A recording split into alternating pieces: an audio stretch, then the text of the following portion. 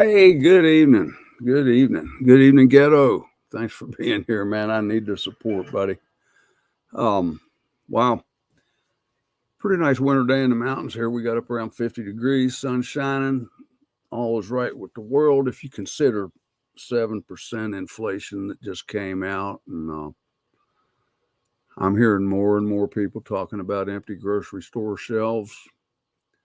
I mean, people that I don't doubt, and people that are in cities big enough where the grocery store shelves should be full.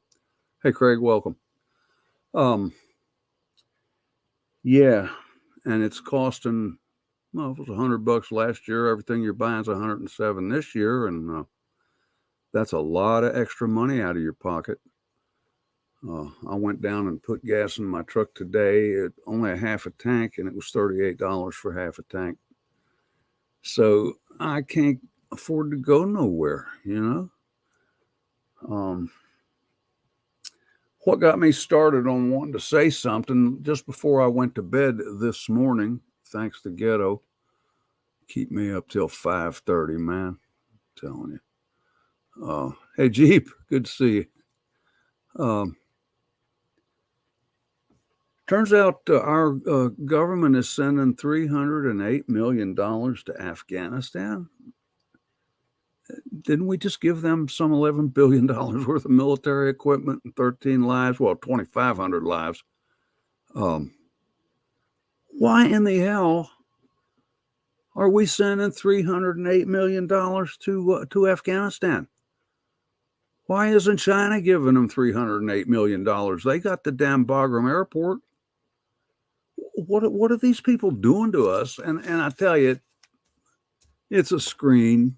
It's a screen. Most of that money is going to end up back in Washington D.C. pockets, and we all know it. And we've got to get pissed off about this. This is ridiculous. This is yeah, Ghetto. You know it. Uh, what's going on here is just so out of line. And I'm going back to elections, man. And you're going to hear me preaching this till you get so daggone tired of hearing me talk about it. But everybody you see, you got to get into the habit of talking to. You got to get them involved. We've got to get to the polls and overwhelm all this shit that's going on. We have to do it in numbers that cannot be denied or questioned or doubted by anybody. So, speaking of elections, I forced myself to listen to the speech that the asterisk in chief gave in Georgia yesterday about the election laws. Of course, he wants to federalize election laws. And if somebody can find something in the Constitution to tell me otherwise, I'm not saying it's illegal. It's supposed to be left to the state. However, a provision is made that Congress can make laws concerning place. No, not place. That's the specific thing they can't do, is tell us where to vote, but manner and method and so forth. So, but it's not federal business. Elections should be left to each sovereign state. And what's got these folks so worked up is the some of the sovereign states are starting to pass laws that are going to eliminate a lot of this uh, shenanigans. Boy, there's another word right on the tip of my tongue, but I don't think I dare use it. Biden talked about renaissance of democracy. Renaissance of democracy. We're not a democracy, and these people love to use that word. They love to scare us. Oh, they're threatening our democracy. This is not a democracy. This is a constitutional republic, and it's a representative form of government. It's not mob rule, and that's basically what democracy is. It's a nice term. Nowhere in the Constitution does the word democracy appear, not one time. But these Democrats, that's the scare tactic. That we're jeopardizing democracy. What we're trying to do is preserve a federal representative way of life. He talked about anti-voting laws.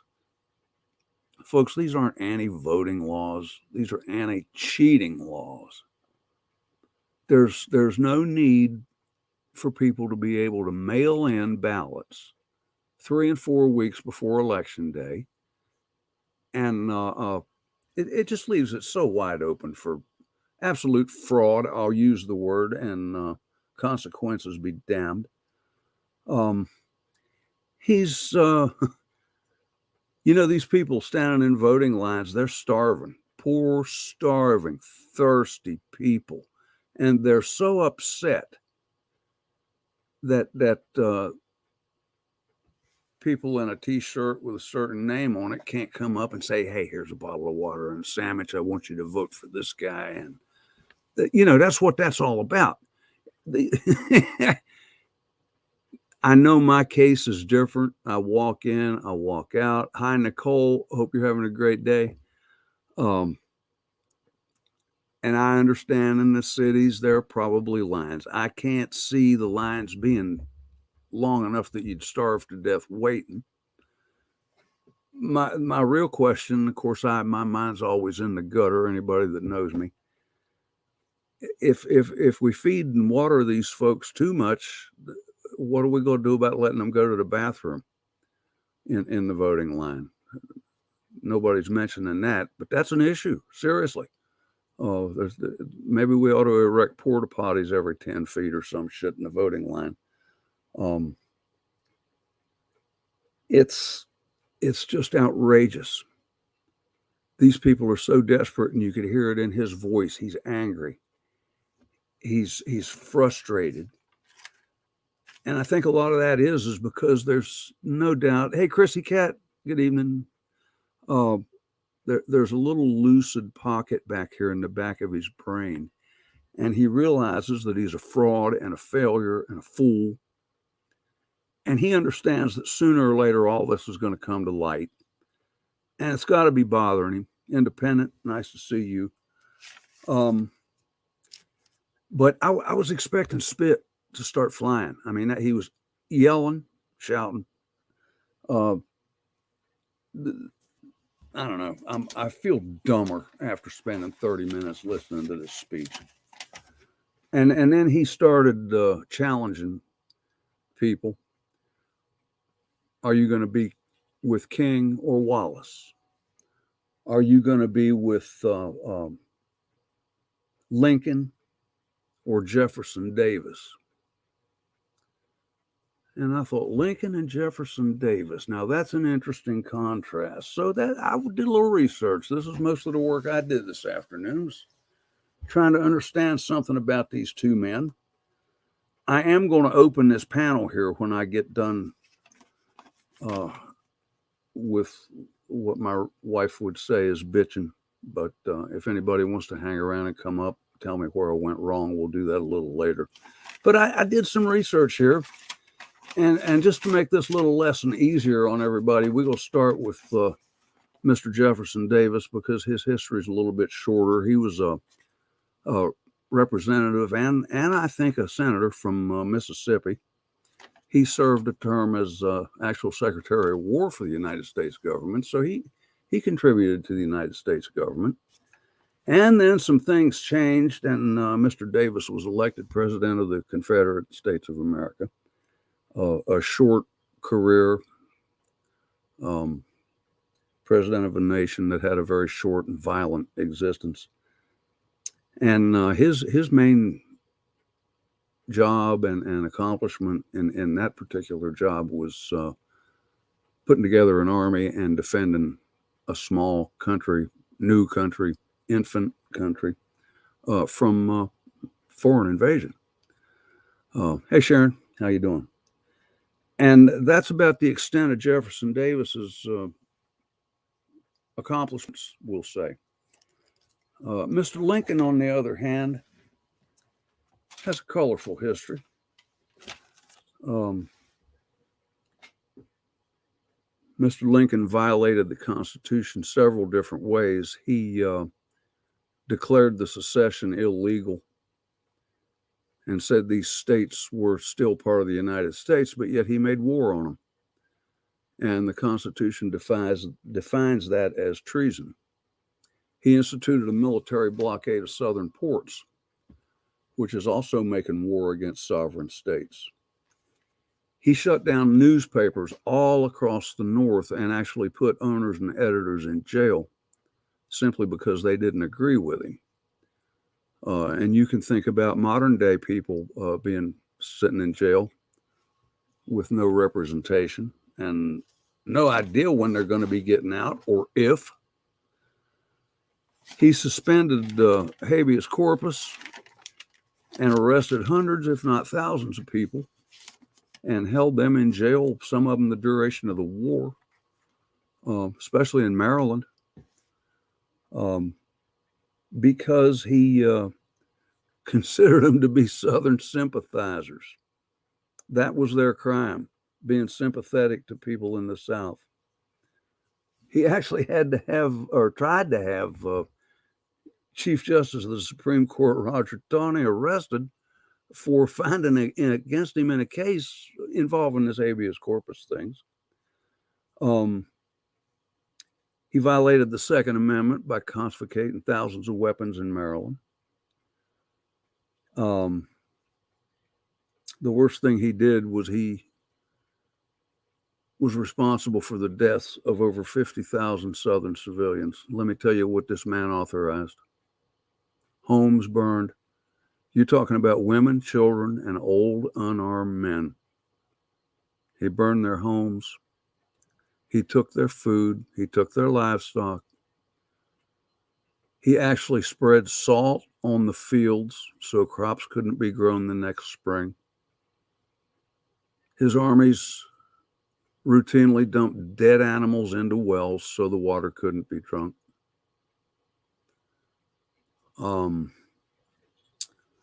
So you draw your own conclusion about Abraham Lincoln. I don't care. I know what I think of him. And you can check all this out. I'm not telling any lies here.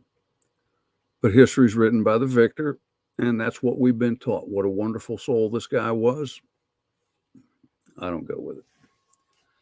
So anyway, if you are happy with the price of food going up every week, if you're happy with your elderly relatives maybe choosing between medicine and heating oil this winter, y'all go ahead and stay home.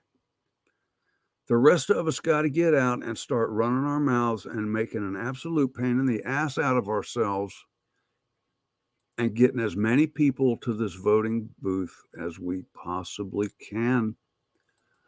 Because I'm telling you what, and this starts in May, at least West Virginia's primary is in May. So this is on us, folks. And we got till November. And if we don't do this in November, we have serious, serious problems. I'm telling you. So my throat's getting dry. That's about all I got to add or to say right now. What I'm going to do is try to open this. That's about all I got to add. I'm going to try to get this link in here.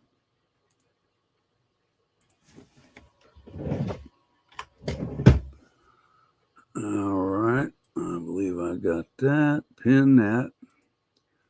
Now, let me run over and try to include some of my Facebook friends into this because I would kind of like to combine the two groups.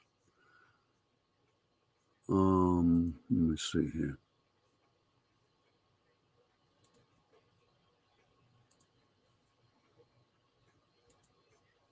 And if the link's there, come on up.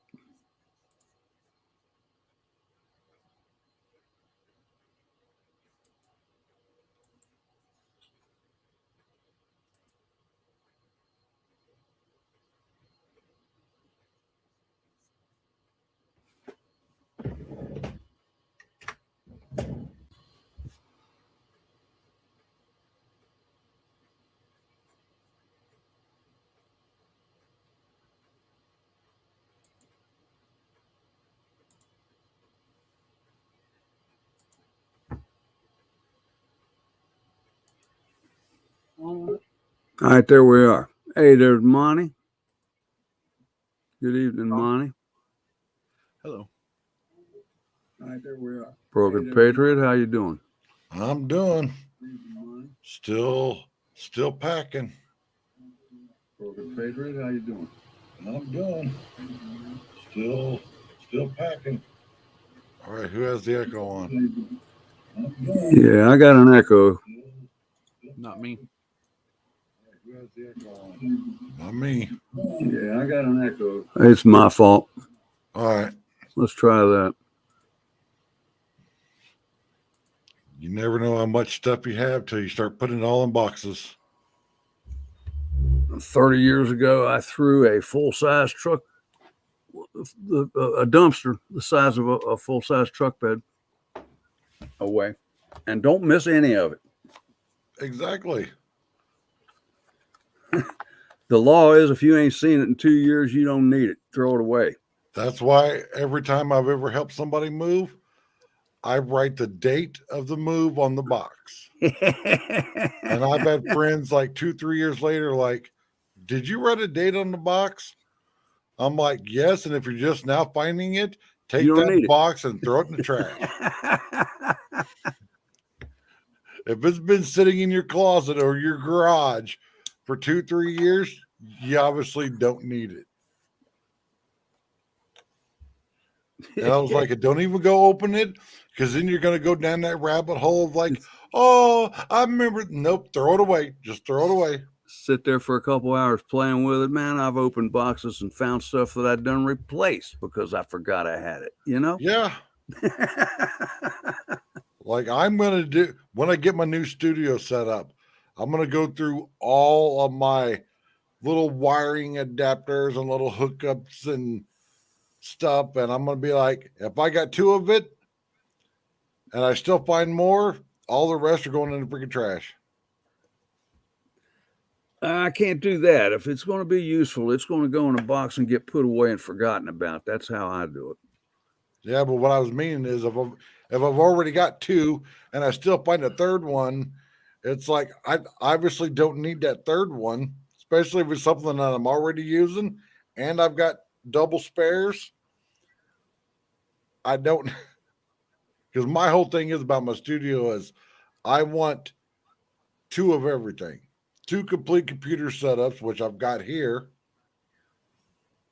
2 complete dual monitor setups, which I've got all the stuff to do it. Now, trying to cable manage all that, that's going to be fun. But I have a trick for doing that. I'm going to go get me a piece of 1/4-inch sheetrock, and I'm going to screw it to the back of my desk and just let the wires hang off the back side. And you won't be able to see them from the front side because it'll just look like the wall. And it'll be the most cable managed thing ever, except if you lean over the desk, you're going to see this rat's nest of wires. Oh, I'm bad to do so much so temporarily, especially with things like setting my computer up, because I've bought components at different times and they just have to fit in. Yep. But recently, we had to replace the carpet in the house, so every piece of furniture had to come out of the downstairs, which was worse than moving. Yeah, but because if you're moving, at least it's going into a truck. Right. If you're just doing flooring, it just goes into another room or outside. It couldn't go in another room. We had the whole downstairs done, and it had to go out on the porch. It had to go in a back building here. It was a mess. It was terrible. But when I put my stuff back together, it's nice and organized. Monty, how was your day, man? It was a day. You know, Is he that was right? talking about, yeah. You know, he was talking about Lincoln. Yeah. So a lot of people don't know that he wasn't really against for the slavery, because there was just as many slaves up north as there was in the south, if not more. The reason he made it, and the reason he quote unquote made it against slavery, he used it as an excuse because he knew that the South was trading textiles, cotton, and everything else to the Queen over in Yep. Britain.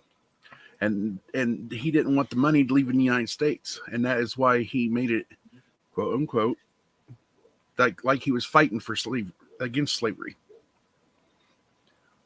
Well, yeah, it was a military tactic, actually, the Emancipation Proclamation, anyway. It Well, yeah, wasn't- he used it as an excuse, is what I'm saying. you can go back through his papers and speeches and stuff and understand he didn't give a shit about slavery.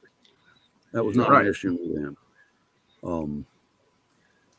And he used the victory at Sharpsburg to and see, by the time Sharpsburg was fought, the North was getting tired of this war.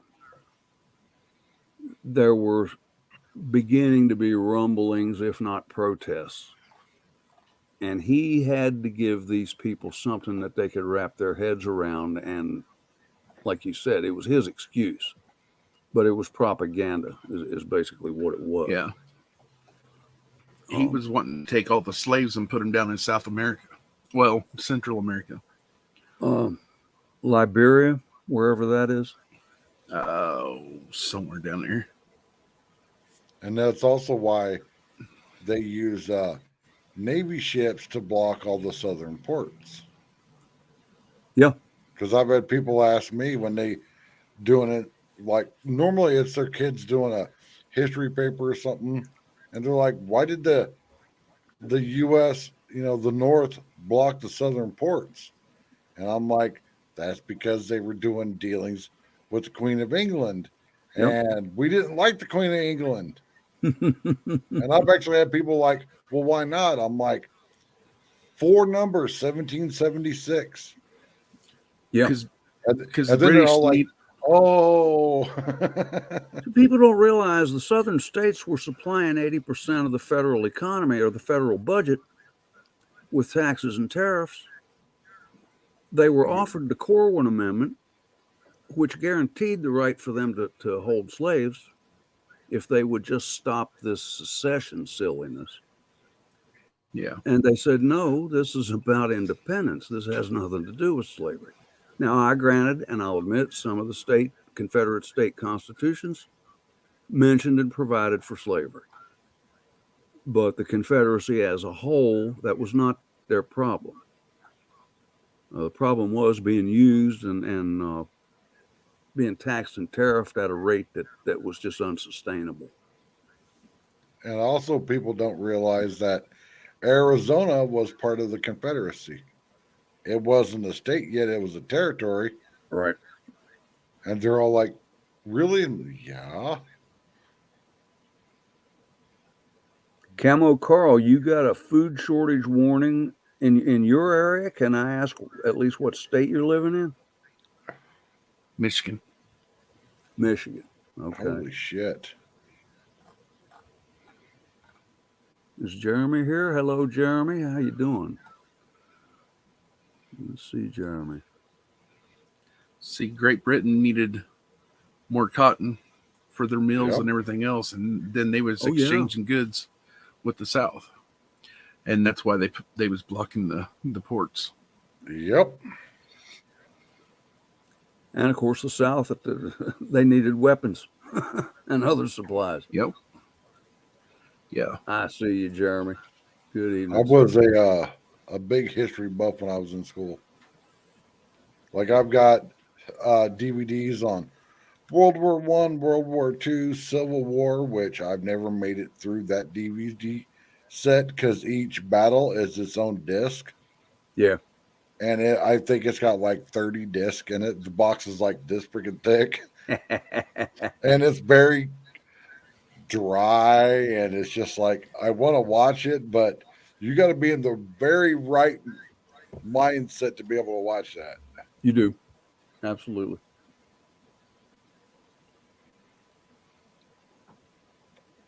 But like the saying goes, those who forget about history are deemed to repeat it. Yeah. And we're that's- coming up on a crossroads in this country where Well, there's already a school in the UK that's making people that are unvaxxed and can't wear a mask to wear a yellow badge on their clothing. Is that right? And I was like, oh, how quickly we forget what a yellow badge meant. Hey, man, I had to go visit my mother-in-law. This was a year ago. We went for her birthday, and she's in an assisted living facility. And you had to go to an office away from the place, and they took your temperature and looked at your eyes and all this nonsense, sign you in, and then they gave me a yellow sticker to put on my chest. And I looked at it and I said, wow, my star. And I looked up at the girl and she knew exactly what I meant. She just looked down at her desk and she didn't have a word to say, Yeah. man. My wife's going to be starting her new job here in a couple weeks. She's a nurse at a assisted living place, and that place is going downhill so fast. She's going to be starting at a behavioral health hospital.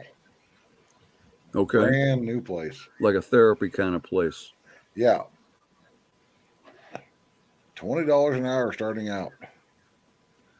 Yeah, it's weird. I We just get wanted to come up. emails from this place updating how many new staff members are sick, or not new staff members, but how many staff members are newly sick. And of course, they have complied with every request that was made to them. Yep, same as my wife's job. They actually got the Rona in there because one guy fell out of his bed, had to go to the hospital. The hospital said that they checked him, that they tested him, but they didn't. And the guy came back, and like half of the staff's sick, and half of the people at the place are sick. So what a time for my wife to be off of work, so she ain't there bringing that shit home. Yeah. Hey, folks, got a wide open panel here. Hey Tom, I Any just good wanted to come people? up and discuss Lincoln. So Well, thank you, sir. Did you have I'm gonna anything jump- else you wanted to say about the gentleman?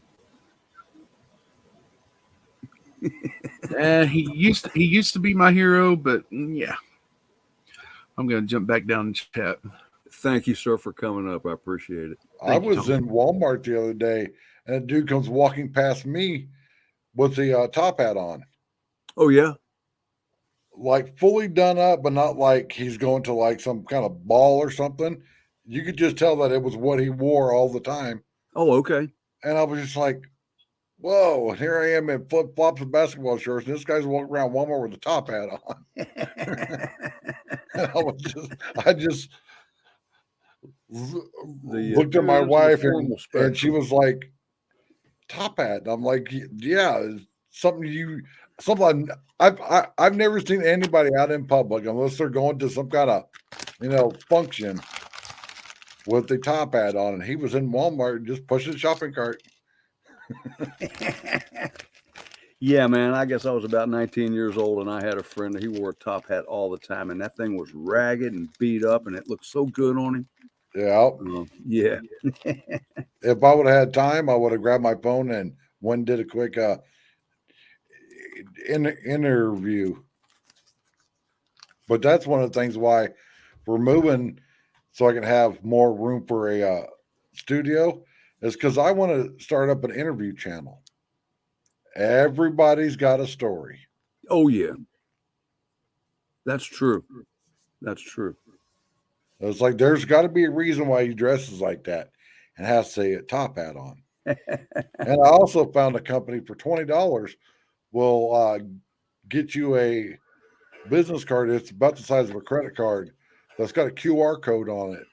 And there's a website that when they scan that QR code, it pops up all your social media on their phone with links to all your places. Oh, that's interesting. And I'm like, and it's only $20 because I got social media everywhere. Hell, I've got 4 YouTube channels. And anybody can just scan it with their phone Yeah, and it comes right up. Isn't that something? because everybody knows that if you hand somebody a business card, the next time they see that business card is when they're pulling the crumbs out of the Bottom of their wallet. Yeah. yeah. But I'm like a QR code that's interactive that pops up on their phone. And when I saw it on, I think TikTok, and I clicked on it thinking, oh, this is going to be 50, 60 bucks. And it was like $20. That ain't bad. No. Because I've got my channel name on the back of my car, and I've got about a couple dozen people that have like, hey, I saw your thing on the back of your car, and I subscribed, and I'm like, that was $15 well spent. Oh, wait a minute. Did you say it's on your car? Yeah, it's got the little the sign I got on the back of my car. It's just got the little YouTube play button, and then it says Broken Patriot on it. Interesting. I got it off of Amazon for like 15 bucks. The ad shows a van with the window with it says something like your text here or something. And I was like, oh, it's probably crappy stickers. I've got it stuck under the crappy gray plastic on the bumper of my car. And it's lasted several car washes, the extreme heat here, and it's still stuck on there good. Now, do you put the information on it yourself, or that was done for you? Oh, on that card, I think you would have to put it on your self. I think that it gives you a link to the website where you can fill out everything. All right. But That's it would be neat. cool if that sticker that's on my car, you can get a QR code for it. I don't exactly know how like custom QR codes would work, but that would be cool. Yeah. Because then someone just walking past could be just like, click. Mr. 1A. Hey, it's our token Mr. youngster. Tom. Good evening to Hey, you, what's sir. up, Broken? What's up, Tom? How you doing this evening? Doing good. I've had a great positive day. You know, it's been like, you know, I feel like everybody's had a rough past couple of years, it seems like. So it's good, you know, to wake up with a positive mindset, you know, and Yeah. have a good, you know, day. So yeah, I've had a great day. How about y'all's? It was good. It was lazy. It I've wasn't all that been positive. packing and packing. Hey, when it's And lazy, that's okay. You know, ain't nothing wrong with Your that. shirt is awesome. I appreciate it. Yeah, somebody gave me this shirt and Pac-Man. and I Okay. was just like, they were like, I don't even know what this is. Do you want this? And I was like, yeah, dude. Hell You yeah. don't know know what what it Pac-Man was. is? Oh my god! Yeah, I'm like, how do you not know what Pac-Man is? It's probably the original There you go. super Love it. addictive game. Because I don't know how many hours I got spent playing Pac-Man. I grew up playing Hours. it, and it wasn't even in my generation. You know what I'm saying? Yeah. People don't, you know, but hey, I'm like, I like people that like old generations of stuff because there's something you can find that you like in every generation. It doesn't matter when you were born, you know, it's out there. You just gotta look for it. Sure. Yep. Yeah. I've been wanting to start up a vintage gaming channel. Oh, is that right? Play Pac-Man, Frogger, Donkey Kong. Have my daughter come over and play Zelda. So, what was it, Gallagher? Yeah. Yep. You know, the old school games, because everybody's playing those new games. I'm going to sit here and play old school games. So Yeah. everybody can be like, I remember playing that when I was like 10 years old.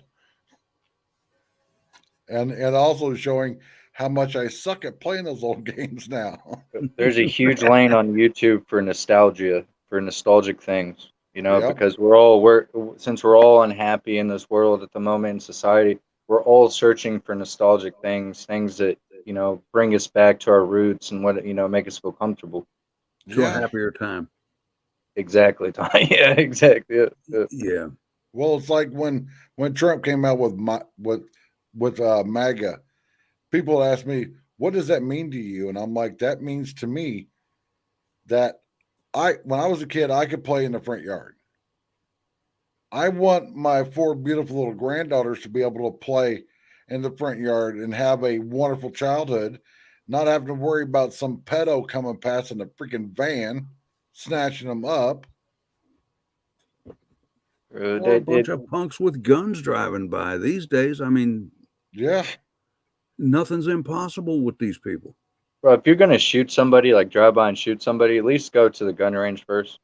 Make sure you know. I mean, Judicious marksmanship would be appreciated, right? yeah, if you're gonna be a murderer, at least do it the right way. You leave everybody else out of it. Shit. Yeah. Hit your freaking target. It's called gun control.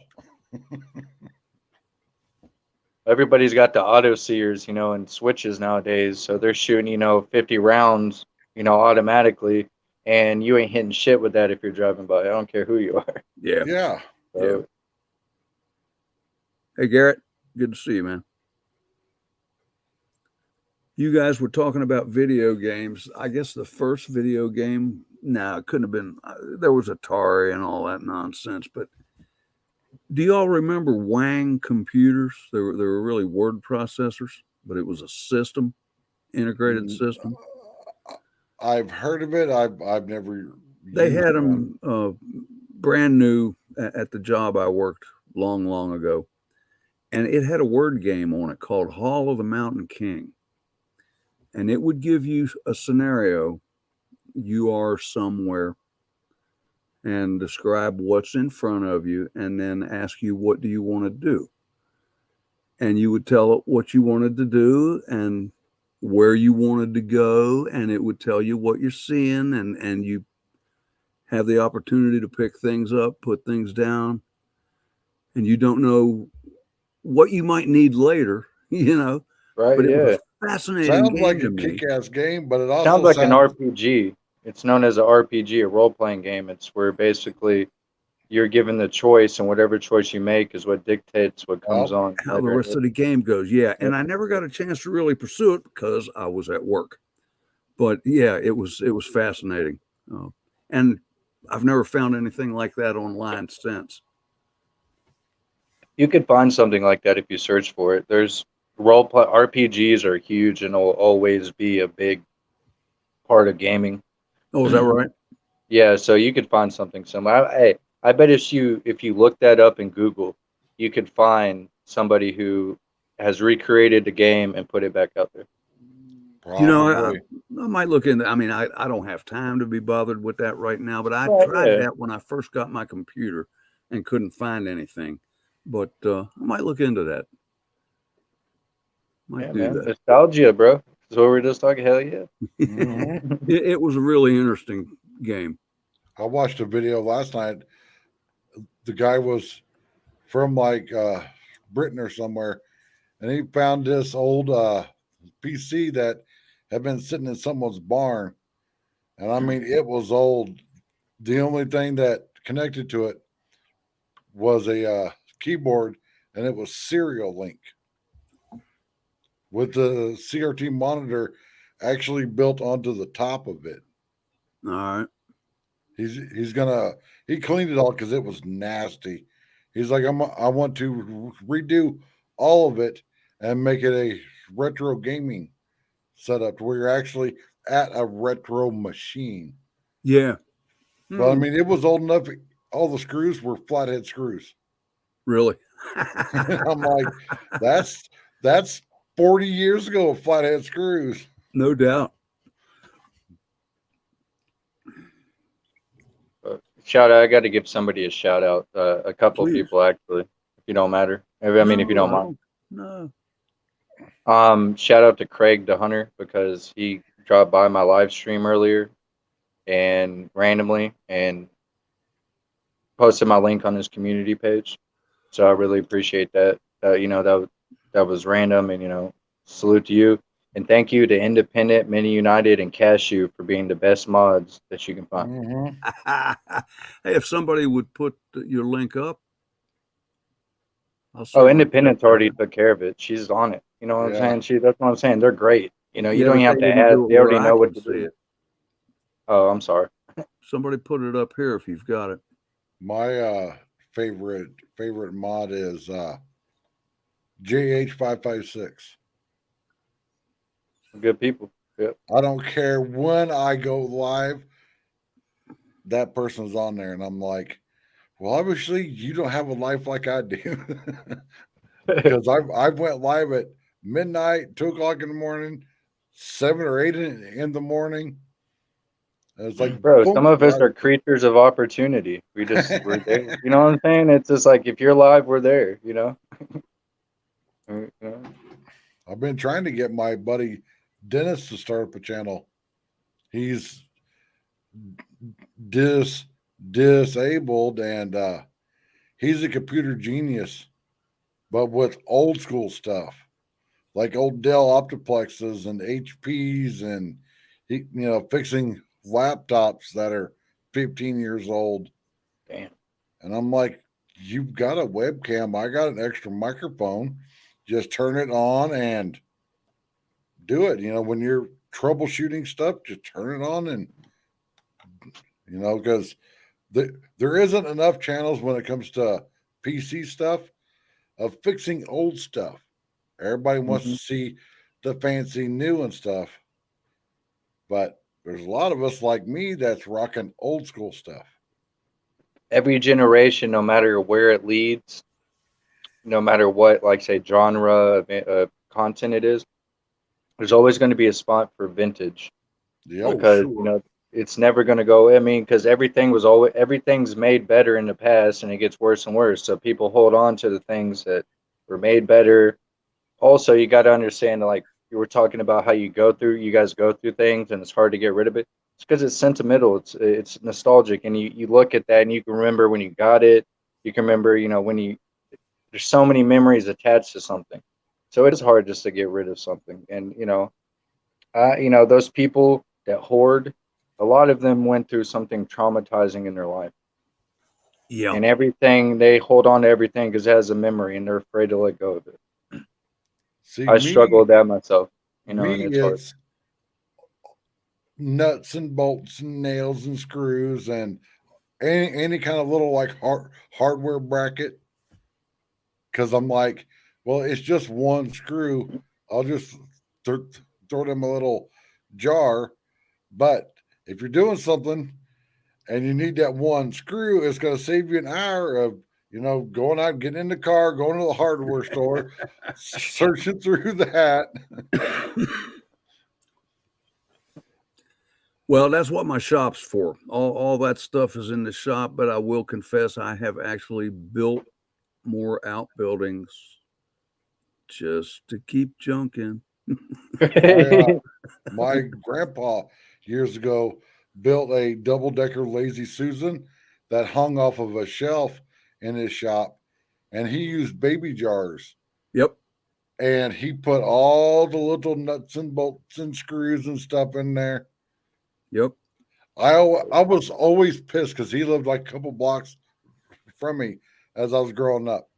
If I went over there and spent a couple hours digging through his stuff and I still couldn't find what I needed, it was a 60-mile round trip to the nearest hardware store. And I'm like, if I just spent 2 hours here searching, and I'm like, I'm going to have to spend 2 hours at a hardware store searching for it now, plus an hour drive. I knew a guy that did that baby jar thing, and he screwed the lids of the baby jar to the underside of a shelf that was right at eye level. And all I had to do was just reach up and unscrew the jar. And of course, they're clear glass, so you could see what was in it. This dude was a little extreme with organization, though. But I tell you what, if he had it, he knew where to find it. So, there was a method to his madness. It worked. Exactly. My grandpa, I think how he had his set up is that there was a big like shovel handle that he screwed down his workbench, and then screwed the top of it up to a shelf, and he put two like probably 14-inch pieces of plywood cut in a circle, and then he put some I think he put screws in it in the shovel handle to keep it from falling down, and it would you just turn. Oh, okay. He had small stuff on the top and bigger stuff on on the bottom, and it was all sorted out. If it said 1 inch long coarse thread screws, it was on 1 inch long coarse thread screws. And I'm like, I don't have that much patience. I do not have that much patience. And he always had like old antifreeze bottles with the sides cut out. And I asked him one time, I'm like, what are all these for? And he goes, well, you can use it as a drip pan because you can pour the stuff out. Mhm. But when he would take those screws and pour them out, he would pour them into that little tub, and then he just pour it in the bottle. Right back into the jar. And I'm Sure. like, that's genius. Bro, the most genius people, the most innovative people I've ever met in my life were country people that had to make do with what they Yep. had. They Yep. will come up, and I'll say this, lightly because some people are in prison for bad things. But if you look at the shit that people invent in prison, when the way the human mind works, when you have four walls around you and you can't leave, your freedom's taken away, and you're given just minor things, they come up with the craziest things I've ever seen in my life. And it's Mhm. because when you put a human, that should just show how smart people can be if they put their time into it. If you put someone in a situation where they have no control and you give them what they can use, the limits of what they can do are endless. Yep. Yep. Sometimes you have to stress yourself out and put yourself outside of the box in order to figure out what you need to do. Yeah. It's just, It's like no pun intended, inside the box, outside the box, prison. I've always said, it's like you if you really want to see what can be done from a person, give a broke ass redneck $1 million. Oh shit! He'll be gone on trucks and tools in one day and guns. It's like they can build the biggest and baddest whatever if they got money, because they're already building it, they're already doing it. So, just be like, here, and Yeah, watch them build something freaking. They've already built it in amazing. their mind 5,000 times. They just need what to do. They need the materials and the money to do it. I tell you what, though, I know a lot of guys. You could give them that $1 million, you would never know they had it. I'd be the I mean, exact same way. I've had inside they'd be living large, but you would never. The outside, you'd never know they had it. I've had people ask me, so what if somebody gave you like a Lamborghini or something? I'm like, well, they could give it to me, and I go take it to the Toyota dealer. Buy a few trucks. Yeah. I'm like, I don't need a fancy car, because it's like, all you're paying for is a badge. I mean, I got a Toyota, and it's got dual zone climate, navigation, heated seats. I'm like, when you shut the car off, the mirrors fold in. Yeah, that's nice. Who wants to spend a down payment on a house or mortgage or a car just to fix something minor? You know what I mean? Like, yeah. Screw that. That's why, I like older trucks. My favorite are old Toyotas, like 80s. I like older trucks because you can drive them. You can, drive the shit out of them and beat them up, and they still last. And I just love it. I love it. Yeah. Whistling Diesel had that. He's a dope. Yeah. Had that 4-door one. He beat the shit out of it. Towed like a 40-foot trailer with it and everything. He flipped it over, jumped it. It was still running. Was that a Helix? Yeah. Yeah. At my daughter's apartment complex, there's a guy that's got a 4-door Datsun truck. Oh shit, that's rare. And I'm dude. all like, ooh, that thing's cool.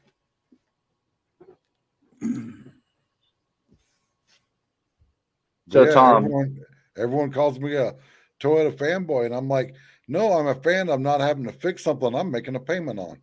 But most people don't realize this Toyota is Japanese made. Yep. Yeah. Lexus and Toyota, Hey, the Japanese, I will say this, Japanese people know how to make some shit very, very well. They still have pride in the things that they make, and that's important with anything. Oh yeah. Yeah, I got so much shit years ago when I bought a Toyota Tacoma. It was a 2014 TRD off road, all the bells and whistles. And everybody's like, "Oh, you bought a Japanese truck." I'm like, "Fucking truck says made in San Antonio on the door." I'm Oh like, yeah. "Where is the Dodge Ram or the Chevy Silverado made?" Mexico. Mexico. My Jap truck, according to you guys, made in about the most American state ever, made in Texas. Yeah, I it's like, actually well, think I'm still Toyota driving has a my plant here Japanese. in West Virginia. Go ahead, 1A. I'm sorry. No, I'm sorry. Go ahead. I interrupted. No, I was just mentioning. I do believe Toyota has a plant in West Virginia here. Probably. I wouldn't doubt it. And what I tell people is, while I'm still riding around in my Japanese truck, he done went through 4 countries worth of vehicles, so I don't give a shit. So go ahead. And You made a damn cross transmissions out country the trip. ass. There's a guy on TikTok I watch. He has a shop where he's got like 6 or 7 guys that works for him. That's all they do is GM transmissions from like 2015 up. And it doesn't matter if it's a 1-ton or if it's a vet or what. The transmissions are just, he had one in there, it had 10,000 miles on it. And the tranny was shot. Is that right? 10,000 miles. Wow. I would be fucking, there would be flames coming out my freaking ears if I had a car with 10,000 miles on the fucking transmission went to shit. Bro, I got an Well, of course, it was 04 covered by Ford warranty, Taurus. right? Say again. What'd you say, Tom? I'm sorry. You go ahead, man. I was just commenting that 10,000 miles, it would have to be covered by warranty. It should. I mean, damn, if it 10,000 miles and you ain't got no warranty on it, what was that? A lemon or something? You just buy that from, the guy down the street, hope it's not stolen. You know what I mean? Yeah, right. Right. When I bought my truck, I got a 2020 F-150 out here. And I'm not a big extended warranty guy, in spite of all the calls from India. But when we were doing the paperwork, the lady starts telling me about this and that and this. I mean, there's several options, and I was leaning toward going cheap, and this lady looked me in the eye and said, "Listen," she said, "you've got more computers on that truck than the first manned mission to the moon." Yep. Oh, shit. And she said, if one of those computers goes down, you are off the road and it's going to be thousands of dollars to fix it. You need this warranty. And I said, yes, ma'am. So I'm happy with it. I heard years ago that the computing power that was on the first flight to the moon was that of a modern day solar calculator. And it only had it had less than 1 gigabyte of data storage. Well, I've got an older friend who, quote unquote, worked for the CIA back in the early 70s. He said they had an entire computer system. It filled a room, or I think he said it filled most of the basement in the CIA building. Yep. Not as powerful as this computer right here. Yeah. And at that time, that was technology that nobody knew about. Oh, really? So imagine the technology they have now that we don't know about. That's what people don't, Yeah. It's amazing. It really is.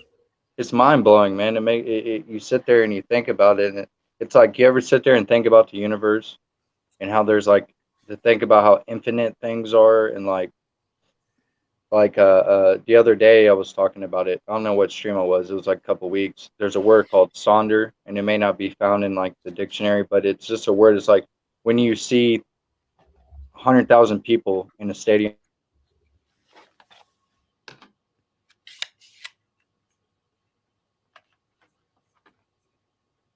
Don't know what happened. He uprose. And since I got it sitting here, I had to go to Walmart here probably a month ago. to get this. Uh-huh. The guy working there in the hardware section didn't know what this was. And I was like, I know I totally pissed him off. I'm like, go find me an old guy. So he comes back with this old guy, probably about my age. And he's like, oh, yeah, it's right over here. And the kid was like, what's this used for? And I'm like, it's just like thin motor oil. Yeah. You put it, I was using it for hinges. And he was all like, I've never heard of this. I'm like, you see, it's been around since 1894. Has it been that long? Wow. All That's right. what it says on the bottle there. Yeah. I got a And bottle of still- that out in my shop. It still smells the exact same. Oh, yeah. Yeah. But yeah, the kid was like, I never even heard of it. And I was like, yeah, there's probably a lot of old school stuff that works great that you've never heard of. And he was like, all right, what's something else I've never heard of? And I'm like, motor honey. I he's remember like- that stuff. Motor honey. And I'm like, yeah, it's an oil additive you put in your car to stop it from smoking. That's as thick as honey. That was just another version of STP, right? Yeah. Yeah. And now they got something called Lucas. Yep. Hey, Guardian, how you doing? Good to see you. And I don't think that stuff is particularly good for an engine. There was this old guy that lived here in town, and he insisted on this Lucas every oil change. And his engine didn't last any time at all. I mean, I don't remember how quick it was that he Yeah. was having, and it wasn't a new car, Yeah.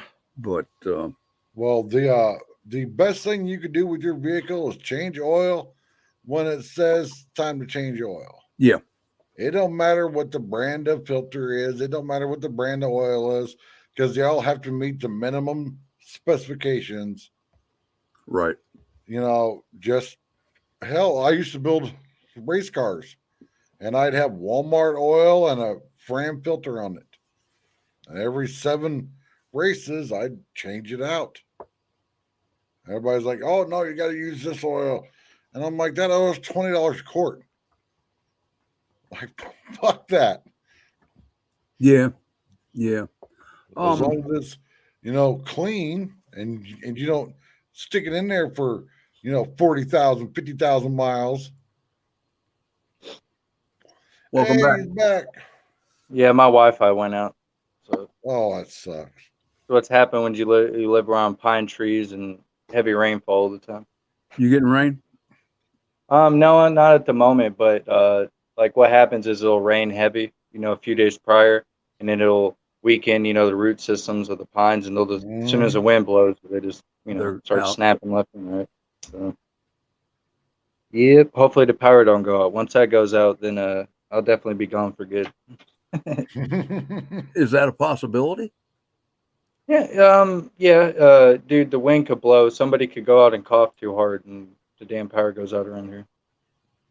You know, it's just our infrastructure sucks, Oh, and yeah. with so many pine trees that I could live without pine trees. I love them, but I I could live love without. looking at them. I love smelling them. Oh, they smell so good. If it's on Yeah. somebody else's yard or like my buddy Shane, his neighbors on one side of him has this pine tree that the base of it's probably 6 foot diameter. This thing's freaking huge. And here in the Phoenix area, our dirt is so hard, you can nail a 16 penny nail in the freaking ground. It's that hard. We got nothing but where I'm at in Georgia. It's nothing but clay. We have, you know, Yep. Georgia clay, red clay. So no Yep. nutrients. You know, we get the Yep. worst of, you know, of it all. You got to try to grow some shit. You better bring in some good, nutritious topsoil. Yep. But I'm always like, one of these days that tree's gonna fall. And it's tall But- enough where it's gonna take out my buddy's house. That he spent hundreds of thousands of dollars on making it freaking cool. Because Yeah, I'll be right back, guys. There's a bobcat that keeps lurking around my house and it's fucking with my cats, and I might have to go, you know. do Oh, okay. something. It's I'll be Yeah. right back. I'm just going to turn my cam off and I'll be right back. Okay. Bobcats. Yeah. Yeah. Phoenix has those. Every now and then somebody will post a picture and the news will share it of like, this cougar or bobcat or mountain lion on a freaking city street. And it's like, nope, that's because y'all live way out on the edge of the freaking city. That's why I live in the middle of the city. I'm like, I don't want to be walking down the street and it's my fat ass against a freaking bobcat, a pissed off cat. I just have to worry about crackheads and stuff. Well, the official word here, we have bobcats. They're smaller. But the official word is there are no big cats in the state of West Virginia. I was told this by a game warden who's also a friend of mine. And I said, well, Mike, I got two questions. What was that cat the size of my German Shepherd dog that ran across the road in front of me 3 weeks ago? And if there's none in the state, why is it illegal to shoot one? He had no answer for either question. I saw one, so I know that we have big cats. Yeah. And it literally was the size of a German Shepherd dog. It was the, Yep. I said, man, and a tail, holy cow. But yeah, poor Mike had no answer. See, here, the most deadly thing we have here is scorpions. Uh-huh. My daughter and all of her friends go scorpion hunting. They use needle-nose pliers, the long ones, and they have a jar and they have a black light flashlight, and they'll go out and pick up stuff and look under it. Because when you shine a black light flashlight on a scorpion, it freaking glows.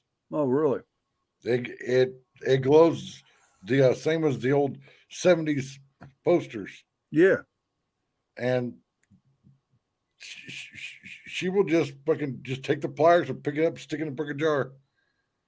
Well, then what do they do with them? Just let them die? Yeah. Okay.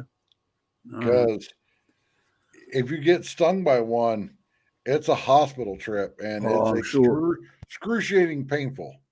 I've never gotten stung, but I've had friends that have gotten stung, and they're all.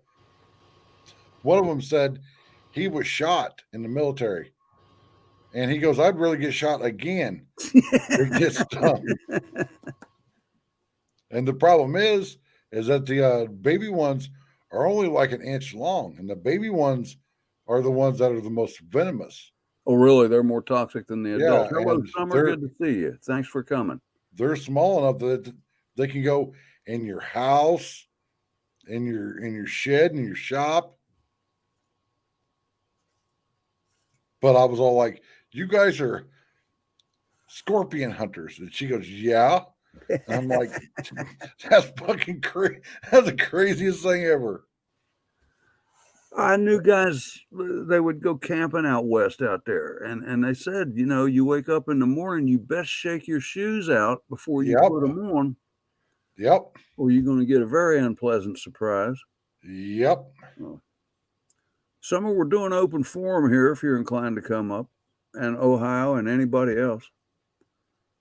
And any of you folks from Facebook, I want to intertwine the two groups because you're two completely separate groups to me. Yeah. And there's good people on each side that need to know each other. You were Yep. bored, Summer. I know. It's okay that you fell asleep.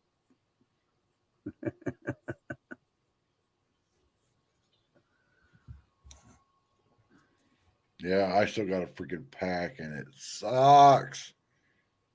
But the good part is we're just moving like 100 feet away. It might as well be 100 miles, man, with what you got to do. Long as I don't have to rent a truck, this is a great move. Well, look Good at evening, that. ma'am. Good to see you. Hey, how's it going? Going real good. Thank you. Yeah.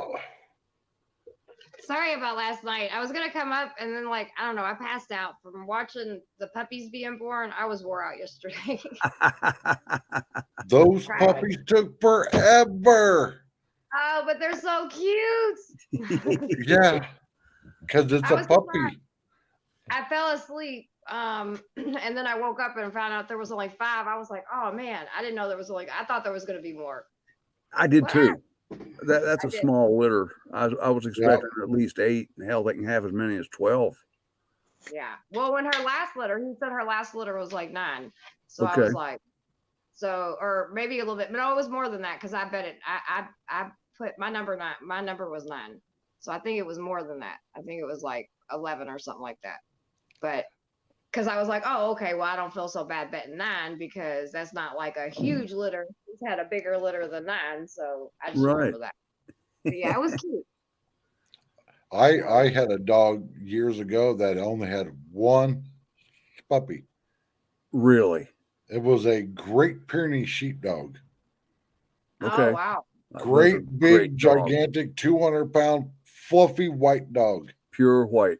that loved to go roll in the mud. And I'm like, if you were a brown dog or a black dog, it'd be, a short-haired dog, it'd be one thing. But that Right. dog had like 6-inch long hair.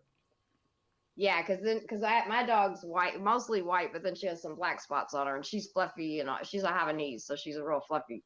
And yes, she gets dirty. I'm like, oh, I gotta give you a bath. Come on, it's winter. You don't want to get a bath right now. Yeah, How's everybody's night going? going good. Real good. Real good. Good. Good. It's Thought going. I'd take a break from packing. Oh, you're packing? Yeah, I'm moving Saturday. Oh, That's what she said. Sorry, guys. Kind Sorry. of unusual to be moving in the middle of the month, isn't it? Well, that's as soon as they could get that apartment open, Oh, okay. which they're doing this weird rent thing with us where we pay the rent for this place to the 15th, and then from the 15th on at the next place. yeah, And they're what The it's the called. good part is I'll have a whole room, a 12 by 14 room for my studio. Instead of being shoved in the freaking corner here, I will have a whole room. Spread out.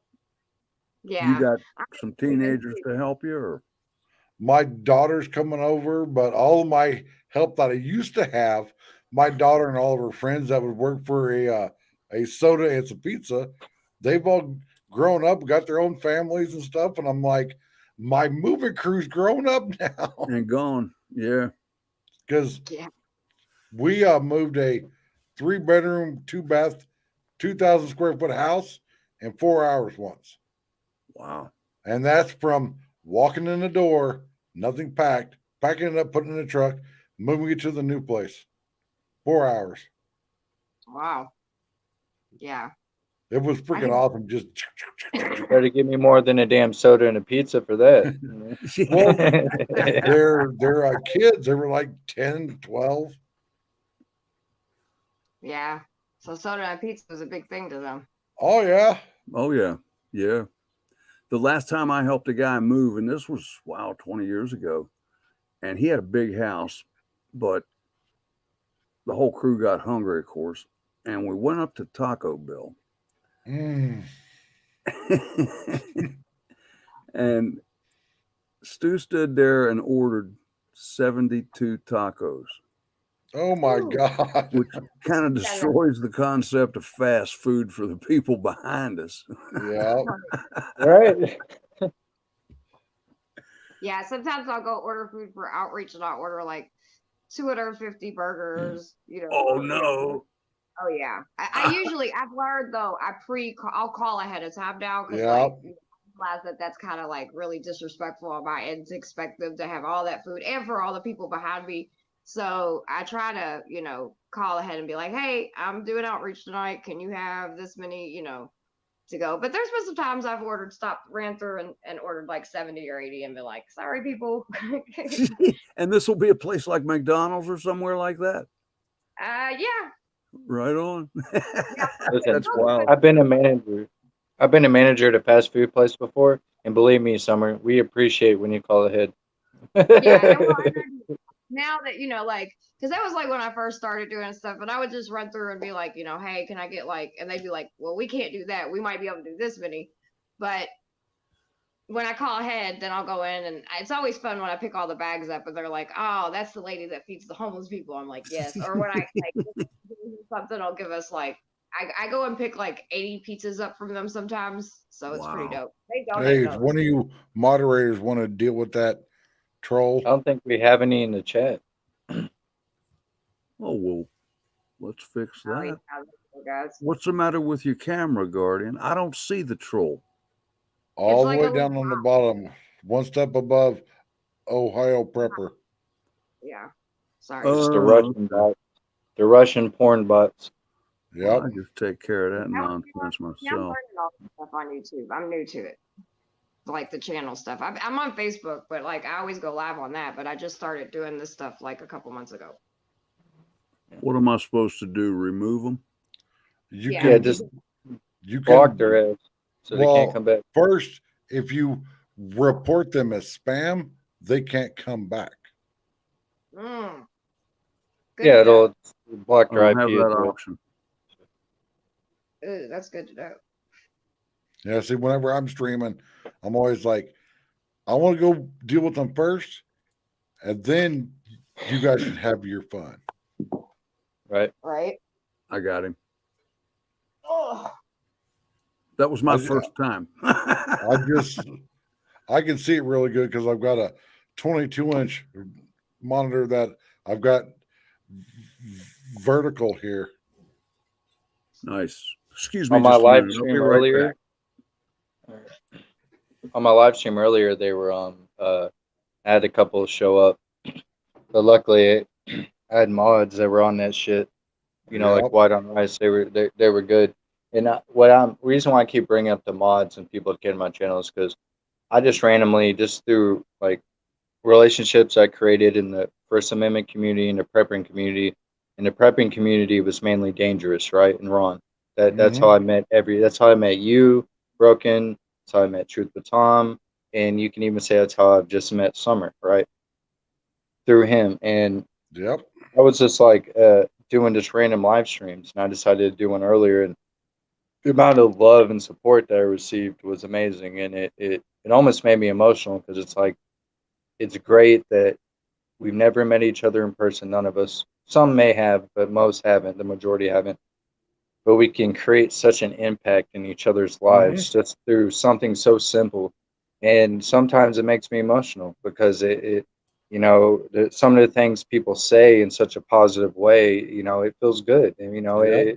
it's uplifting, and we need more of that in this community. Like, I was on my show tonight. I actually just got done with my show and was like, I'm gonna surf because I just got home. So anyway, and I was saying, one thing that I love about this, right, is you get people like we really don't know each other's backgrounds. We don't, especially when we first come into it. Like I'm new to all this. I met everybody kind of through Ghetto. Then I met Tom, and he was very nice and respectful and all that. And I was like, he's like, hey, you want to come out of the show? And so I jump on. Then I meet you guys. Everybody's really one thing I will say that I love about your all's platforms is the way you build each other up and men building each other up. I Yep. appreciate that. Because like somebody like me, we may or may not have different points of views, and I'm sure we all do because we're all individual human beings, right? But we're talking, and that is something that I think that this world, much less our country, is missing. That everybody that we hear, we do this back and forth, you know what I mean? But like no one's talking to each other, and I love it here. I love all these different communities because like we just we're just talking, and you guys are cool. Like, I mean, I was telling somebody today, I was like, I found these people's, these guys' platforms or whatever. One thing I loved, like on, I think it was the Jeremy, and excuse me if I get names wrong. I'm like 3 days Okay. into everything. It's okay. Yeah. But there was a guy on his show, and I don't remember who the guy was, but like he had stopped and was like, so I just want to check everybody's mental right now. Like, how's everybody doing? How are y'all, everybody okay? And I was like, dude, I can rock with that. You know what I mean? Because like just in the empathy we all, and like everybody just builds each other up and it's positive. And I'm just like, man, I was like, I love that. You know what I mean? Because y'all don't know Oh, me from yeah. Adam. I mean, I've told a little bit of my story of being a human trafficking survivor, but I don't know, y'all pretty cool. I just love I like the respect and the positivity things. It's pretty nice. I kind of feel like we're not competitors, we're colleagues. Yep. Yeah, You know, you got 1,000 subscribers, that ain't hurting me. right. So one and we all have something to say, and even though a lot of us are saying the same thing, it comes out a little different. So maybe you can reach somebody that I just can't get to, Right. you know? And I think that's what it's all about. And Vincent Vega, thank you. I got to question that, but thank you. How I always see it is like, even though we're, probably thousands of miles from each other, it's like now we're all over at Tom's house hanging out. Yep. Bro, I feel like Yeah. it's a family when everybody gets Yeah. together. It's like a family. It's like you don't have to ask to come on the panel. You don't have to ask to be a part of it. You're already a part of it. Yeah. Yep. Right. And that's amazing. And that's how I do my platform too. Like when I got on, because like I mean, like I've always kind of went live when I'm talking about like my human trafficking or advocacy type of work, whatever, right? That's nature for me. But like when the pandemic started happening and just like all the social unrest and just I mean, like the last couple of years have been a little crazy, right? And I started noticing a lot of people felt alone. A lot of people felt depressed. A lot of people, you know what I mean, felt like boxed in and all this other stuff. And so I started going live on Facebook, but then I was like, I don't want to just hear me talk. Like on Facebook Live, I can talk to you, but like I want to hear you. I want to understand you, and I want to hear your perspective on things, even if it's completely different than mine. I still want to hear it. You know what I mean? And so when I found it on YouTube, I'm like, oh, this is dope. Like on my show, I do the same thing. I do open chats. Like anybody can come up. Yeah. I don't care. You know what I mean? All I say is be respectful. Other than that, please come up, talk. Like, because I can appreciate people learning and teaching things, and you know what I mean. And like you said, everybody, I do believe a lot of us are really saying the same thing. I think sometimes maybe we all hear things a little different, or because of our culture, or because of our perspective, or our personal things that we've been through in life. But from somebody that kind of like understands, as crazy as this may sound, understands really everybody's perspective and community when it comes to certain things, right? I love just people kind of let even some of that stuff down and teaching each other how to can and teaching each other, I don't know, just anything. You know what I mean? Like I make soap, so I teach you how to do that. Like, Excuse me. and you can just talk and be like, hey, and like you said, the family aspect. I just got off of doing, I don't know, 7 hours of outreach on the streets, and I was like, hey, let me go check in and see what the guys are doing. Like, I wanted Where do you live? in Louisville, Kentucky. Okay, all right. Do you know who Upchurch is? I do actually. I found him on YouTube, and I absolutely love him, dude. He's fucking Mhm. awesome. I really, really, Oh really yeah, like. I that's found awesome. him. Yeah. Huh? Go ahead. I'm sorry. I found him like 2 months ago because I was like, well, sometimes I get, not that I get tired talking about like certain things, but sometimes I'm just like, I just want to go off and just see what else is out there. You know what I mean? Like I've always been that type of woman. I've been through a lot of things. And so I just whatever, right? And so he somehow came across and I was like, who the hell is this? And then I listened to music and I was like, Well, he's oh, putting on for us country boys, and Yeah. he's a good dude. and what I like about it, right? So like I'm from Kentucky, right? So I grew up in Chicago, but like I bounced back and forth my whole life. And what I do like is that he gives that stereotype of like a country guy, or even that stereotype of a redneck, right? Like he smashes that. Because to me, because I'm a Southern, I live in Kentucky and everything, I understand that what some people think is a redneck is not what I consider a redneck. You know what I mean? A redneck It's to me different is everywhere you go in the South. Yep. right. To me, though, it's a good old country boy who don't give a fuck. You know what I mean? Like, but he's a good-hearted man and he's down with what he believes in. Well, he So just whereas did other a song. He just did a show in Corbin, two Yeah, back-to-back shows, and every single thing he made from that show, he donated to the tornado victims.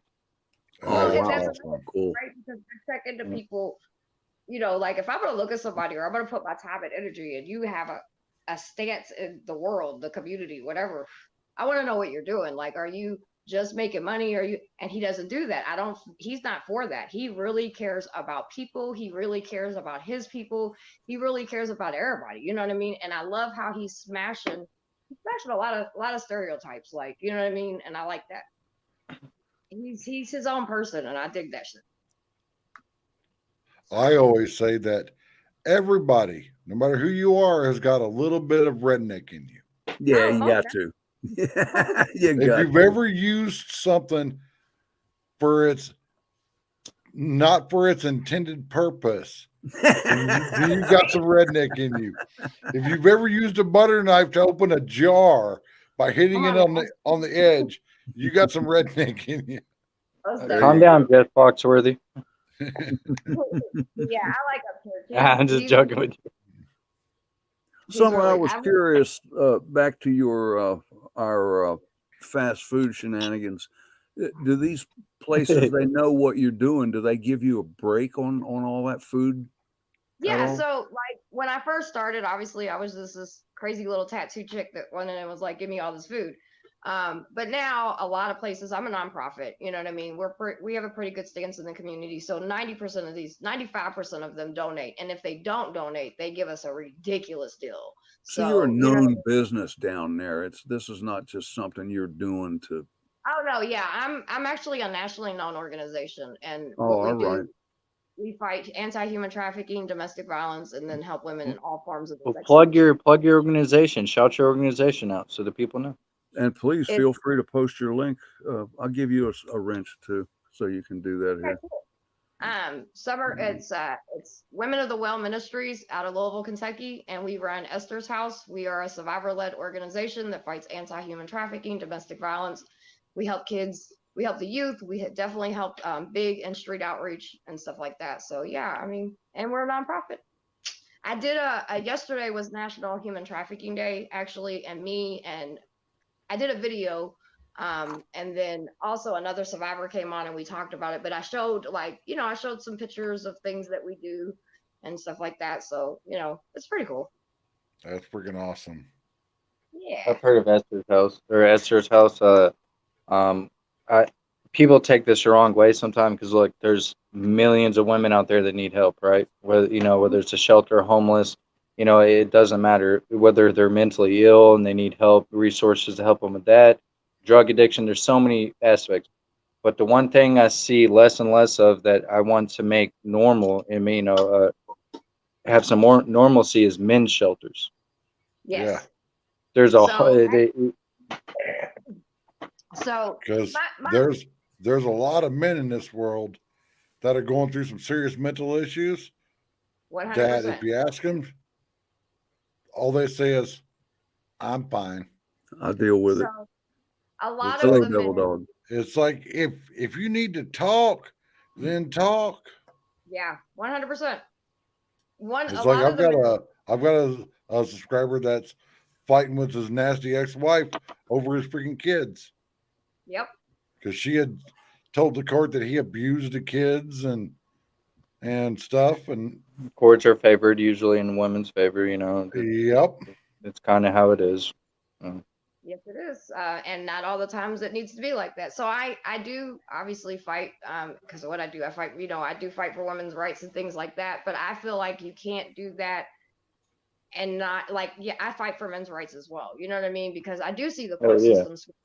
I do see that that guys get the short end of the stick. Men get trafficked, men get raped, men get beaten, all of that stuff. The same stuff that happens to women, it happens to men. And I know this because every place I go, anywhere I speak, I have men come up to me afterwards and say, thank you.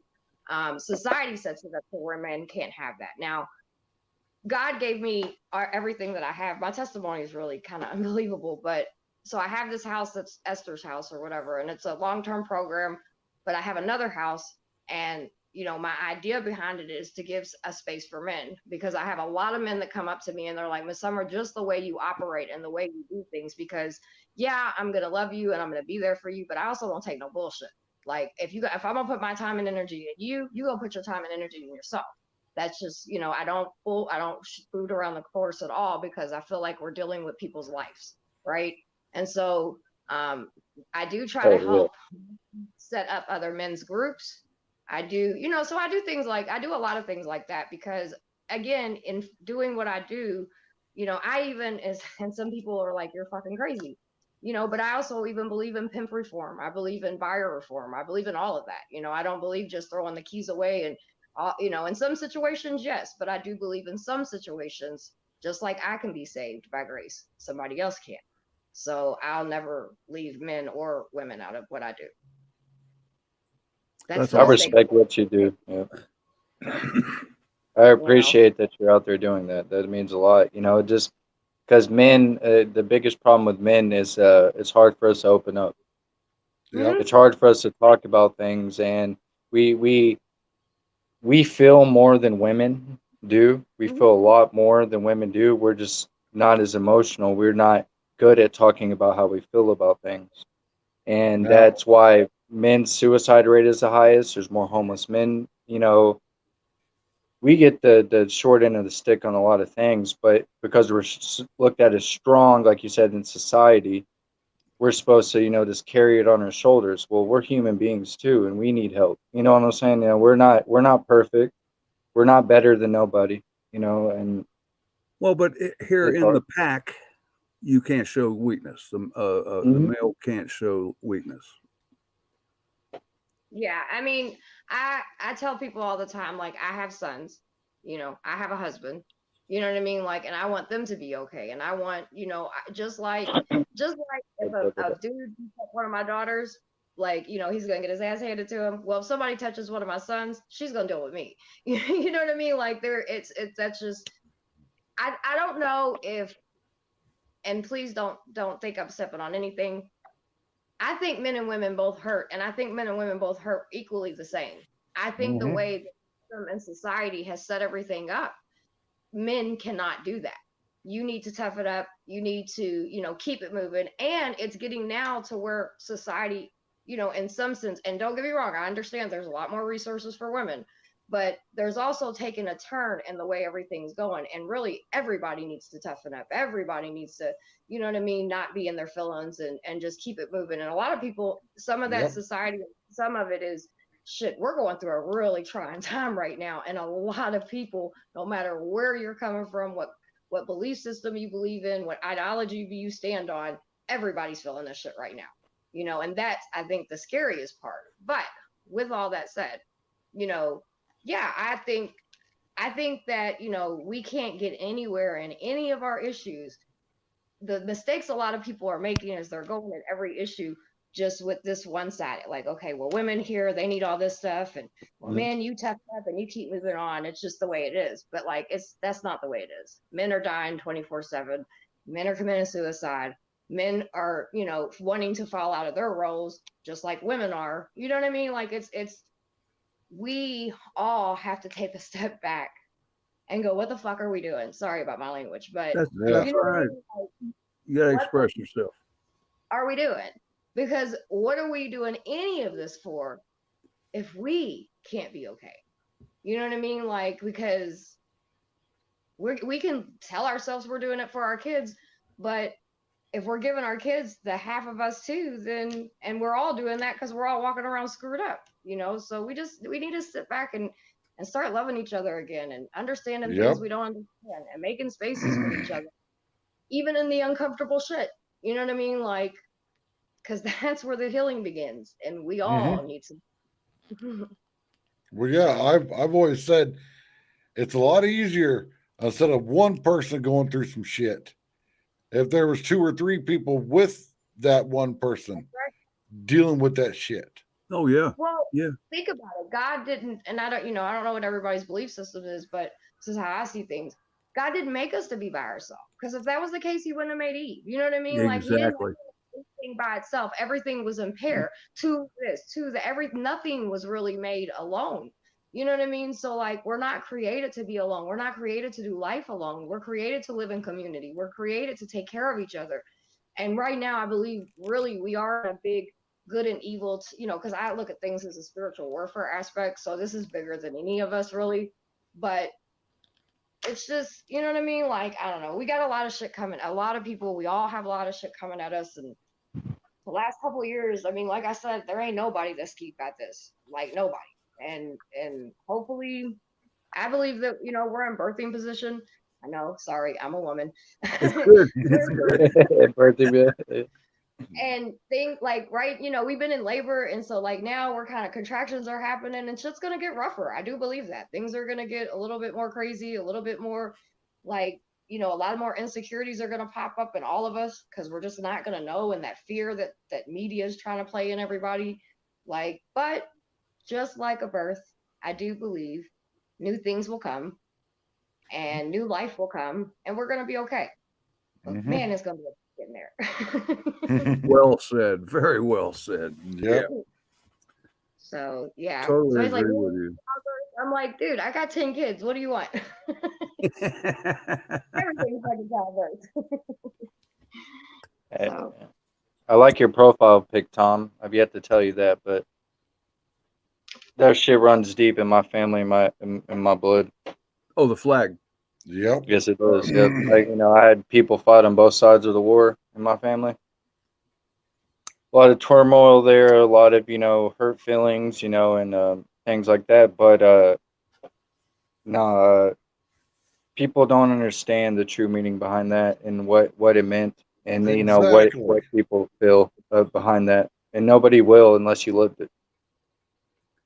I was Unless you're actually willing to listen to it, to hear. Go ahead, Summer. I was actually brought that up today with somebody. You know what I mean? I know we got to talking about something along those lines, and I was like, I do understand. I was like, you know, I think that I know that there's at least two views on that flag. You know what I mean? And I understand that some people see hurt and stuff, but I also understand that some people, that's not even what it was for. You know what I mean? It was something for something completely different, and take a lot of pride in that. I was like, the wars and all that kind of stuff. I was like, and I Mhm. get, you know what I mean? I'm really good at looking things from, I don't know, God just always has put me in my life in a position where I just kind of, I'm not, I don't play the middle. I understand the middle, if that makes sense. It Yeah. does. Well, It I've does. always said when somebody's like, "Oh, that flag's racist," and the Dukes of Hazzard is a racist show because they had a car with the flag on it. I always ask No them lead, one baby. question: have you ever sat down and watched even Right. one episode of that television show? Because I if like you that. sit down and watch one episode, then you would open your eyes and see that there was no hate in that Right. show. Even the people that were supposed to be the bad guys, you know, Boss and Roscoe, Still lovable. yeah. And I'm like, you need to sit down and watch the show. And then you will realize that it ain't about hate. And there's a video that I see floating around every now and then of this black guy in Civil War, you know, Yep. clothing with the It's flag, from Kentucky. and he's all like, he just goes off on him, just telling what it's about, and it's like, me, it's a flag flown over American soil. Right. It's heritage, you know. It But was a rallying point. It represented yeah, no government, which most of the people don't understand that. Rebels against government, baby. It was a place for terrified young men to be able to see over the smoke, to know where they could gather. I laughed at myself. It wasn't a safe spot because that was a target, but that's where they knew to rally and be safe. That's what that flag was to those men. Suzanne, so there's good to see you. I hope you're feeling better. Eddie James, thanks for coming. bad on both sides. 100%. 100. And, you know, I think sometimes that if people actually like were able to talk and listen without all the, you know what I mean? The anger, the hurt, just really truly listen to each other. I think you know, people could hear that, like what you're saying, like, you know what I mean? It doesn't represent hate. It doesn't represent, it's not what you think it is. You know what I mean? But I think a lot of people do get, you know, and I understand, again, I understand that some of the hurt and the pain and all that stuff, but we also have to understand what is and what is not. I Yep. mean, And I've also told people, I'm like, if you think the South is all racist, then go down to Georgia, drive down a back road with your windows rolled down, smell some barbecue, and then figure out where it's coming from and walk up there.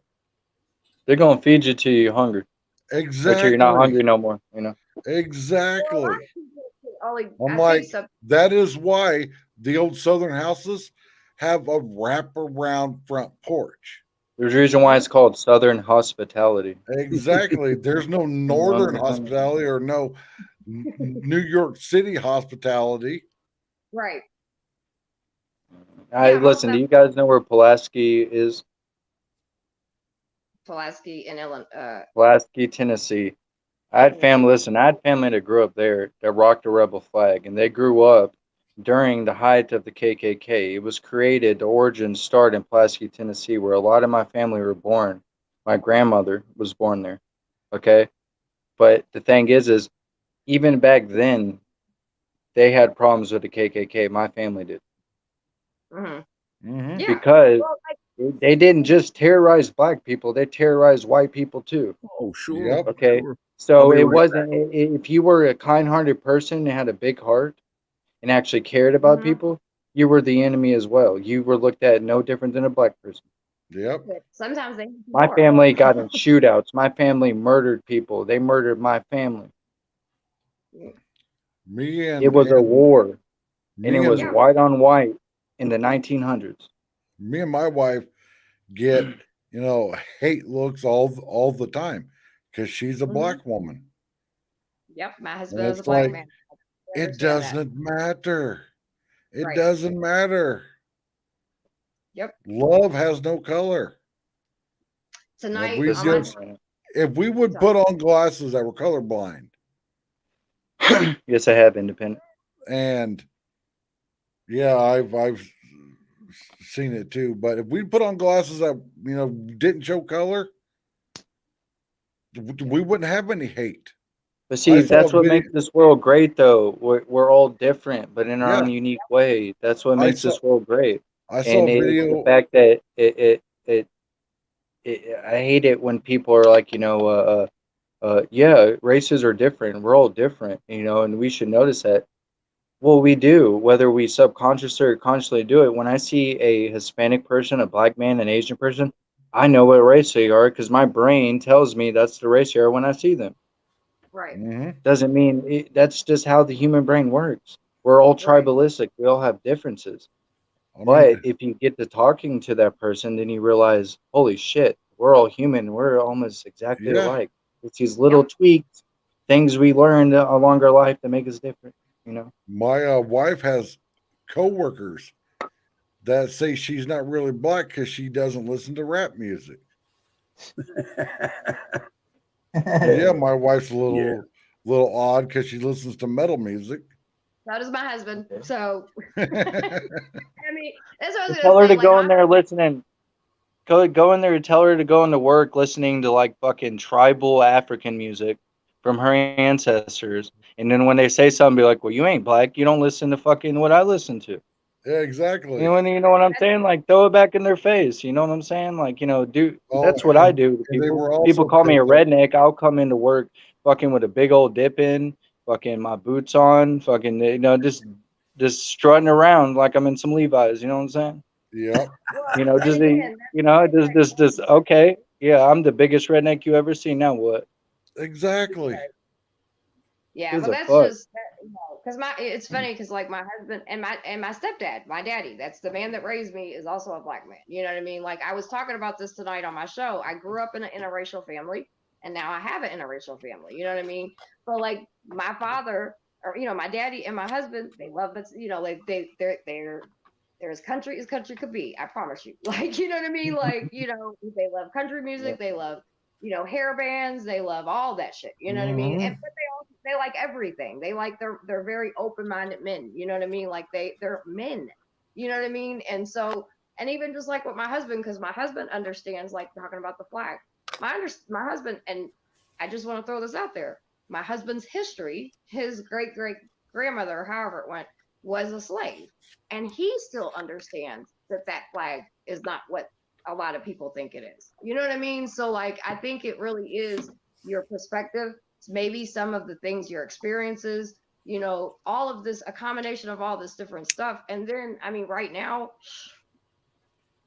media is playing all of us. The government is playing Oh, all of us. yeah. You know what I mean? Like there is, and I was saying that tonight too, because I was like, you know, again, because of my unique position in life, I get to experience so many different cultures. I get to understand and be around so many different people. And I love that. I would not have it any other way, right? Yeah.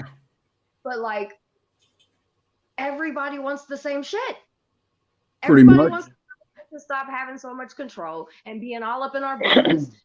I mean, like everybody wants the same things. And what's so crazy is systemically, the government knows how to split and divide everybody, because God forbid if all of us came together and the people realized the power they have together, then it would be a wrap.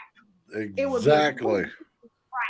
You know what I mean? So they strategically say, here, you all over here, you all over here, you all over here, and here, let me throw this plague in here while we're at it. And we're all like, that. When all honesty, man, when we realize the power we got together, it's a wrap. And that's why they're scared, because they know the Mhm. power. I try to get that point across every stream I do. Yep. I hope I did earlier. I don't know if I did, but y'all going to get tired of hearing it. Like I said, got to get together.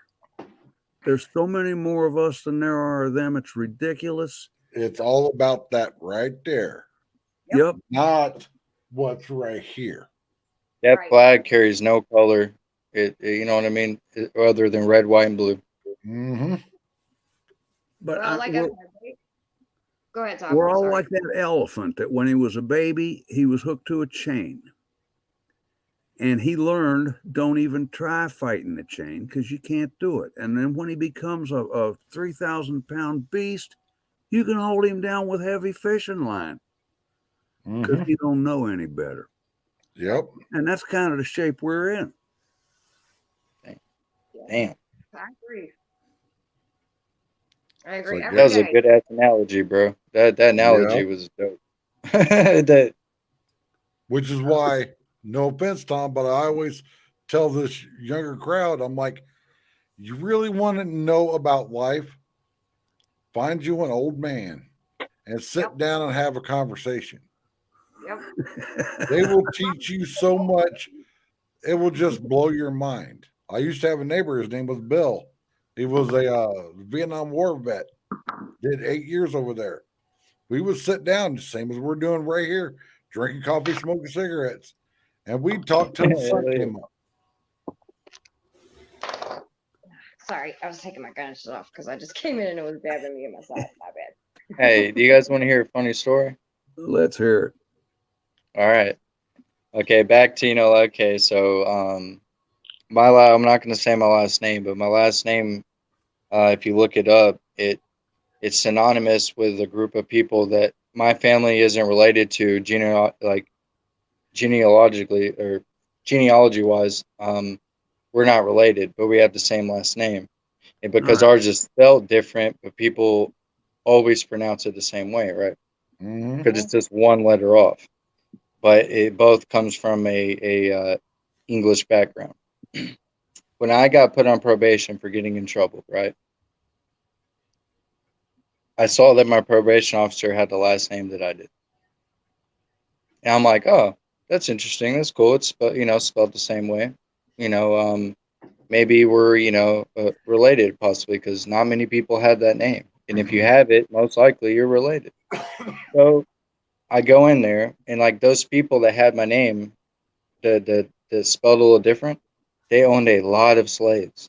Okay.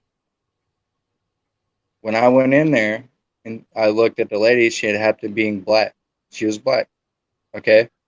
And I'm like, well, shit. Okay. She had my last name. So I go and sit down and she's like, hey, how you doing, Mr. So-and-so? She's like, nice to meet you, and shook my hand. She's like, have a seat. And I sit down and she took my folder, I guess it was my folder, all my information, and put it on the desk. And she looked me dead in the eyes and leaned over the desk. She goes, "My, how have the tables turned in history?" Oh. I was like, "Holy fuck!" I was just like, "Are you kidding me?" And now I own your. Yeah. Now here's speaking of names, She was I nice, did though. a She was all, I did a background search on this. My late wife's mother's maiden name was Booth. She was from Virginia. Uh-oh. I went a deep dive on that freaking name. Yep, it chased all the way back to the Yeah. exact same town. And I was like, your great uncle or grandpa or something shot Lincoln. And she's like, no way. And I'm like, trust me, I've been a truck driver for years. And that Right. name Booth, I'm like, I've only heard it twice. Once when I was in school, and then when your mom said it. Hmm. And I'm like, it's not like it's Smith or Johnson or something. It's a name that stands out. Right. And then when she said Well, she's from the same area, I was like, oh, hell no. Here we go. Yeah. Yeah. What did I just say? Oh, my husband's a truck driver. Oh, that's awesome. Yeah. respect So to that. ever They got a hard job. So Yeah. Yes, he's been a truck driver for a very, very long time. It's really only like his career. So, I drove truckers for keep four, everything going in this country. I drove for 4 years over the road, then I drove for 10 years local. That's what he does now. He became local here recently because I was just like, like I want my husband home. You know what I mean? Yeah. Like Yeah. the kids are older. We put a lot of work in over the road. I was like, it's time to come home. So now Which he's what I hated is that there was a hierarchy. It's like, well, you're just a local driver. I drive over the road. I'm like, it's easy to drive from this city to that city, right. but go in one of those cities with a 53-foot trailer and drive stoplight to stoplight around the freaking city. Yeah, I'm yeah. like, it will test your skills of being a truck driver real freaking quick. Oh yeah. I'm always on live and everybody laughs at me because when you're married to a trucker, you know what semis are supposed to be doing and what they're not supposed to be doing and all that shit, right? I'll be like, all right, big boy, you ain't supposed to be over doing that shit. Yep. Or I'll be like, all right, they gonna run your ass over. Everybody's like, you can totally tell you're a trucker's wife. I'm like, because I know, man, those are big motherfuckers. They can't Yeah, stop like well, you all think they I do always that. tell everybody, I'm like, never cut off a semi truck. And here's why: your car is an empty soda can, a semi truck is a 20-pound sledgehammer. Take that sledgehammer and hit that soda can, see what happens. Yep. I had a friend who was a truck driver, and he was 22 years old, right? He was 3 years older than me. I was 19 at the time, and he like stopped like contacting all his friends he grew up with and just like ghosted us for like 4 or 5 months. And what happened is he got hooked on dope, Yep. and he was tweaking, and because he couldn't last those long hours, so he needed something, and so a lot of truckers sadly fall victim to that. But Oh yeah. he And would been up for like 2 or 3 days, hadn't slept or ate or anything, and he hit a car. A car went. He was speeding up, and a car went to go, and it had his blinker on. And right when the car went over, he started speeding up, and somehow he hit the car perfectly where it got perfectly wedged underneath the front of the 18-wheeler, and he drug him like 3.5 miles. damn. Yeah, we just And it was, man, that it was sad because he was a good dude, and he got, it's just how drugs can affect you. Yep. It's fucking sad, bro. And since I follow a lot of truckers on TikTok, I get a lot of my information on TikTok. And if you don't get on TikTok, don't. It's a rabbit hole. You will go on there and spend 5 minutes, and it'll be 5 hours later. But yeah, I don't January 22nd is when the mandate goes into effect for all truckers to get the jibby jab. Now Even independent? I follow probably 3 or 4 dozen truckers, and they've all said the same thing. They are pulling that truck over and stopping. Yeah, I've heard that too. A lot of truckers have. And if the said that. truck stop moving, our country comes to a grinding halt. Even I agree. independents or guys that work for small companies. Both of them. Every trucker on the road. That's going to be an OSHA thing. Yep. I'd say we'll hear things about that tomorrow, maybe. But I I don't was think like, that's oh my gonna God, happen. and it's January 22nd. They'll shut this Just, country down, and I don't care. Just a week and a half away. Let Are you 'em talking shut it about down. that train? You know what's also happening on the 22nd, I think, that training that's going on in North Carolina. Yeah, Yeah. everybody's all hyped. The up Robin about Sage that. training there in North Yeah. Carolina, where they're going to be fighting again or training special forces so they can graduate for their last training to fight against guerrilla freedom fighters, American citizens that they consider domestic terrorists. Oh yeah. That should wake some people the fuck up. Why you find like my grandfather? He's retired master sergeant in the Air Force. Okay, he said to me when I brought it up to him, he goes, Jerry, the first thing you got to wonder is why are they even training to fight against their own citizens? Well, Right. Exactly. You know, I and don't know whether that's actually the case. They do this really often, and they even involve the local communities. It's happening down in North Carolina and, I forget where else. Maybe Ohio. Is it Ohio? they're doing it this year, just North Carolina, Is it 29. just North Carolina this year? Yeah, and it's on private property. It's just Yeah. the thing that bothers me is that the way they word it and the way they label it, as if they are fighting against us as Mhm. citizens, and the way they do it, and it changes every year. The vernacular, the difference that the higher ups, when the higher ups and the chain of command changes in the military, it seems like their verbiage and the way they put things are starting to change in a way that's more focusing, like it's starting to become pretty clear. You know what I mean?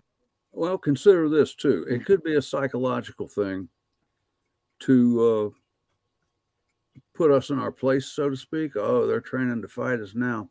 Yeah. They ain't gonna fight us, man. Some of them will, but I don't But think the It's like, majority I will. think it's like 50-50, you know what I mean?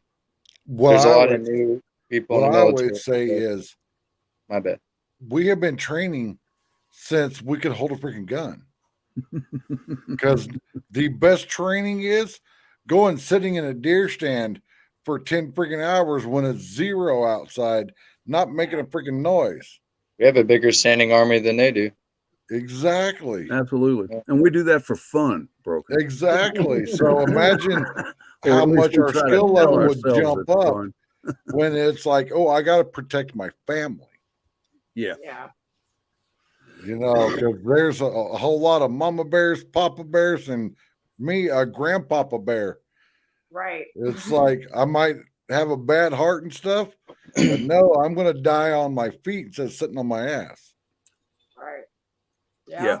Yeah, but do you know what they're going to do with the jab, though, next? Is they're going to, okay, if you want to vote, you're going to have to be fully Yep, I jabbed. knew that was freaking coming. They can't You know, do and that. see, I don't think they will either. But then what they'll say is, okay, well, if you're not going to do that and you're not allowed to vote in person, then we're just going to send you absentee ballots. Just what they want all along. Yep. Yeah. You know, so Well, the president of France, I did a video on him. He literally came out and said all the unvaxxed in his country are non-citizens. He seriously said that? He Yeah. seriously said that. and See, then these 2 million are people just took to the stupid, street. though, man. And that's Yeah. where I started out earlier this evening. People got to stand up, and this is stupid. Yeah. You know, I don't agree. Like I'm not gonna lie, I'm vaccinated. My husband decided to get vaccinated, so we got vaccinated. Now I'm not gonna do the boosters or any more shit because I'm just like, what the hell? It seems not be working because everybody's still getting sick. But I Mhm. don't believe in forcing anything, right? No. Like, I don't believe that. I believe that just like how I believe in my body, my choice, I believe in, you know what I mean? That's your right too. Just it's the same thing. Like, I don't think you should be forced to do anything. And it bothered me when nurses and doctors and all these people started getting laid off of work. And yet they were the front liners of everything that was going on. And now that we don't need you Called anymore, heroes a year ago. Yes, exactly. So I don't agree with that. You know what I mean? And yes, and I'm vaccinated. I'm saying no, I'm not okay with that. You know what I mean? They were heroes. They put their lives on the line, and now you're like, see ya. I'm not with And that. I always say, I'm like, if a doctor that's went to school for a long time that makes a lot of money is willing to Yeah. walk away instead of getting the old pokey poke, Right. that's got to tell you something. Well, and like I said, I never get in the debate whether you do it. I believe it's your choice. Whatever you decide to do, that's what I believe in, right? Like I'm Mhm. big on that. But again, this is you can't. You're heroes, and now we don't care. Now you Yeah. I'm go. not. Yep. I don't care with that. Well, I did a video when they started coming out with this stuff. I'm like, Right. watch. And I got so much criticism for it. I'm like, watch. Everybody's going to go get it that wants to get it. And then it's not going to be enough people. So then they're going to start doing the second thing, which is bribing people. Yeah. And then not enough people are going to be dumb enough to fall for the bribe. And then they're going to force it on everyone. And of Yeah. course, Yep. half the comments were like, you don't know what you're talking about. Look what's going on. I always challenge everybody. I'm like, I did over 900 videos in 3 years. Go back through, Yeah. watch all those videos. See if I said anything wrong. I will Right. come out and make a public apology. I'll show that video, then I'll take that video down. I have Yeah, I yet made to do it. when all this first came out, like I don't know about like where you guys live or whatever, but there were a lot of people that were, as always, scam artists are going to be scam artists. People are going to be people and do stupid shit. And when everything first came out, like where we live at, there were people like actually saying like it wasn't like vaccines. It was like when the first testing and all that started happening, like very, very early on, right? Well, I made national news. I made it on Fox News. Oh, that's awesome. Because I chased off these fake COVID tested people. Like I went off because like they set up shop and they started taking advantage of people and all this kind of stuff. And so like right then, I was very weary of all the stuff. I was like, I'm not going to do this. I'm not going to get the vaccine. But again, my husband did it because of health conditions. And I mean, I look at it this way: he's my husband, so if he does something, I'm going to do it, and that's just what's going to happen, right? But I don't know, man. I don't understand where any of it came from. I'll be honest with you. It's way over my head. I don't like any of it. I think it's really messed up. I think it's in some ways control some shit. You know what I mean? I have a lot of questions, a lot of worries about it, but I don't like the way any of this is going. I can say that. There's no doubt in my mind it came from China. There's no doubt in my mind it was developed as a weapon and it got away from them. And there's no doubt in my mind that Fauci has something to do with it too. Robert And- Bolt, does Big Jim have it? And forgive me, this is going to be a private joke between me and Robert, but hey, Robert, he didn't fucking follow the guidelines, did he? Our illustrious governor of the state of West Virginia was caught on video and he denied it up and down. He said, no, I would never say something like that. That was a glitch. He stood there, and this was back during the early days, like your example, Summer. And he stood there and said, just fucking follow the guidelines. And of course, he was a laughing stock through the whole state for months. I actually had a mask made, and people got a big kick out of it. But that's what it said. Fucking follow the guidelines. I would have liked that. I actually wouldn't mind a mask saying that. That's funny. I did Yeah, that like- thing. I wore a mask for 2-3 weeks, places that I couldn't get in otherwise. And then I quit, because that got old real quick here in West Virginia. I don't know how y'all are in Kentucky, but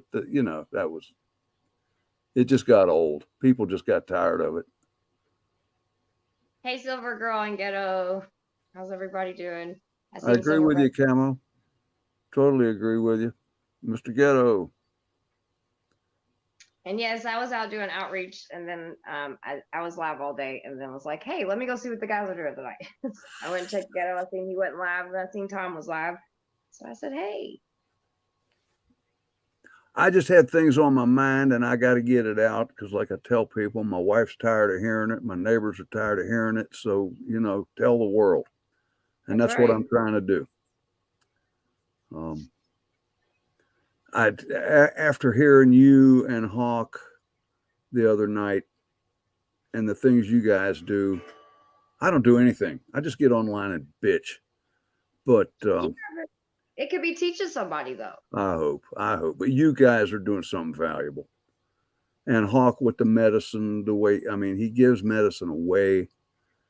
And Hawk ain't a rich man, Right. but he sacrifices his body and soul to help people. And I respect that guy. Hello, sir. Hello, sir. How you doing? What's up, Ghetto? Doing all right. Just went over and hung out at Jeremy's for a little bit. How's Jeremy holding up, man? Oh, he's doing all right. All right. Looking forward to some snow over there, I guess. Said he ain't seen none in like 20-something years. So that'll be interesting. Oh, he didn't see any of that last week? No, not where he was. I guess not. He said they they don't never get snow where. man. I'm done with it. We got 10 inches here. The hell with that. Oh, you got another 10 inches? No, it's gone now, but we got, a week ago? Oh, okay. Yeah. Yeah, we got. How you doing, Miss Summer? Good. I went out and did outreach tonight, and then came home and I never can go to sleep right away because, like, when you're on the street like that for a bunch of hours, you're like, what's everybody doing on YouTube? So I seen if you were alive and I didn't see you, so I came over on Tom's and was like, hey, we all just been chopping it up. Yeah, I've been listening in and out. Got y'all on my iPad while I was messing around over there. Helping Tom with the watch hours. Whoop, whoop. The watch hours. Yeah, give me a sound. Do I sound okay, everybody? Wall to wall, treetop tall over here. Yep. Yeah, Tom, watch hours are if you want to get monetized. Oh, You have to get that. Yeah. All yeah, right. you have to get 4,000 watch hours in a rolling 365-day time period. Okay. I've been kind of cheating because I got 4 channels. So I put all my videos in just one huge playlist. And I will have one of my channels watch my main channel and just go through and watch all the videos. That's a good idea. No, man, I could give a shit about that monetizing. That's not my goal. My goal is to see things change in November. I don't want a dime. I want my country improved. So you ain't never going to see a ticker going across the bottom for any donations or anything like that. Thank you very much. I'll handle that on my own. But I want people to come together and start thinking, for God's sake. Mm-hmm. To see how ridiculous. Did you guys see that guy on the news today telling how good the economy was? I didn't even get into that tonight. No, it ain't. Exactly what economy is he talking about and what numbers is he using? Unemployment is lower than ever before. More people are working than ever before. I don't know what planet this guy came from. Things are nice where he is, but I'm straight up propaganda, lies. Every word that came out of that man's mouth was a lie. He is using Common Core math. And people believe him because it came from a government spokesman. Yep. Yeah. We got to get out of that mindset. Well, in my area here in Phoenix, I can't go more than a few blocks without seeing now hiring signs, now hiring, now hiring. And it's like, nobody wants to work anymore. There's a chicken plant 50 miles away from me. They will pay you a $3,000 signing bonus to process chicken meat. They're begging for people to come to work. And honest to God, if somebody would give me $600 to $800 a month, I don't know how much these guys are getting. shit, I'd make do on that. I wouldn't work either. Nobody likes to work. Well, I enjoyed my job, but you know what I mean. I just flat out wish that I could work. Mm-hmm. Right. And for Yeah. those of you that don't know, I've survived 8 heart attacks and 2 strokes. Oh wow. Well, I'm glad Yeah. you're okay. Well, I have a congestive heart failure. It's hereditary, which everybody's like, but you smoking. I'm like, it ain't gonna make me live any longer if I don't. Right. I get that. I heard you I'm say like, that. I've already got a death sentence. Right. And it's like one of these days I'm gonna, and I'm hoping it's during a freaking live stream that I just Not to Well- change the subject, Summer, I don't know if you saw Tennessee Ridge Runner's comment there, but maybe the two of you need to figure out a way to coordinate. Yeah, like I would love to. My vision, like I run a ministry, so God's kind of in it. And my vision when all this began, like I know I'll have chapters in other states. I just have to find people that would be willing to do certain things. You know what I mean? Like even if it's just basic outreach or mentorship or anything like that, right? There's tons of things like we get in. I mean, I do all that stuff, but even going into the schools and going into mentoring That's right. kids and all that, you have to do that stuff because it stops. Maybe you can intervene while some of the craziness is going on and help guide a child back, so we do a lot of different stuff. So if there were people that were willing to do stuff like that, I would definitely be willing to train and show, a lot of the power of the internet. We can do a lot of things over this internet that we couldn't do before. So we all are in Zoom meetings in 2020. So God, I hate Zoom meetings. Tell Ghetto to get his ass up here. Quit being scared. He was up here. oh, Ghetto, you just got called out. You work from that's awesome. I don't know how to do. I can't write the comments. When I get out of here, when I go down here in a second, I'll write my email. It's summerdickerson79@gmail.com. You can always email me at that. And we can talk and see, you know what I mean? Because like I said even last night on, and what I do is much needed. We need people that are willing to help and willing to get involved, and especially if you've been trained and you helped and dealt with victims, then you kind of have an idea. Because as we were talking about last night, a lot of people get into this kind of work and they don't have a clue of what they're getting themselves into, and it is not what the movies show you. You know what I mean? Like it is. This is real life, and this is real work, and this is really dangerous work at that. You know what I mean? Like when you're playing with product, and pimps and traffickers look at people as product. And so when you're trying to take their product away, they don't like that shit. That's why I stay strapped, so, but it's very rewarding work, so helping somebody change get them out of bad situations and just make a difference in their life is amazing. So I love what I do, even though I don't get paid. I want to get monetized because the only reason I'm going to get monetized is because everything's going to go to my ministry. Well, yeah, and you need that support too. Welcome back, Ghetto. Thank you, sir. Hey, folks, listen, I got to go put a pizza in the oven real quick. I will be right back. Well, Hell Tom, yeah. I'm gonna hop off here. I got to get back to packing. Good to see you, Broken. Yep, everybody. Too Have a hot. good night. What up, Ghetto? Much He just better. left What's us up, with Juan? We got we're driving the boat now. Oh yes, we're gonna crash it here in a second. Hey. 8 hours. Me and Summer going Bonnie and Clyde this channel. And it's been a good, I've really enjoyed myself tonight. Like, do you have a channel, 1A, 2A? Yes, I do. And it's under 1A, 2A.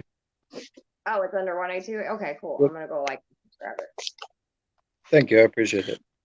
Most definitely. Thank you. Hell yeah. No, I've just been doing random live streams for the past couple weeks, but I'm like one of those people. I don't like hearing my voice or rewatching my videos, but I have to. You know what I mean?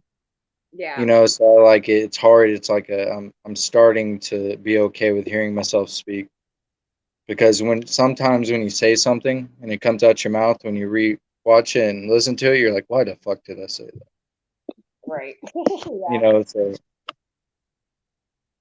I always ask my mods, I'm like, because I You'll have a feel mod better chat. about your voice, man. yeah, it's Sorry, just Summer. Go ahead. you know, Oh, you're good. Go ahead. what were we saying, Sam? Oh, nothing. I was gonna say, yeah, it's good. You'll do fine. I'm sure, you know, you do. You were good on yours. Well, I got some bomb ass mods already, and I got people from multiple communities dropping in, so I feel like I'm doing something right. So, Yep. She's okay, you said, oh, so you're a survivor as well? That's what's up. Yeah, most definitely. I will definitely figure out a way how we can connect because yes, I'm all about people that want to do the work and understand it because as a survivor, like, yeah, it's very important. But yeah, I've enjoyed tonight. Hey, Tom, Yes, sir. move your big old head so we can see that beautiful young lady there. I don't know. I ought to Oh, sell it's tickets. terrible. Hello, Miss Laura. Hello, She got beautiful. cold. She wants to come stand by the stove. I got a wood stove in my living room. Yeah, This one burns pellets. It's easier to deal with. right. Yeah, that's very true. And it does a fine job. Go ahead, Summer. I'm sorry. My daughter's grandparents live in a house that's built underneath the ground. I don't know. It's pretty Oh, cool. wow. Yeah, it's pretty dope. But they have one of those in theirs, and it goes up like, you know, and I like got it no goes up mods to up the in ground, here. I think, so they can the smoke and stuff gets out. But yeah, it's pretty cool. They in like the Oklahoma, Kansas type area with the underground house? No, they're actually right across the bridge in Indiana. Oh, okay. I've seen Yeah, quite a few of those underground houses over there in like Tornado Alley and shit like that. yeah, kind of where they're at. I mean, like southern Indiana, and of course, all of Kentucky could get hit by tornadoes really bad. But yeah, it was the first house I've ever seen like that, and it was pretty dope. I was like, this is cool. I was like, I can walk on your roof. There's it's an educational institution up on Spruce Knob here, the highest point in the state. But they've got this house that was dug out of a hill and built in. And that thing's just amazing. I mean, you can be walking on top of it and it's a hayfield. Mm-hmm. And then you come down across the edge of this ridge and they've got these huge glass walls and you know, you get so far underground and you got a constant temperature in the 50s. So they're not hard to heat. And of course, they're not hard to cool in the summer. And it's really neat. Yeah, it's pretty dope. Like I know we like, and this is kind of a little bit off the subject because it's not underground, but even like those tiny home things, those are really cool too. Yeah, they're cool. Well, we're looking into what's those things that back on the semis with the metal things that are on the back of the semis, the things they carry. I forget. Oh, a Should I- crate of a storage. Yeah, I know we're what you're talking about. Storage containers. I think that's what they're called. yeah, that's what it is. We're looking into some of those because like you could take for like the veteran community and our homeless community, we really want to like I'm really challenging the city to step their game up, right? It's like a lot of our homeless people are veterans, and to me that's just disgusting because how can people go and fight for our country and then come over here and sleep on our streets? That should never happen. No. So we're the city's talking about possibly investing into this tiny home community for everybody. And I think that would be really cool too. So different homes and not your, you know, houses underground, tiny homes, you know, whatever to give people houses. I think that's, you know, there's all kinds of different ways you can do housing. And you know, those storage containers, once they're no longer suitable for, you know, transporting goods, they're still plenty stable for using as a building platform. You know what I mean? And it doesn't take much to go inside one of those places and a little bit of lumber and paneling, and you got a pretty inside. You know, Oh, nice these, place like to live. Texas, they have a huge model, like when it comes to stuff like that, for veterans and homeless people, of that they're already doing it. And man, they're really nice. You can fix them up. They fix these things up on the inside, and they're so like fine, you know, like they're so financial friendly. You know what I mean? Like Exactly. there's not a, and yeah, they're pretty dope. And I've seen them stacked for multiple levels and Yep. twin. You know, I mean, you can make a big house out of those things if you got enough of them pretty cheap, Yeah. and they're bomb proof. You know. Yep. There's that. Make sure you insulate them good. Oh, no doubt. I used to Yeah. work them. I used to work them bastards, man. The hottest it ever got was, I think, 145 degrees in there. Wow. Oh Yeah.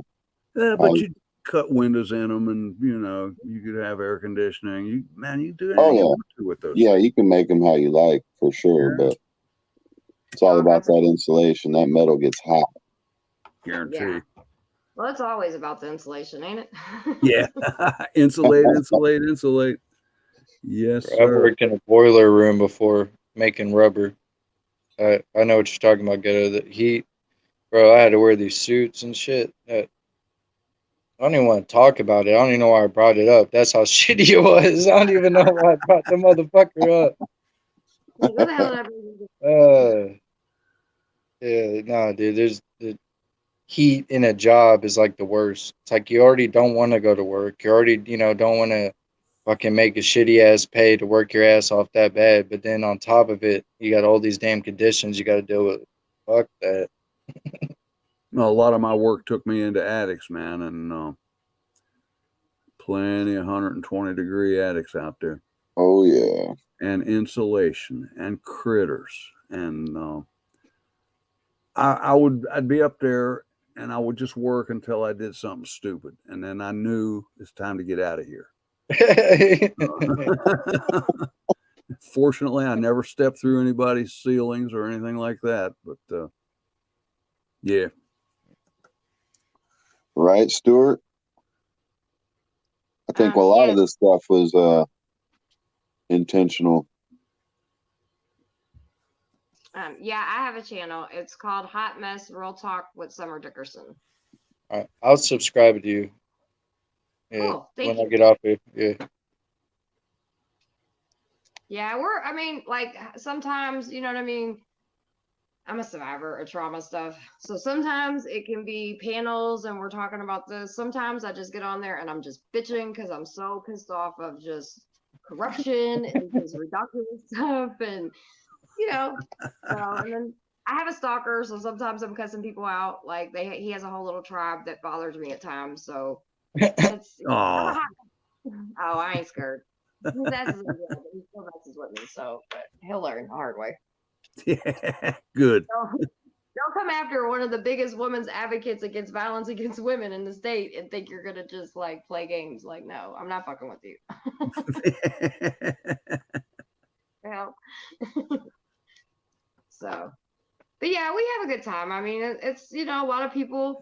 One thing I'm big on is a lot of again, coming from my background, the culture I come from, all of that. There's a lot of people from a lot of different points of views, and I try to get people to just hear each other out. You know what I mean? Like I'm from the hood, but I've also, been in the country, and I've just got to experience a lot of different people, and I'm glad for that. But,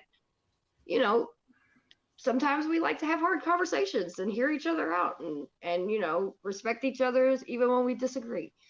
Because that's Exactly. what is missing right now. Yeah. I have drama already on my channel, and it's inadvertent. It's just because I'm a part of multiple communities, and Yeah. there's drama in every fucking community. Excuse my language, but there's drama in every community you go in. There's nothing you can do about it. And if you start becoming friends with people and being on their channel or going on their panel, sometimes you're inheriting their beefs without even realizing. Oh yeah, most definitely. So That's easy to do. Well, it was funny. we have like kind of how like you guys have like that family feel, right? So like over in our chat too, people are like that. And Cindy came over, she's like, man, y'all really roast each other. But we have a couple people, they'll, joke on each other. And if you don't know, you're like, damn, why are you talking to each other like that? And so I have to remind, like, hey, it's family around here. You know what I mean? Like, some people actually been in the chat for a long time and they have their own relationships. So, don't fall I'm into that. talking deeper than that, though. I'm talking like behind scenes or death threats and trying to. They really hate each other. It's That's some bad crazy. shit going on. Yeah. I got a stalker from the internet and I had to move out of my house. I had to move somewhere where no one knew where I was. Like, Oh, seriously? Oh yeah, seriously. He's sitting in jail right now, and I still have people, that, yeah, it's bad. So trust me, I know how the internet can get. But Yeah, again, it sucks. Yeah. know who you're coming after, right? Like, don't just attack somebody and not know who you're coming after, because I'm just not the one. I fight back. Uh-huh. Thank So you, I don't, Anakin. so and some things obviously you just let go and you're like whatever. But some shit, like I said, they can show up, just infatuated off the internet. It happens. See, I had to mediate, kind of mediate between two people that have hardcore beef on my channel earlier. And so it's like, and see, what I'm trying to do is what I put out on my channel is basically, if you want to come up on panel, that's absolutely fine. But if you guys literally hate each other, okay, well, if you only way you have to agree, the only way that you can come up here and talk to each other is if you guys talk about the things you have in common and not what you don't like about each other. No, like I said, like, I'm like, you come up here and you talk about the things you agree on. Mm-hmm. Right. If you want to talk about your beef and what you got going on personally that doesn't involve me, then I can't sit here and give a platform for that. That's not right. Well, that's not what I do. Like I'm not gonna do all that. I want everybody to get along. We can talk shit amongst each other like we're brothers. You know what I mean? Like, we're real close and say some pretty heinous shit to each other just in a joking way. But, once you take it past a certain point, then I can't help you. Yeah. You know what I'm saying? Like, Hey, Sharon. Well, I ask for respect to and from everybody, and I do think after a recent experience, Ghetto, I am going to request sobriety. Amen, brother. I think I'm not sober right now, but I've been pretty straight, haven't I? You ain't showing it, man. That's fine. Okay. All right, good. Good. I like that. I'm not talking about having 2 or 3 beers. I'm talking about being out of control, Right. which you are not. You're fine. Thank you, man. I appreciate that. Bitch be tripping. Oh, I might have pushed him down. When I get buzzed. Oh, maybe I pushed one. Okay, my bad. Sorry. Go ahead, A1. That was rude of me. No, I just talk a lot. When I get buzzed, I just talk a lot. You know what I'm saying? Sometimes I may interrupt somebody or talk over somebody, but that's inadvertent. I'm not trying to be an asshole. You know what I'm saying? I'm not trying to. It's just I feel like we're all in a circle. We're all trying to get a word in. We're all trying to be important and, share our thoughts. It's, yeah. That's what it's all about. Yesterday, we went shopping on my channel yesterday. We went grocery shopping. Like, I was like, hey, y'all want to go to the store with me? So you just never know what you're going to get on my channel. Oh, I was like, we're going to the store? I'm like, yep, we're going to Walmart. Let's go shopping. Oh, that's great. So you just took your phone and. Yep. I do that shit all the time. You never know. It's almost playing Where's Waldo. It's like, there's an ongoing joke with people that follow me. They're like, we never know what you're going to get involved in. Like, we just never know. I'm like, yep. Keep it interesting. How long a video can you make with a phone? Oh, I went up to 9 hours. On just one charge? Yeah. I mean, I have battery packs. I'm a live streamer, so I go out in the community and show stuff too. So like protests, rallies, anything like that, I'll go and do. And yeah, I have battery packs and gavels and all that fun stuff.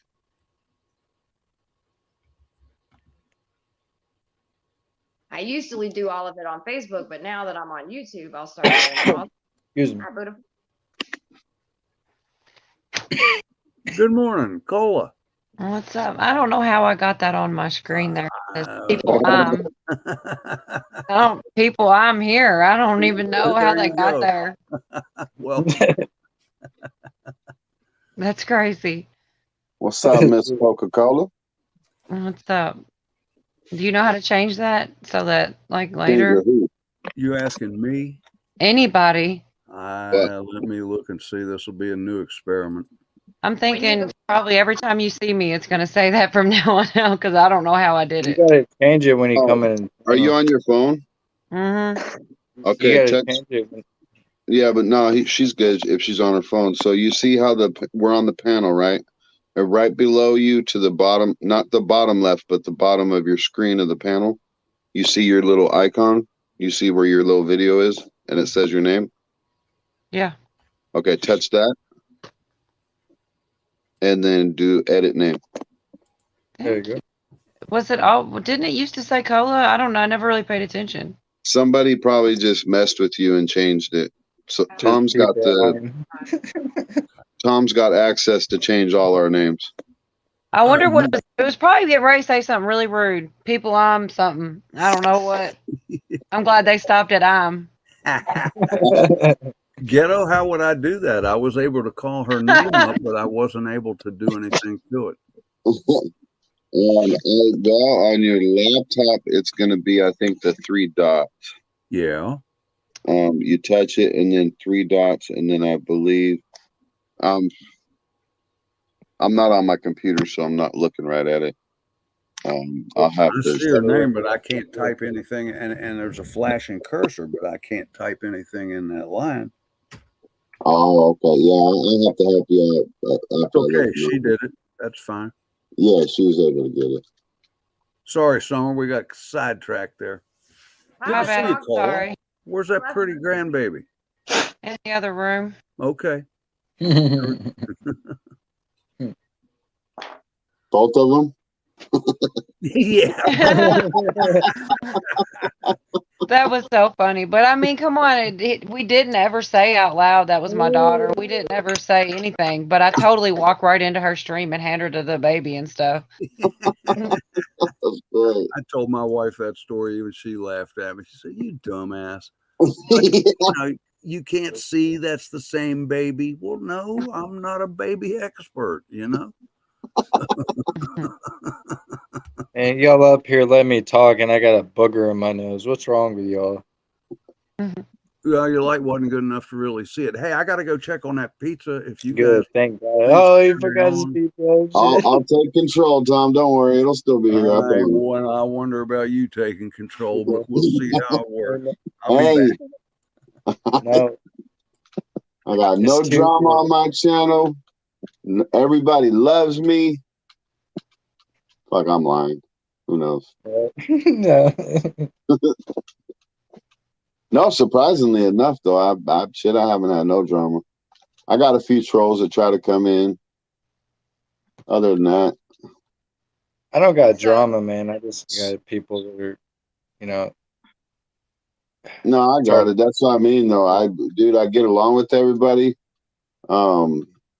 And I tell them leave that shit at the fucking door. I I'm ain't trying to babysit nobody. You know what I'm saying? No, most definitely. I don't either. Damn.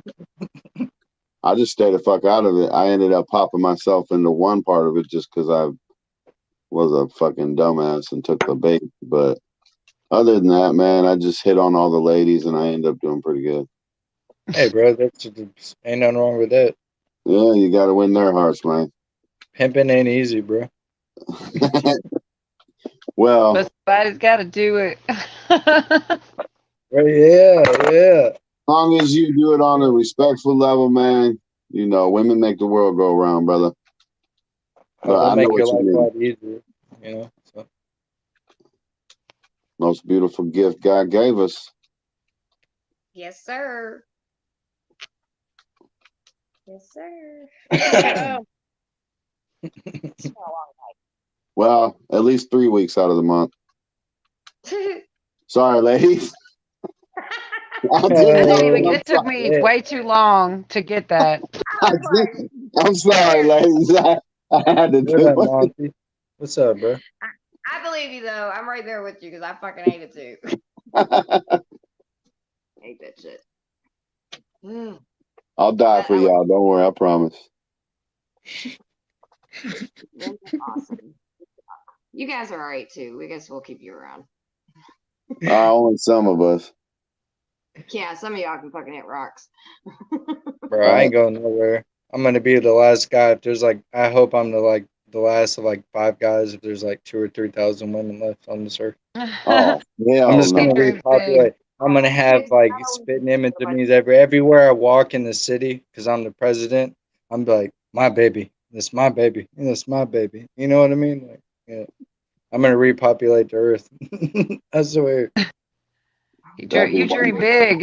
Yeah, that'd be one bad gene pool, man. Hey, bro, we all gotta have more babies. Everyone's saying we're overpopulated. Nah, birth rate's declining amongst all races. We gotta repopulate. Get out there and get yours. Have a family. got Let's 10 do this. Let's take this back. You I know got what I'm 10 saying? kids. What's that, Summer? You kind of Oh, I What? said I have 10 babies and 3 grandbabies. How many you got? Me? Anybody? Shit. He said we I need to got populate. none. I got That part. absolutely zero. you got I 10 got babies? one daughter and one grandkid. Yeah, I got 10 children and 2 grandbabies and 1 on the way. So I've done my part. Yeah, I got I'm none, jealous but of I'm that, looking. man. I did my part. Shit. My youngest one's 13. I'd be like, yay, get out, all of you. Yeah, I got a Man. boy. I got 2 babies. 2. Yeah, Kids are awesome most of the time. for the most part, yeah. They're worth dying for too. Yes, they are. See, yeah. 5 are older and 5 are younger. So yeah, 5 girls, 5 boys. And no Man. So twins. y'all are all older than me, right? Yeah, I'll be 43 and Yeah, like my I don't balls even know are how there. old you are, and I'm just like, yeah, I'm old. The people in my age group that I have to, deal with to try to have a family with, man, that shit's fucking slim. And it's hard. And these Yeah. modern women are just fucking just basic and just they ain't worth shit. They ain't shit. You know what I'm saying? So it's like That's I don't, why you got to take their parents out on the date with you, dude. You got to see how they were raised. well, Like, real talk. bro, I know how they're raised. All I gotta do is talk to them. See, just know what their habits are, just get to know them, give them, How old 30 are minute you? conversation. I'm 30. Dang, balls barely just dropped, homie. What? Shit, I'm just my playing. balls, hey, Look at my Tom. balls He wants- been, hey, I've he been wants balls Bucks to deep come since I back, jumped yeah. off the porch. I don't know what you talking about, homie. Big Chop got 5. All right, we got somebody with some babies in their house. Sorry, my bad. Tom, you came back at the wrong time, sir. I must have, man. We were being Came back at respectful. I balls promise. deep and balls dropping and Nah, shit, you're only 10 years younger than me, man. Me So too. it's all downhill from here. right? No shit. No, it ain't. I don't know. I'm pretty happy right now. I'm probably happier than I was any time in my 30s or 20s. I'm not even 40 yet, but I'm about to be in March. I love being 40, man. I Damn, chat's Yeah. blowing up though. 55 damn comments in chat. absolutely Look I at love you, being Tom. Look at you, Tom. What's that? Damn. Look at your chat blowing up. I can't see how many comments. I mean, I see it happening, but man, What's up, big chat? I am Miss so Skinny. amateur. Bro, shout out the chat. Talk to the chat. Hello, chat. No, brother. Damn. I missed something, obviously. Man. You're the shit, Tom. That's why we love you. You're yeah. Start smacking Do these you have, rippers, Tom? Tom. I'm sorry, ma'am. How many kids do you have? That's what conversation you missed. Oh, okay. I got one living. He's 47 now, and a almost 19-year-old grandson. So Yeah. That's what I got. I got one child and one grandchild. That's it. I'm done with the kids. I've got 10 babies, 2 grandbabies, and 1 grandbaby on the way. Oh, wow. Awesome. Yes. Big family. That's wild. See, I That's had that mine when I was Elon Musk. 17, That's that and Elon Musk. Yeah. I had mine so young that I just didn't want to. I just always felt like I was playing catch up, and I just wanted her life to be good. And now, yeah, I wish I had 10 kids, to be honest with you. I love kids. I'll be honest with you. I did not want any kids, and I did not want to get married. And I am married, and I have 10 children. So No, I found out what was causing kids and quit. I thought that was, and then one day I was like, oh, okay, I need to get like my tubes tied. And then that doesn't work because I still get pregnant. So yeah, it just sucks. Whoa. Not sucks, not like that. I don't mean it that way. No, I was expressing surprise that having your tubes tied didn't work. I thought that was a solid, permanent. That shit does not know. That is not. I had No, one that tube. just means Tom. Tom was just too damn fertile. Tom just had to. Yeah. My I mom had had her two. tubes tied when I was born, but they checked her after I was born and couldn't explain how I was here, so she calls me a miracle baby. I'll take that. Tom has them swimmers. Tom just has them swimmers. He just, There are. He did it. They were Michael Phelps. He has the Michael Phelps. They say that you can to get your tubes tied, and actually, it ain't even getting your tubes tied. They put a clamp on it. But yes, women still can get pregnant. Trust me, Okay. I had 2 ectopics and lost one of my ovaries and all that. And they said, oh, you won't have no more kids. Well, crap. I had 3 more kids, and I've been pregnant 5 more times after the 3 kids were born. So, Amazing. yeah, you walk past me and be like, and I'm pregnant. So it's ridiculous. I'm just done with it. I'm like, I don't want kids, but it's a blessing. God's, kids are blessings. Absolutely. So what's the age range of your kids? Okay, so 27 all the way down to 13. All right. 5 girls, 5 boys, 2 grandbabies, and our first grandson on the way. Cool. So yeah. When's he it's coming? I got so many questions. 4 more months. 4 More months. months. They no So twins. April. Yeah, about April. Yeah, about April. Alright. I get, I'll be honest with you, I get like ages and names and all that shit mixed up. Like, I'm just at this point, I'm just like, hey, you know who I'm talking to? All of you come here. You're one of them moms, you're like saying on the list of the names, you're just like, Adrian, I was just saying them all down the list. I'll get somebody. My grandmother would finish it up with, or whoever you are. That's right. Whoever you are, get over here right now. But you didn't even want me. I do now because I couldn't figure out what the was. Oh, that's great. Yeah. There are only 4 of them. 4 of them only live at home now. Everybody else is older and out on their own. You know what I mean? So it's pretty cool. Like we're on our last like little gang of kids, and then they'll be going to high school. Well, all of them are in high school now. For one, so it's pretty easy now.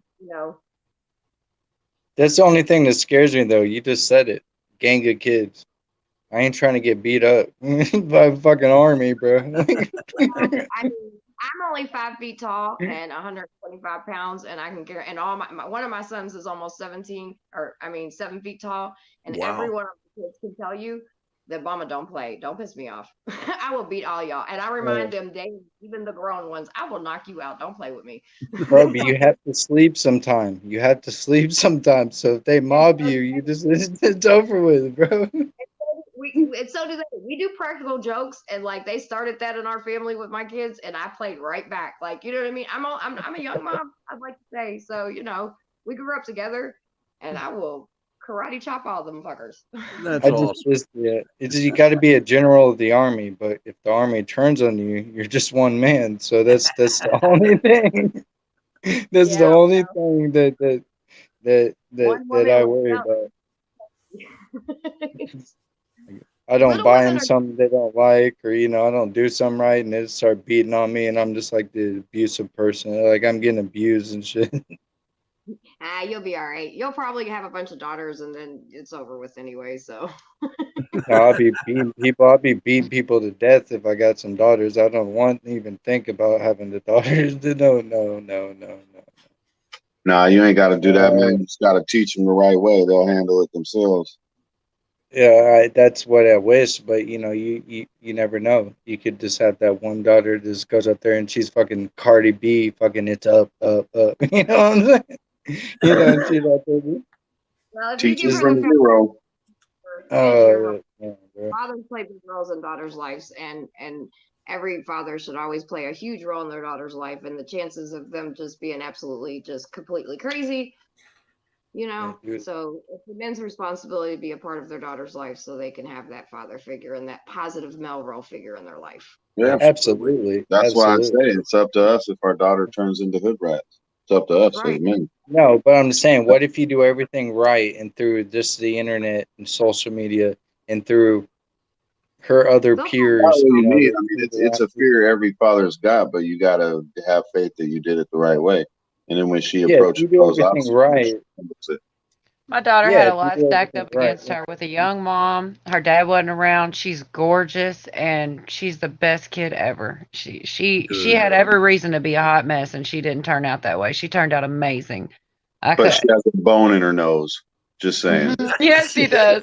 I hate that too. That I swear to God, I hate that so bad. But I think then about it and I got the belly ring. Like, what, 20 some years ago. That's what was cool was belly rings. Well, now it's nose rings. Like it's always something. At least it's not a teardrop on her eye. You know what I'm saying? It goes away. It can be taken right out. So I Yeah. ain't And she'll I get think tired of it sooner or later. I think hopefully sooner.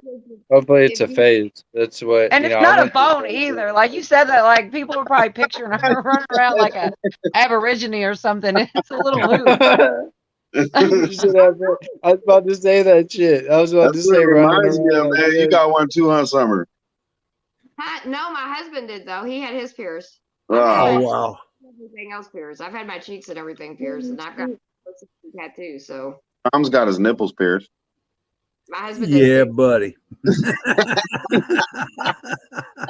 I try. Hey, you guys. Okay. Hey, Ghetto. I'll play on that because this is a true story. I actually tried to pierce my own nipple, and I got like 3/4 of the way through, and I was like, "Fuck that shit." Oh, Hell no doubt. no. I've had mine pierced. You are a brave fool to do that yourself, and I don't mean fool in a bad way, but like a funny way. I Like that. do. I get it. I get it. No, Ooh. but they listen. I went through a phase where I was like, I listen.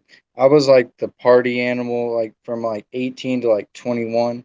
I was like the person that was like the party animal. Like I had a group of people, me and my friends. We just go and like crash parties and just fight and beat people up and just like start shit. We were just assholes, just like the whole party animal fucking aspect, the bullshit. You know what I mean?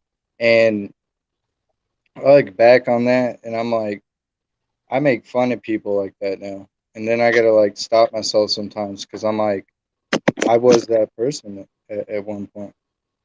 You know what I But mean? you Like I was grew. a fucking asshole, like jock. You know what I mean? Like, Well, everybody goes through phases. You know yeah, what I mean? You seem like you're all Oh, right yeah. now. Absolutely. It I was happens.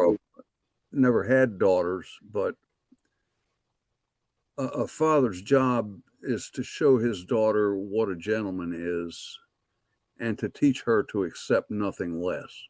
That's right. I think that's what that's all about. Amen, sir. I agree on And that. the biggest part is to, at least in my eyes as a dad, you got to show them through actions. Though you got to show them on how you treat your wife, By their example. mother. Yeah, me Exactly. and my husband are very big on like like some of my friends as couples is like they're married and stuff, and they won't like kiss them for their kids. They won't like play around and be silly in front of their kids. They're like, oh, I just feel like that's inappropriate. So where me and my husband, I'm all about showing me and my husband playing around and being silly and kissing and slapping each other on the butt, and you know what I mean. Like I want them to see love because I didn't grow up with that. I didn't see that. I seen my mom getting the heck beat out of her and all this other stuff. So I'm very keen on my children, and listen, I know a lot of women that my mom raised us single mom, until my dad stepped in or whatever. But and a lot of women out there do an amazing job. But Oh, I yeah. do think that it does benefit a young lady to have that positive male figure. I mean, and I only know that now because I see how my father or my husband is with my daughters, and I know how my relationship and me changed with my daddy. You know what I mean? Like, so yeah, I think that's important, and I love that my kids know it's okay to love. You know what I mean? It's okay to Yeah. love the person you're with. Like, I want you to be silly and goofy, and we cuddle and watch movies, and and the kids come and lay in bed with us. We got a big California king bed, and and I want them to see that, because then I hope that that's what they look for. You know what I mean? Or find happiness in, is just somebody that makes them happy. Well, that's where it comes from. Yeah. I wanted to tell Camel Car, thank you. Gonna give me a big head. And no, I don't. I have never wore makeup on stream, but one time. I just don't wear makeup in real life, so I feel like it would be fake to put a bunch of makeup on to come on the internet. So no, I don't have makeup on, and thank you. And Independent Manny too. Thank you so much. Y'all gonna give me a big head. Oh, you're gorgeous. When you came out, that's why I was like, hey, beautiful. You're I great. didn't put Oh, thank you. I didn't Yeah, put my makeup on tonight. That's why I'm not on video. Just saying. I thought Yeah, so. normally I don't leave my camera on. Actually, now I'm getting self-conscious. I only did because there's like 12 people over here or something. There was less people. I'm like, you know what? And everybody had theirs on. Sure. Hey, man, I'm fully made up. You think I wake up this pretty? So, but in your day, Tom, were you a associate or were you a greaser? Who? Tom. Well, he's the only one old enough to be in those gangs. I was like, I don't know. In high school, I was a kind of a greaser. Yeah. But as soon as I got out of high school and left West Virginia, I turned into a hippie in about 2 minutes. So, You go to Woodstock? no. No. Damn. I was only 16 years old when Woodstock happened. Hey, bro, there's plenty of underage people there. You could have been there. What are you talking about? Well, yeah, but hey, Grandma, can I go all the way to New York with no supervision? And they're playing this music up there, Yeah, that would have worked. My grandma would have told me, "You better shut up or go get the Switch." You know what I'm saying? Oh, yeah. Oh, yeah. You don't talk back to grandmothers. Only once. She washed my mouth out with lard before and fucking like butter and all types of shit. Yeah, she fucking gave me the treatment. Hey, Cindy. Mine would take a fly swatter and give you 2 or 3 not hard swats across your back and then hug you. Nothing worse than that. But did she ever sit like in a chair, like your favorite chair, and you walk by and say something, and she'd just be sitting in a chair and just nonchalantly just knock the shit out you? No. Yeah. Nothing like. I tell you what really hurt. Now, and this was a total psyop with her. She would go from one end of this house to the other, because this is the house I grew up in, and pray, "Dear Lord, deliver me from these sinful boys." Well, man, that just takes all the steam out of you, But that's a good memory too. Hey, We man. didn't want to hurt that woman's feelings. We didn't want to hurt her. Bro, I raised so much hell with my grandparents, and I grew I grew up in North Georgia, right in Appalachian Mountains. And you can't say Appalachian. It's not the Appalachia. Appalachian, motherfucker. If you say it wrong, then we know you're not from here. You know what I'm If you saying? say Appalachia, I'll throw an apple at you. Yeah, That's how you yeah. remember how to pronounce it. How do you pronounce it? How do you pronounce it? Me? Yep. Appalachia. Yeah. Damn right. All right. Yeah. So like it basically like in like and then I grew up in Middle Tennessee, in the little town in Tennessee, and I'd go there and they live on like an old. They bought an old farm that had like 400 acres, nothing but woods, like foothills, basically that are there it was used to be a slave plantation, and like What kind of plantation? a slave plantation. It was Oh, a okay. plantation. There were slaves at one time, and then so like nobody wanted to get the house. They were like some people were talking about turning it into like a museum, or not a museum, but like a just like the government, the city buying it, or some bullshit. But they bought it for a cheap price, and um there where we used to there used to be like all these different caves and shit that were up this like hill along the creek, because they had two creeks. They used to, there was called Coon Creek, and I can't remember the other creek's name, but yeah, that sounds racist as fuck. No, it doesn't. No, but think about it. There used to be a plantation, and then it's called Coon Creek. It sounds bad, I but guarantee they hunted raccoons on that creek in that valley. I there promise. are. But I know, but this the way people look at shit. Sure. Nowadays it is fucking. You can't even be honest without somebody having. You know what I mean? Without somebody taking some out of fucking context. Yep. Right. So, anyways, we used to go up and go into these caves, and there was I found chains and shit like from like the late like 1860s. Like a guy came out, it was like 1860s to like 1890s. I found fucking chains. I found cuffs, like things, or like where I don't Shackles. know if they went to the caves, and like from where they were freed, or where they were the slaves were, like I don't fucking know. And I found I was like 13, 14, and I was like exploring underneath their house because there were snakes underneath there, and I wasn't scared, and because they were king snakes, they weren't anything poisonous. And I was going underneath there because they actually crawled through the crawl space, not crawl, like underneath of the house, and they came up through vents and shit. And I was underneath there, and I found a chamber where like they were keeping people, I guess. Mhm. And it was underneath their bedroom, my grandparents' bedroom, and they didn't know it existed. And there was a secret door in their fucking closet. Sounds like Underground Railroad kind of stuff. Yeah, that's what I was Yeah, thinking no, too. no, it was fucking, Yeah. it's insane, and I Or it's a know that's possibility. just random. I went on a rant, I'm sorry, but that it's crazy, like this the history. That's what I like about it. I found hundreds of arrowheads on their property. Hundreds. Oh, wow. Wow. I mean, you could go and just look for 10 minutes and find an arrowhead. Everybody Wow, in the family could find them. You just look.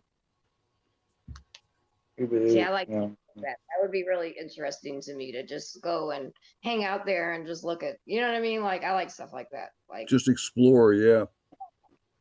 Bro, I've always thought there was ghosts in the house and spirits and shit. probably, I'm sure. I mean, from just what you're talking about, and first thing I thought, the same thing Tom thought. I was thinking Underground Railroad. And if you probably did like a history check and stuff on the property and the land and just the house and everything, who knows the history behind that, right? Yeah. I think stuff like that is really, really I interesting. can't find anything. So so it wasn't like somebody that was big or important. You know what I mean? That's Well, all I I can mean, but think of. could have been somebody that was big and important, because if you think of if it was attached to anything with the Underground Railroad, I mean, ain't no telling what they could have done to destroy The any kind nearest of railroad, the nearest railroad track though around there is like probably like 100 miles.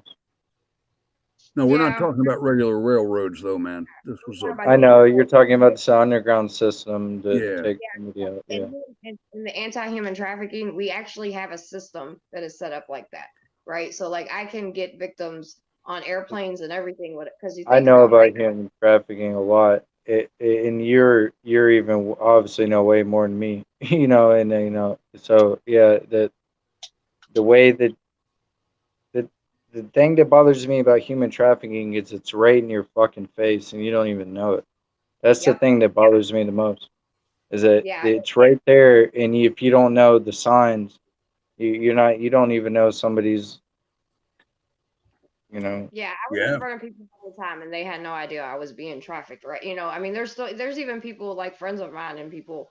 I mean, some family knew, but there were some people around me, and they were like, "I didn't even know you were going through any of that." You know what I mean? But like again, just the way the whole system is built, and you don't need chains and things like that. But where I was saying was sometimes in those situations you have to move victims and they don't have ID, they don't have birth certificates, they don't have nothing to identify who they are, right? They might have the clothes on their back, and we can get them on airplane, we can get them moved around on airplanes and everything because of things that we've worked with the different systems, I guess you could say, to be able to do that, to be able to kind of move people and hide people with in plain sight without like putting them in danger, but also get them where we need to get them to. So that whole, Right. so what I'm saying is that if that house was right now, we Oh, think yeah. if it was connected to something with the Underground Railroad, I mean, there's a There you go. possibility that could make the papers of that disappear. For sure. Oh yeah. They didn't want it known. Right. Yeah. Yeah. So, it could have been somebody very important that was attached to all of it and they just made it go away. Yep. Very They true. do that Very true. all It the could have been time. very wealthy people.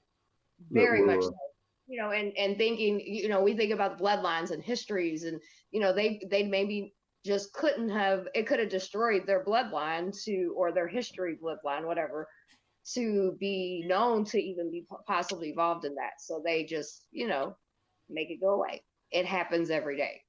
I see it every single day. I'm in situations where I see where people make things go away.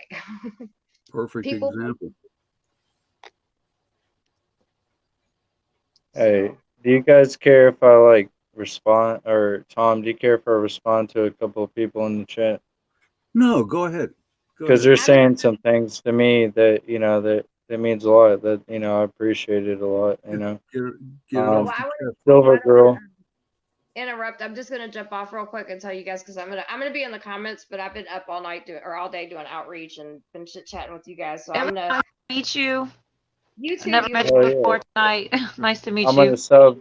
I'm gonna sub to Yeah, you. So yeah. most definitely. I actually met Ghetto, and then he kind of brought me and introduced me to everybody, and I'm just really digging everybody's vibe around here. So I just been coming back. Well, Oh, thank yeah. you. You've honored me by being here, honestly. Oh, thank you, sweetie. So Well, please I'll feel see you on free. the comments. Ghetto, I'll see you soon. Go ahead, 1A. I got to go get some cigarette papers. All right. No, I was gonna say to Silver Girl. I saw what you said earlier about like I give you hope about the newer generations. I appreciate that comment. But you said um where's it at? Said there's no other way to say it. 1A, 2A, Warrior, Middle Tennessee. I grew up in Nashway before you were even thought of. LOL on 71. Nephew lives in Murfreesboro. Yeah, I know. Like, I did work on some houses in like Brentwood, the expensive ass areas up there in Nashville. I know a lot about Nashville. Like close to Nashville, like Antioch.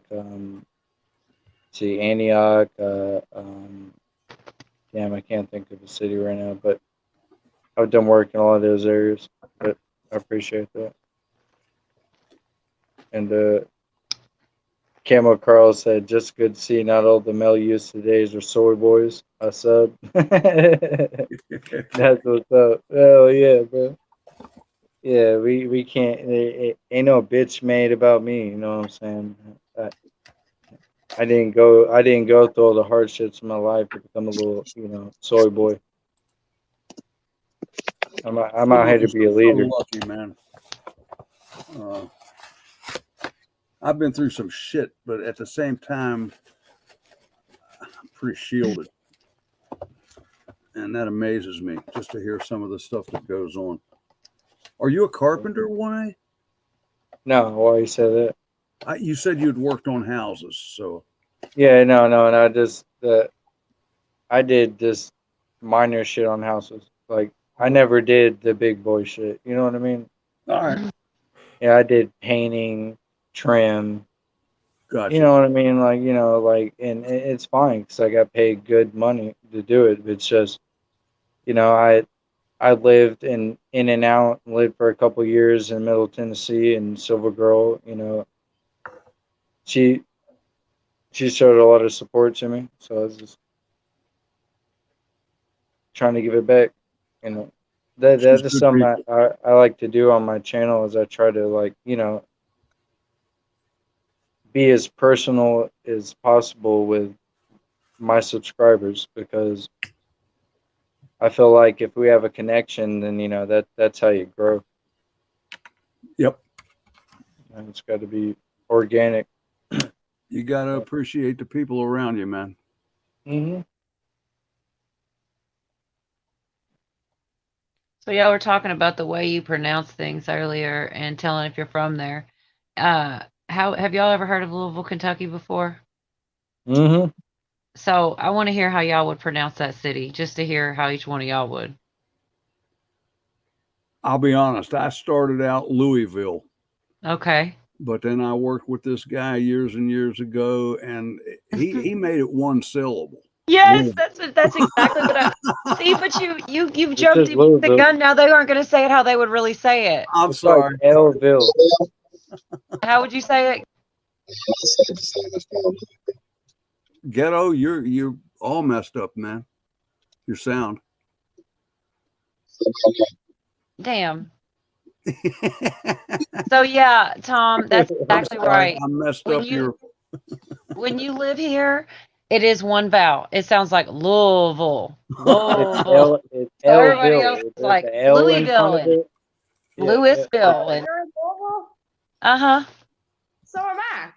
No way. That's Well, way. there What we the go. fuck? That's That's pretty weird as cool. fuck. Hey, look, we might be sisters. Somebody in the chat said we looked alike. I seen. We might just be related. We might be. Look, when you said Louisville, I was like, oh shit! I hit the link real quick because I was like, because everybody always chops Louisville up, right? So I was Oh like, no, I'm here. that's so cool! Yay! Yeah, I told you I've never even met you before. So how do you? Well, obviously you probably say Louisville too. Louisville, yeah. Yeah, it's like one vowel. But if anybody's not from here, it's like Louisville, Louisville, But we're like Louisville. I'm like, just say the bill. How about that? Just say the bill. Right. That is so funny. I'm always bitching because everybody online's like states and a million miles away. Here's finally somebody right where I'm at. That's crazy. Because everywhere in Louisville is 15 minutes from each other. No matter where you're at, you can get there in 15 minutes. Yes, you My can. wife is on her way upstairs, and she went to college in Kentucky, and she said, "Yeah, Louisville." So, I swear, because people will be like, Louisville? And I'm like, no, baby, it's Louisville. They're like, no, Louisville. And that's how I'm you like, know. 'Cause- yes. Yeah. And I'm he on the said throw an apple at you and all that. And I was thinking of Louisville. I was thinking, man, that's how I can tell. Yep. that's Yeah. funny. I'm on the streets every day in Louisville. I do all kinds of stuff down here. Do they still make crazy. baseball bats down there? Yep. Yeah. Do they? Let's go. Yes. The good old Louisville Slugger. You know Yep. what I'm saying? Yeah. Still got the Kentucky Derby, but I don't know if anybody goes anymore. I mean, nobody from Louisville does. We all party on the, do our own stuff. Right. I'm doing outreach that whole day, so I'm over there by where all the National Guards and everybody is, passing out the human trafficking hotline. That's what I do on Derby. But yeah, That's great. Great though. yeah, that's really cool. Well, when you said Louisville, I was like, wait a minute, hold on, because you said it right. So I was like, Did I say it wrong? Did I say it wrong? I tried really hard not to say it like really obviously though, because I tried to say it real fast too, because I didn't want to like give a hint away. I wanted to hear how they would say it. Well, now that I'm listening to you talk, of course you're from here. You definitely sound like you're from here. So Yeah, really I mean, cool. no problem. I am. So yeah, Ghetto tells me said I got hood in me. I'm like, I would not really ever heard anybody ever say that to me, but I guess I know what it means. Oh shit. Louisville is Yeah. good. It's because of where I live, right? Louisville's rough. Louisville ain't no joke. I mean, right now in the country, we are the third highest body count per capita in the United States. Louisville, Kentucky is. Right. Yeah, that's Yeah, it's bullshit. going. It's popping off these last couple years too. They're going up, up, up. It's kind of getting crazy. You It's- talking and murders? Yes. I'm in, Yeah. yeah, Yeah. and per capita in the United States of America, Louisville, Kentucky is Mhm. number 3 in the United States. It's Who would have insane. thought it? You want to know why? It has a lot to do with fucking hip hop music and the gang culture. Well, yes, and I mean, there's a lot of reasons for as far as Louisville, why Louisville has the issues that it has. But yes, I will say that does play a key in Yeah, some we of got this. some But rough yeah, areas listen, and that's everything, but it ain't all like that. But you know it. You know which areas are which around here. You know what's up where you're at. Sound all right, Tom? I'm in them every day. So Yeah, I don't I'm want to ask anything specific because I know we're online and everything. But man, that's crazy. That never happens. yeah, down in well, I mean, I don't say where I live, but like where I'm always at because of where I do my work and everything, Portland and Weston. Right. Yeah. Okay. That's Yeah. where a lot of the murders are at. That's where a lot of that crime's at. I'm in the shit every day. Like I'm in the thick of it every single day. I mean, and you that's guys what makes listen. Yeah, I don't live there anymore, but I used to live near like Taylor Boulevard. I don't know if you know about it. Like that area is not real. Yeah. So I don't live out that way no more, but I used to live in some area, some of the places where people were getting shot. Some crime areas. the South End is hot right now. There's tons of I mean, it's real hot over there right now, and it didn't used to be like that, but right now, Mm-mm. The last couple years Y'all has hear me now? really. Yes. Yeah. All right. Sorry, ladies. Oh, you're good. You want to try to take a stab at that word? No, I didn't mean to interrupt y'all. I What I know was how saying you'll was say it. I can Louisville. hear you say it. You probably pronounce every single syllable and every single vowel. Because that's how you enunciate when you talk. Yes, ma'am. Louisville. See it? I knew it. I knew you would say it like that. Every little vowel. Yeah.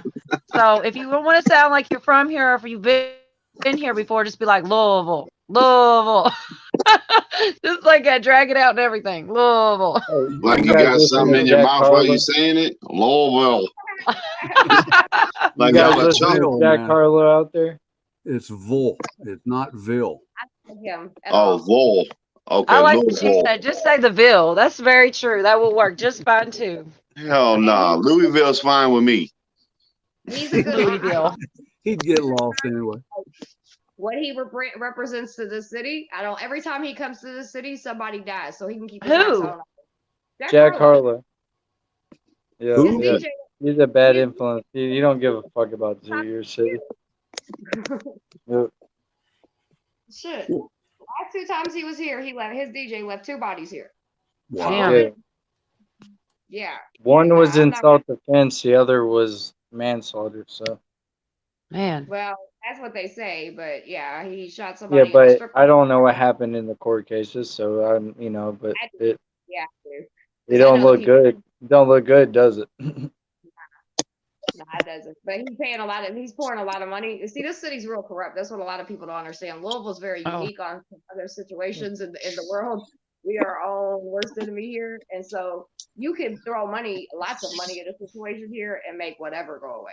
Well, that's You know why it's so Jesse funny. Lee is? Anytime like Kentucky's in a movie or something, they always portray it like country and like really like hick. Like they don't know nothing about Louisville. It's just like anywhere else in Louisville, or Yeah. if not worse. I would honestly say, like, I mean, like all BS aside, like Louisville is probably one of the most corrupt cities in America, and that all the Yeah. way from the Wow. top to the and everything in between. And I'm not joking. It's real. It's sad. It's sad because the citizens and the most vulnerable people is who pay for it, but everybody in the city pays for it. We gotta get some shit together. That's for sure. Yeah. Yeah. Yeah. Yeah, for But I sure. love my city and I will rock with it. And I work in the worst parts of our city and I love every bit of it. I love my community, 502 all day long, and that's just what it is. Right. Yeah, I mean, like I said, I hate the real like nice ends of town. I don't ever really feel comfortable there. Don't feel like home like but it sounds stupid, but I'm serious because it used to be like just rough enough, like just enough to where you're not going to get shot and you feel comfortable and everything. But now it's like you might get shot. I'm surprised you're still out there like that. Like I wouldn't want to be, honestly. I mean, I'm not gonna lie. Like, we'll be like a couple weeks ago, we was doing outreach or whatever. You know what I mean? And like, I mean, you have to understand, like, our outreach. Somebody might come up. They done been shot. They got like a couple weeks ago. I cleaned a dude's gunshot wound out. Still had shell casings in it because U of L messed it up. Didn't clean it out properly. And while I'm doing that, you know what I mean? Like literally a block over, just spraying. You know what I mean? And it's hard, but at the same time, like, I can't turn my back on the community that has no choice but to be on them streets. So I feel like God's got me and got a head of protection around me. So I don't operate in fear. And I mean, I'm strapped too. So, it is what it is. Right. It's my community. I can't run from it. Some of us run to the fire and some of us work behind the Run scenes. away. Yep. Fire. I can remember like 10 or so years ago walking around in the Taylor Boulevard neighborhoods, just 3 or 4 people passing a blunt back and forth, walking on the streets. Like, you could not pay me to do that.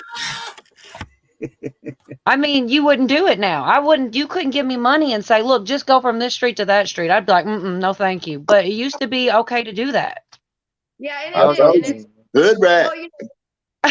Whatever.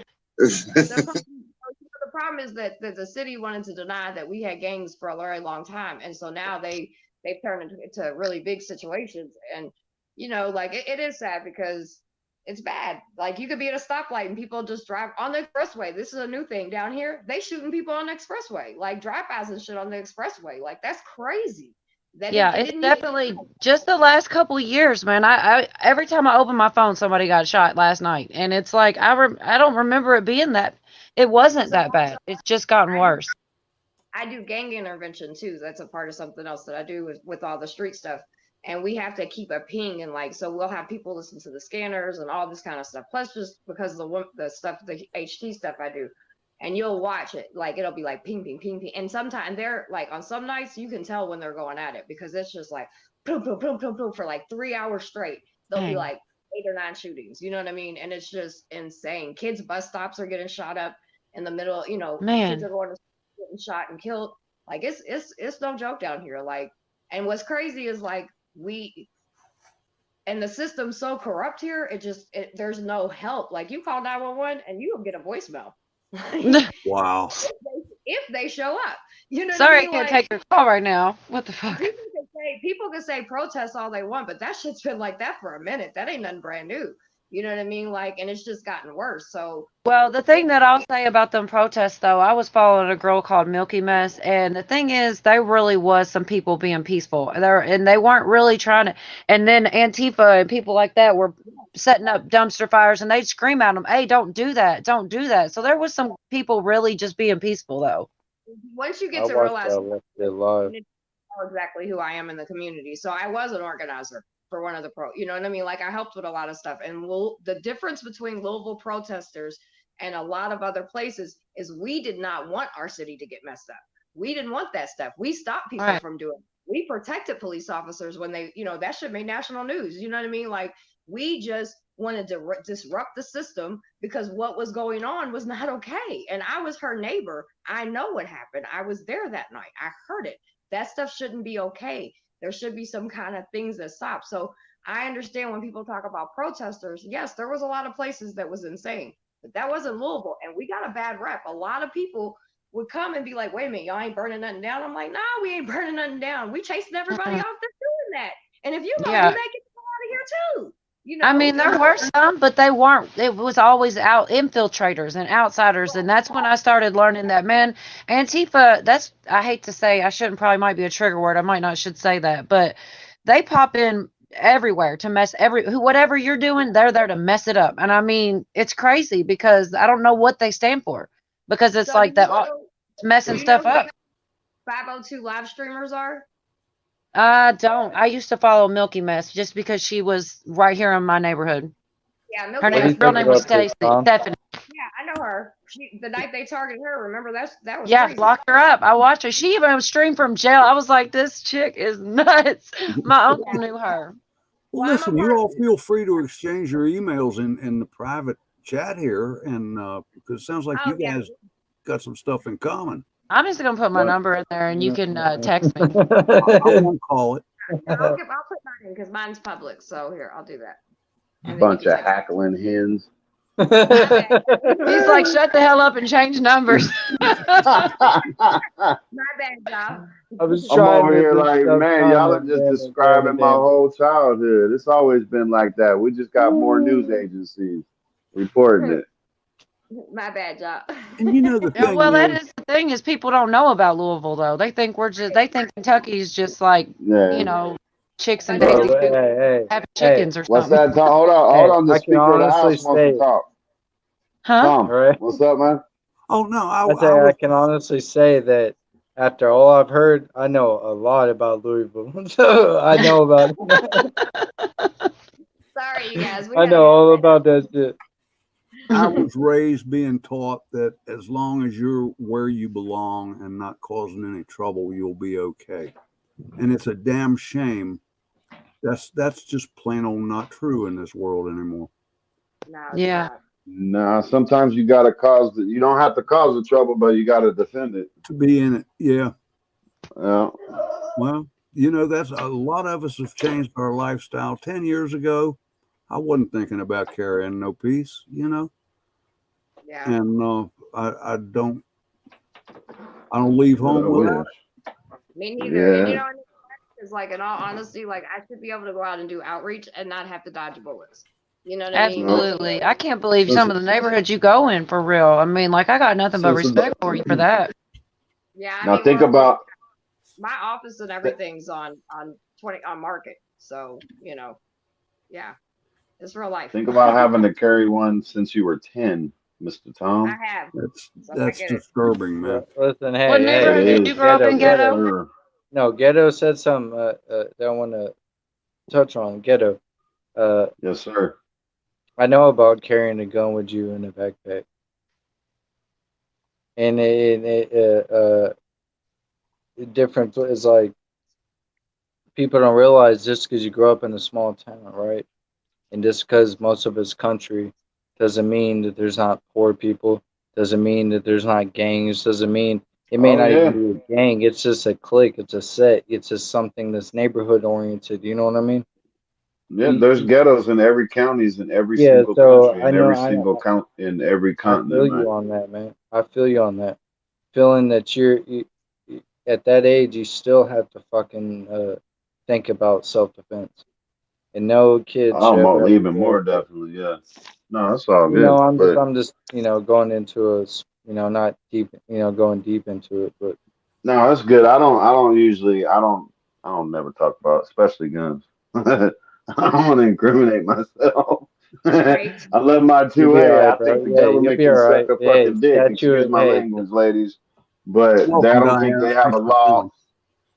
coming. I don't think they have a law. They shouldn't have a law or permission or anything. Once that Declaration of Independence was signed, the 2A is mine. Don't say right. nothing about it. It was already signed. It's imprinted on my heart. I'm good. I don't need permission to carry anything. I don't give a fuck how many felonies I got or I don't got. It ain't none of your fucking business. Statute of limitations on certain shit that, can't be worrying about that. You know what I mean? Yeah, I'm just not one to, I'm not a public speaker when it comes to stuff like that. No, I'm If not it's either, gonna help, but if it's gonna help somebody, look, I'm like Summer over there. If it's gonna help somebody, then I'm gonna talk about it. But if I talk about other stuff, it just ends up making it sound like I glorify it, and that's no, definitely it's not war what I'm about. stories, bro. You know what I'm saying? Yeah, like if you get people together who've been through the same shit, and from what you're talking about, I feel like I've been through similar shit. Yeah. It's war stories. It That's a sounds like song right there. me and you might be just sharing our stories, right? And like connecting on a certain level, or just like getting what we both relate on out there. But to other people, like you said, it could be we're glorifying it and making it sound like it's cool. Yeah, no, I got you, man. I definitely got So you. yeah. Reality, as an adult, reality is what you make of it. Can't let nobody control our destiny. Not, When you're a kid, you especially don't not have once we get. Yeah, Thank exactly. you for I coming, don't, Diana. I'm I don't sorry. know about you guys, but I came to Tom's and I got 2 girls' phone numbers. Shoot, I'm doing Oh, good hey, tonight. man. I'm doing real Good for good. you. Hey, we're both in the same area code. Oh yeah, y'all are the 502, huh? Yeah, Louisville. You know what my area code is? Well, not now, but 503. Pimping ain't easy, but it is easy. You know what I'm saying? But Uh, So, what neighborhood did you grow up in, Ghetto? from Portland to Pomona. I'll just Man. put it like that. And Portland, as in Portland, Oregon, but from what the news wants to say, the only black area. But believe me, there was more brothers and Mexicans and Asians than anything else in Portland, at least back in the 80s, 90s. All these fucking bastards from California moved look up at that. Damn, bro. from the 18th Street to the 14th Street, Nathaniel Serranos. Fucking MS-13 started rooting up there. Mostly y'all came from California, along with myself. But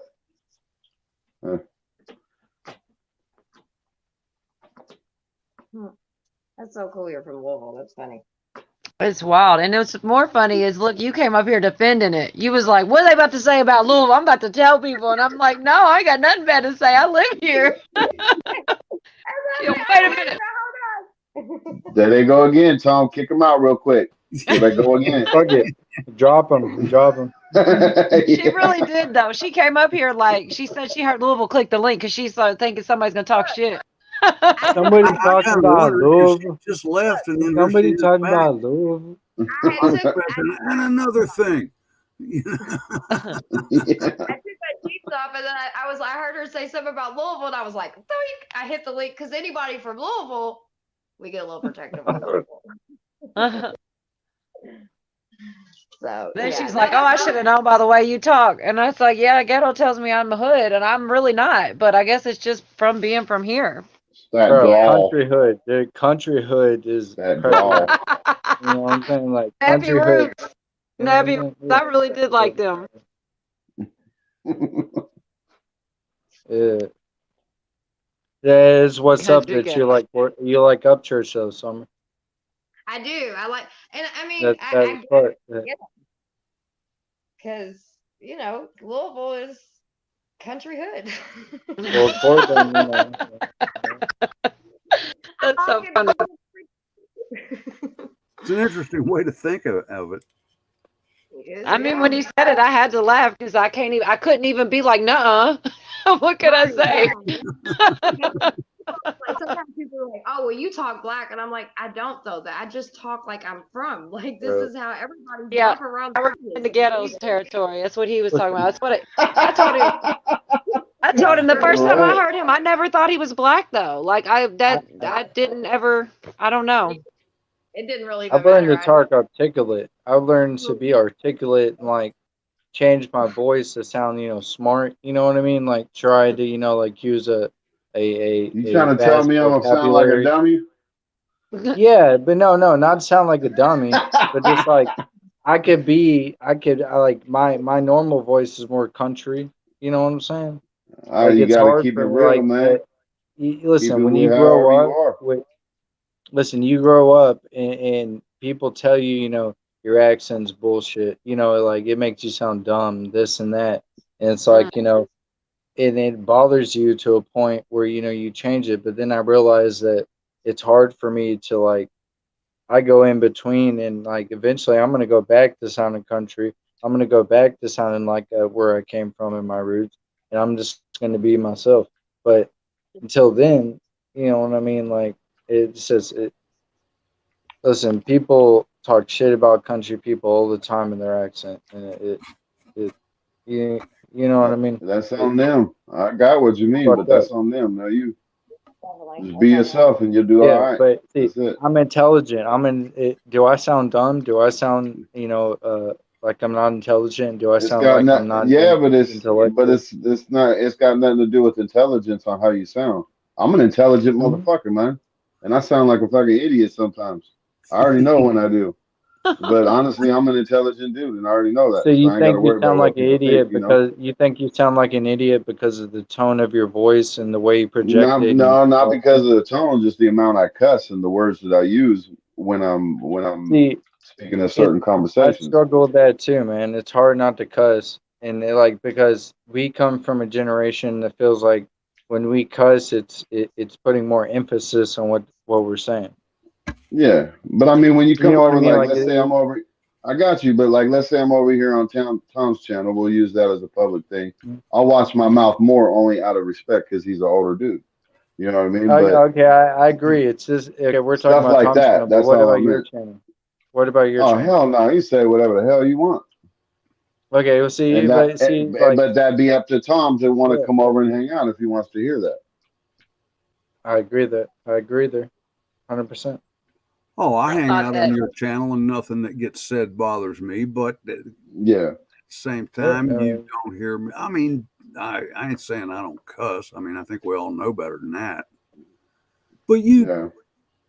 you learn to conduct yourself according to the people you're associating with. You know what I mean? Yes, sir. Yeah. Yes, sir. Most definitely. That's why if you hear me on here or replay or whatever, I don't try to drop those bombs, you know what I mean? Just because you don't cuss that much, or Summer, it's don't only you worry about it. If you ever say anything I've never heard before, I'll ask you what it means, okay?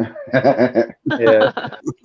Hey, Tom, have I been disrespectful on your stream? No, sir. And I appreciate it. Thank you. Okay.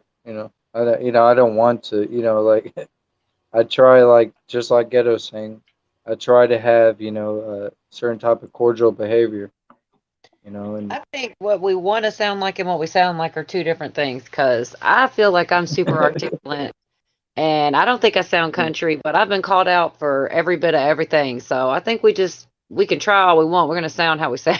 Like you just sound who you sound like. you're damn right. And you Yeah. know, Cole, that completely depends on who's listening to you.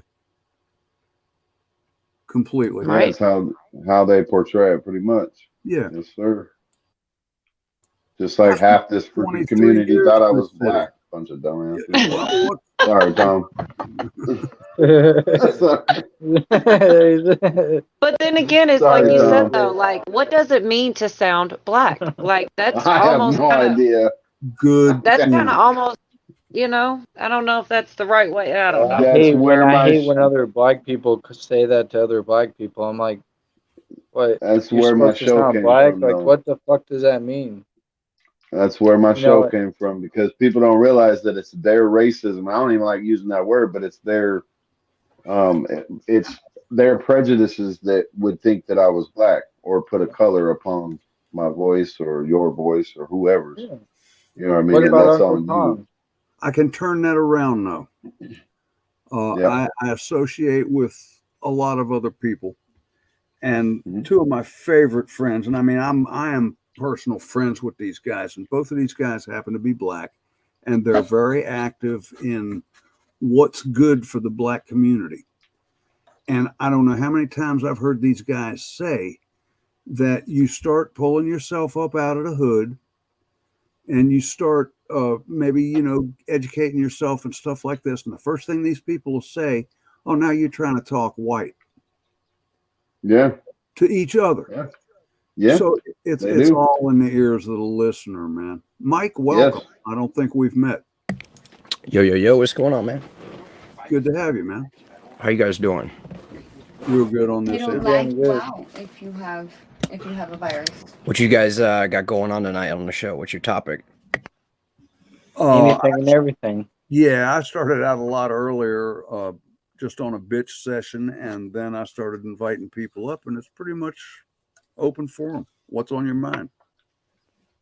I mean, I was scrolling through. I seen you guys on there. I seen the rebel flag, and I wanted to see what you guys thought about the current direction of everything right now. Somebody else want to go? Can you be more specific? on what you're talking about? When you say direction and rebel flag, that's kind of like Yeah, misleading. yeah.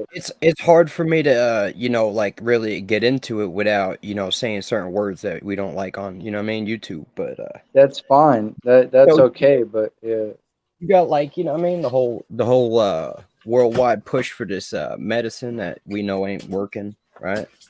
okay. Yeah, we're all like the preacher said about sin. We're against it. Right. So I'm not. I have 12 shots so far. Mhm. Bro, I ain't wore a fucking slave thing on my face. I haven't done anything That's amazing. to by the support way. that movement, and I've been okay. No, I mean, So- I understand all that. I'm just saying that, you know, we gotta really, at the end of the day, if you got eyes to see and ears to hear, you gotta understand that there's something deeper going on under the surface of all this. Absolutely. There's a lot of moves, you know, taking place. You know what I'm saying? Can I have the light? Mike, my total attitude is people are going to do what they're going to do. They're going to do what they feel is best for them. And let me do what I feel is best for me, and we'll get along. I mean, I hear you. So where do you think it's coming from, man? I'm just wondering if you So where do you guys think are it's coming aware of from? the scope. You know, like there's different people have different interpretations of what's happening, and perception is important when it comes Bro, to but things like this, right? You're being very vague, though. Well, You're So not what's trying your to- perception? So I'm trying to see where you guys are at. You know, I don't want to sound crazy. Well, we need to see where you're at. We but need you're to not see gonna where come in you're here at. like a motherfucking fed, homie. You can't come in Oh, like I'm a not- fed we and need then to just see- I'm not no see fed. where I you're came at. here with I came here with my Tell camera him, Ghetto. on. Tell him. You know what I'm saying?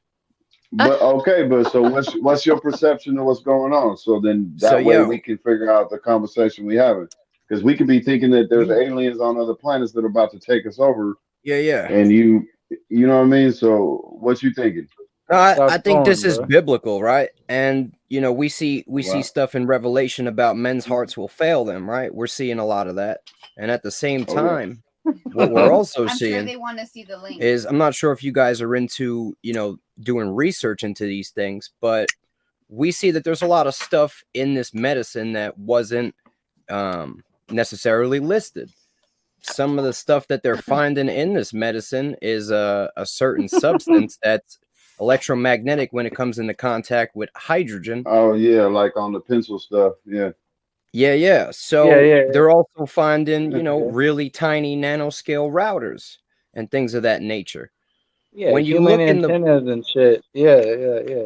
Now, when we look biblically, right, we have to understand what the goal of the devil is, what the goal of the Antichrist is. And at the end of the day, it explains it simply that, you know, he's going to sit on the throne of the Almighty. Where is that throne located? Well, it's located in the temple. And you wonder where the temple is located. Well, that's the human body. So you have to understand the Antichrist to exist wants to come and mimic the Almighty because his goal is to be like the Almighty. So in that sense, he needs a false Holy Spirit. How does he do that? It's pretty simple. Nanotechnology, radio frequencies, and an AI supercomputer. Hook them all up like an AI hive mind. Everyone will start walking around like bees and ants. Yeah. I agree with you on yeah, the but- biblical, for You sure. got a And point. the You statue gotta that they have free put will up. to accept it, though. Sorry, Cole. Right. No, you're good. I was just saying I agree on the biblical, and also, you know, like that statue that they put up is straight from Revelations with the different Oh, animal body Carl. parts and things. It's pretty much straight biblical in my mind. I believe that.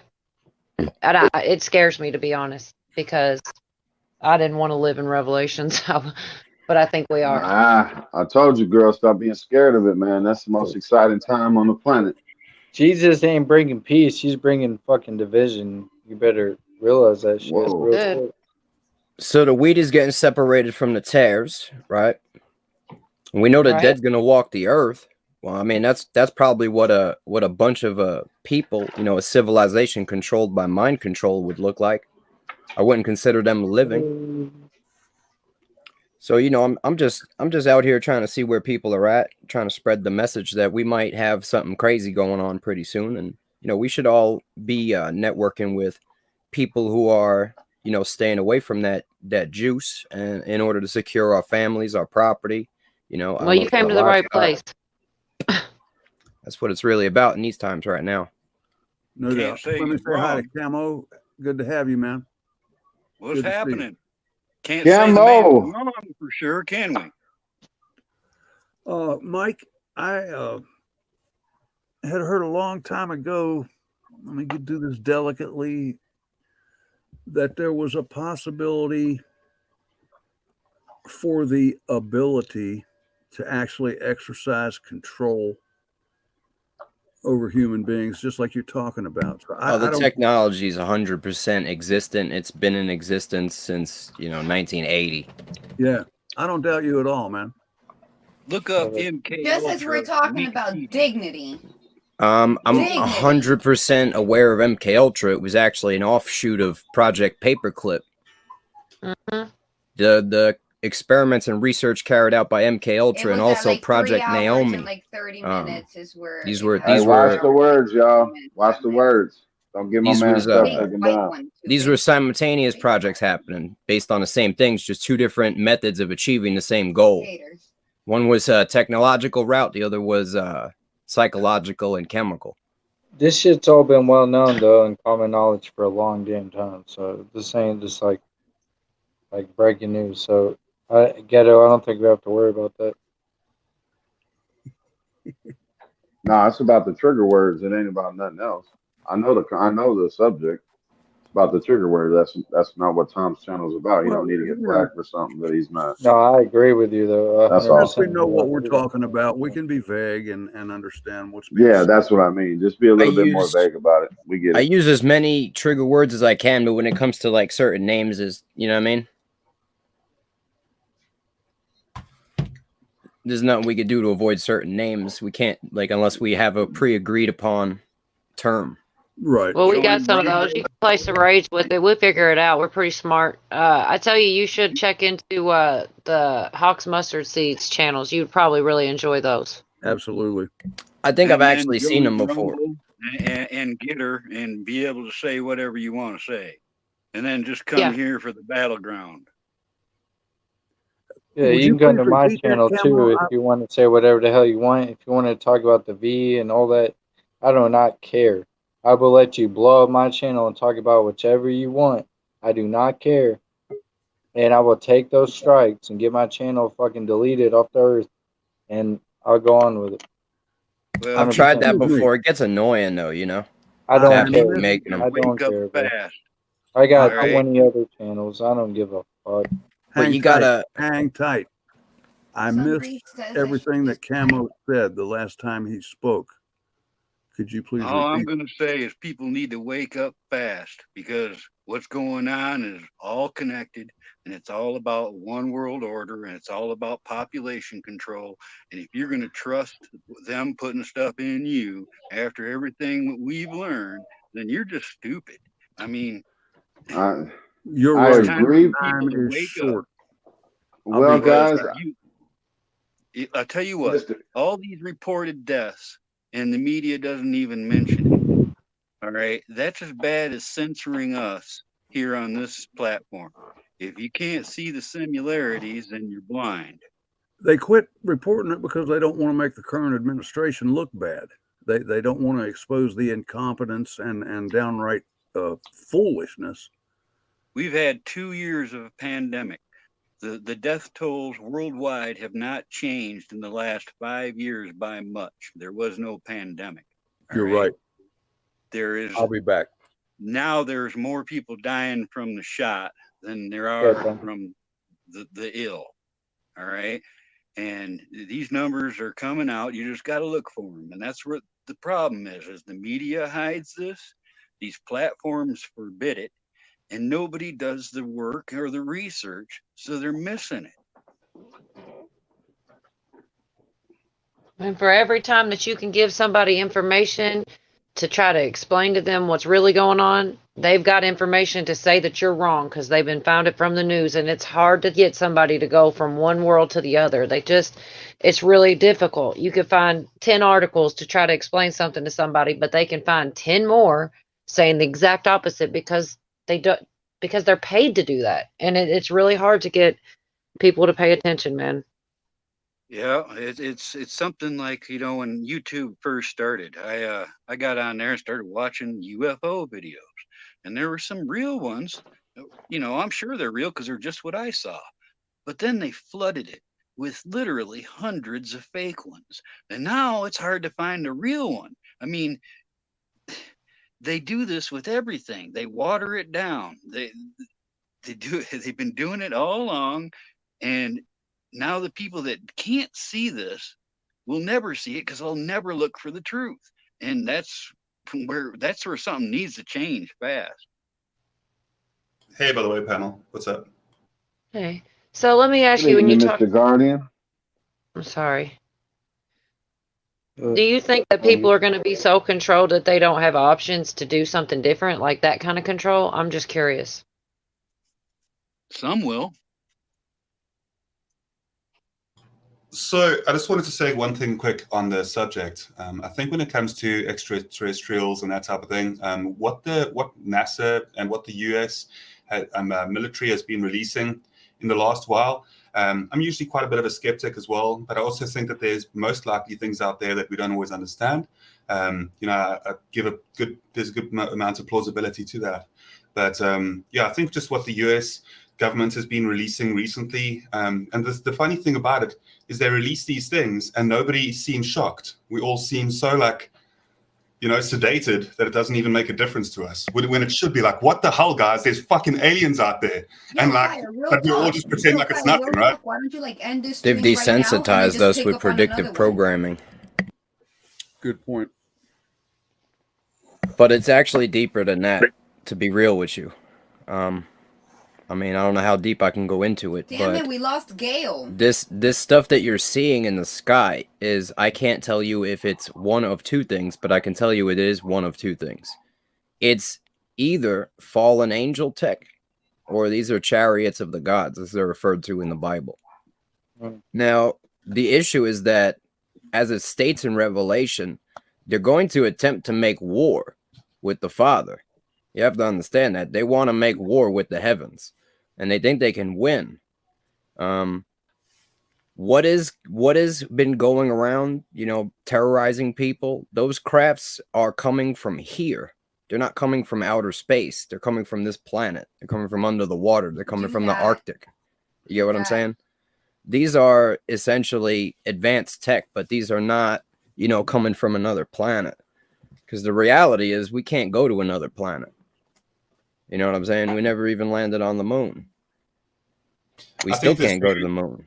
Yeah, I think the zoo hypothesis as well is something that'll be pretty true. I mean, the same thing that we would do if there was another planet, we would understand that interfering within that planet can be absolutely detrimental to the life that's living there. So we would absolutely abstain from having kind of interactions. So we might get glimpses of them, but in truth, they probably realize that if they were to kind of reveal themselves to us and provide us with some of the advanced technology that they currently have, which they have no obligation to, but if they had to do so, I think that they've seen where we go when it does come to us receiving technology and what we kind of do with it. I mean, we have the capability to speak to anybody in the world all the time, and we share cat videos.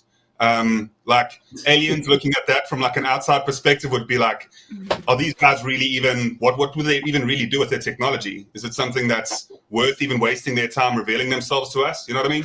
No, bro, there ain't no aliens, man. It's just fallen. Probably turn it into something evil and fuck everything up. We had technology. Look at the pyramids. Look at some of the other stuff on this earth. Ancient Sumerians. The Sumerians were the most advanced people ever. Has anybody here on the panel ever seen anything in the skies? I have not. I mean, I've seen things. I can't confirm what they were, right? I've seen lights in the sky flying around. Yeah, I was just looking up last night, but I don't know, who knows? I was looking up in the sky last night, and I don't know exactly what is abnormal. You know, I mean, shooting stars are supposed to shoot and be done. I saw some movement, but it could have been a plane. But I know I was looking up in the sky just 24 hours ago, thinking to myself, I wonder if that's normal. But I don't know. You know, I'm not. I don't know. Ghetto, I like, understand, Cole. I understand. You guys could completely. look in Ezekiel. It describes these crafts as wheels within a wheel. You know what I'm saying? It's vague, but it kind of does. You know what I'm saying? And they Like, called them think about chariots it. of fire, right? Yeah. What would a light in the sky flying around look like? You know what I mean? well, It'd I'll look like tell you, if fire. you want to guys hear it, I'm going to tell you. That's why I was asking first if anybody else has seen anything, because I've seen the same thing twice. Once in 1977 and once again in 1992. And what I Damn. saw, what Please I saw, elaborate, Carl. well, what I saw was, well, from a distance, it looked just like a round light, and it came out of the clouds, and it stopped, and then it went, and then it zigzagged, and then it stopped, and when it took off, it was so fast my eyes couldn't follow it. It was gone, and it didn't make a single noise. And I'm telling somebody about it when the second time happened. Both times I had witnesses that were with me that seen it, and there's nothing. I'll tell you, I've seen many a jet track across the sky, the fastest of the jets. And there it was way faster than anything we have, because it would turn a man to jelly, the G forces I'm talking about. I don't doubt it. I really Was don't. it orange? It wasn't orange, it was white. It was just a light. It looked like maybe a size of a VW. I've seen a white joint and I've seen an orange joint. I mean, they could have been different things, but you know what I'm saying?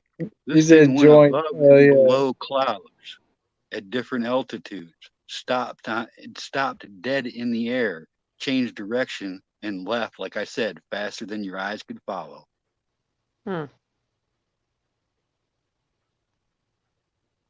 Amazing. I mean, I Amazing. believe this shit's gonna go down. I don't know what kind of crazy shit's going down, but there's gonna be some kind of war in the heavens.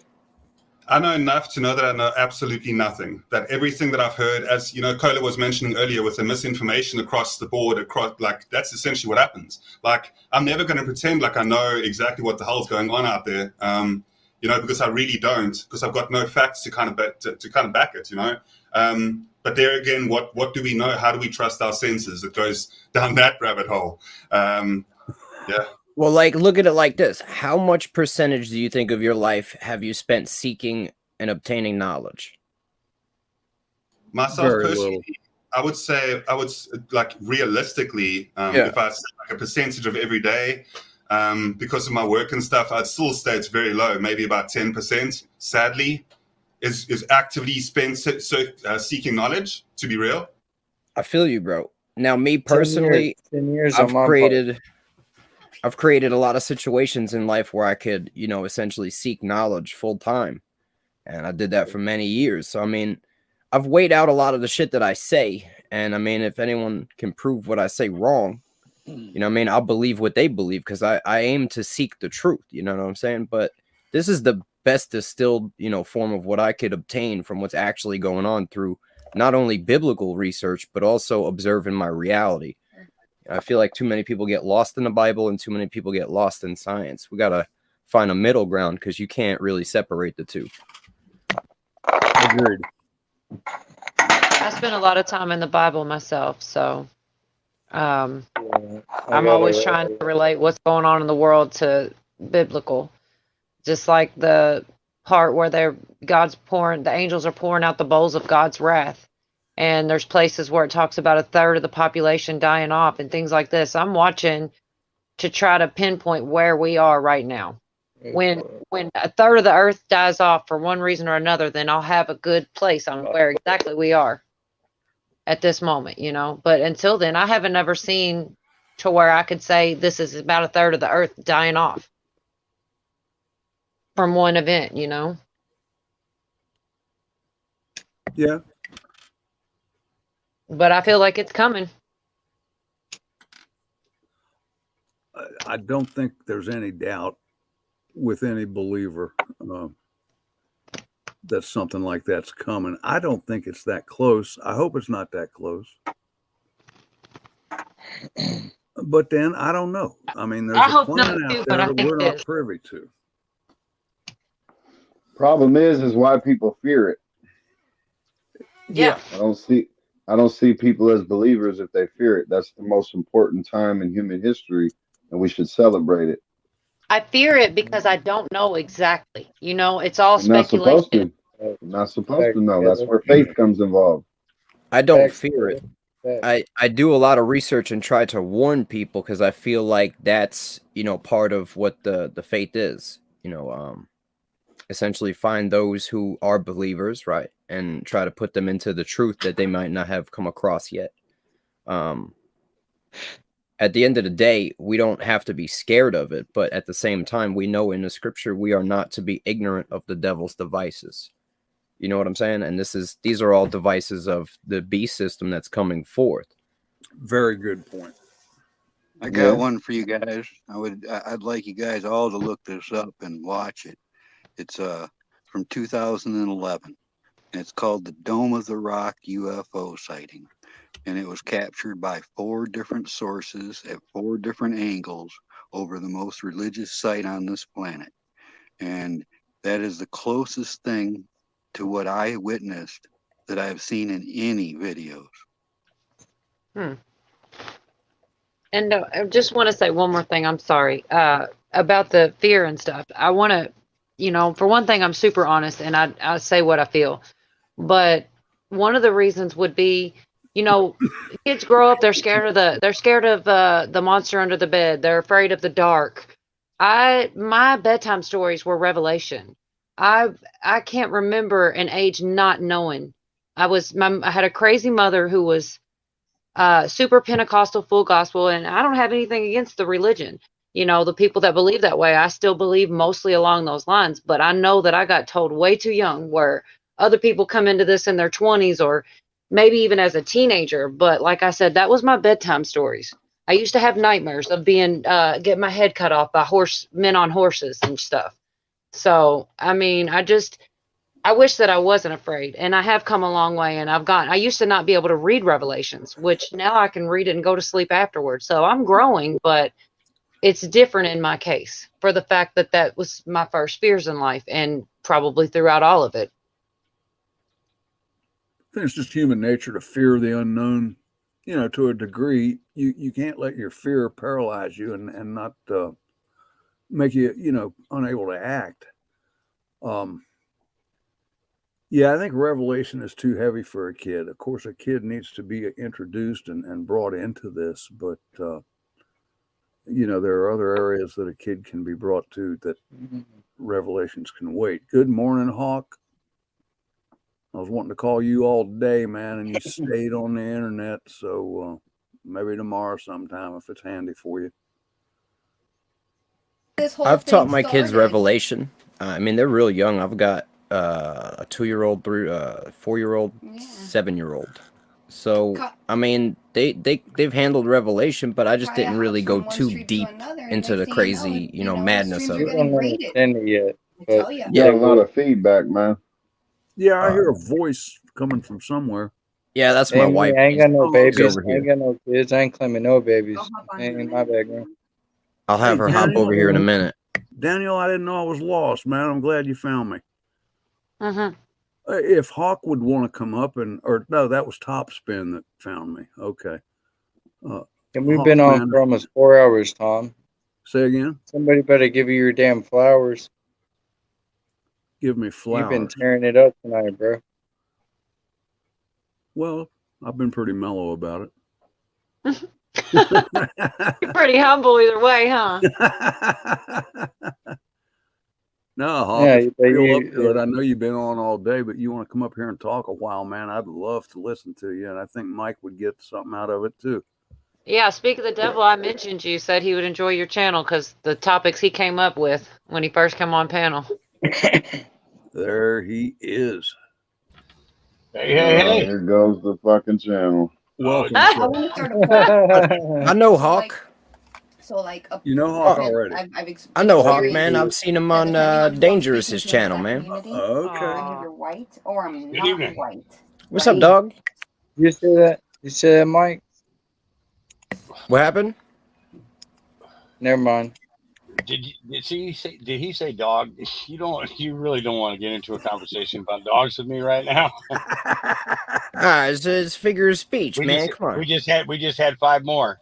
You got 5 more dogs? Five more puppies. Yeah. Where's the puppy cam at? Hang on, give me a second. I'll switch over for you. Extortion. No, coercion right there. That's coercion. Intimidation to get the puppy cam. There you go, Tom. Make it full screen. Okay, yeah. Thanks for reminding me. I don't think to do. Let me see here. Solo layout. Yeah. There we are. Oh, look at those white ones. Yeah. Oh, mercy. And we woke them up. Yeah. So we got 3 black and tans, and well, actually, one is solid black. Does not show any coloring yet. It looks like there might be a white spot on his chest, though. But yeah, that'll be a pure black German Shepherd and 2 white ones out of that. Wow. That'd be incredible. Are you planning on keeping the black one by chance? I actually no. His name is Bob. We already named him. His name is Bob. But he will get housed close by. Because of the fact that we'll want to keep them for breeding. We'll want to hold breeding rights. So instead of giving people all kinds of paperwork and everything on them, we'll hold breeding rights. So when we have a female who's needs to get a little something, then we'll bring the male up here and let them run free with them. All right, man. Good morning, by the way. It's good to see you, Hawk. Morning. Good to see you too, brother. How's things over there on the other side of the pond? Always the same, pretty much the same every day. Just regular old. Shit. There's a lot of beautiful scenery here. Yeah, regular shit.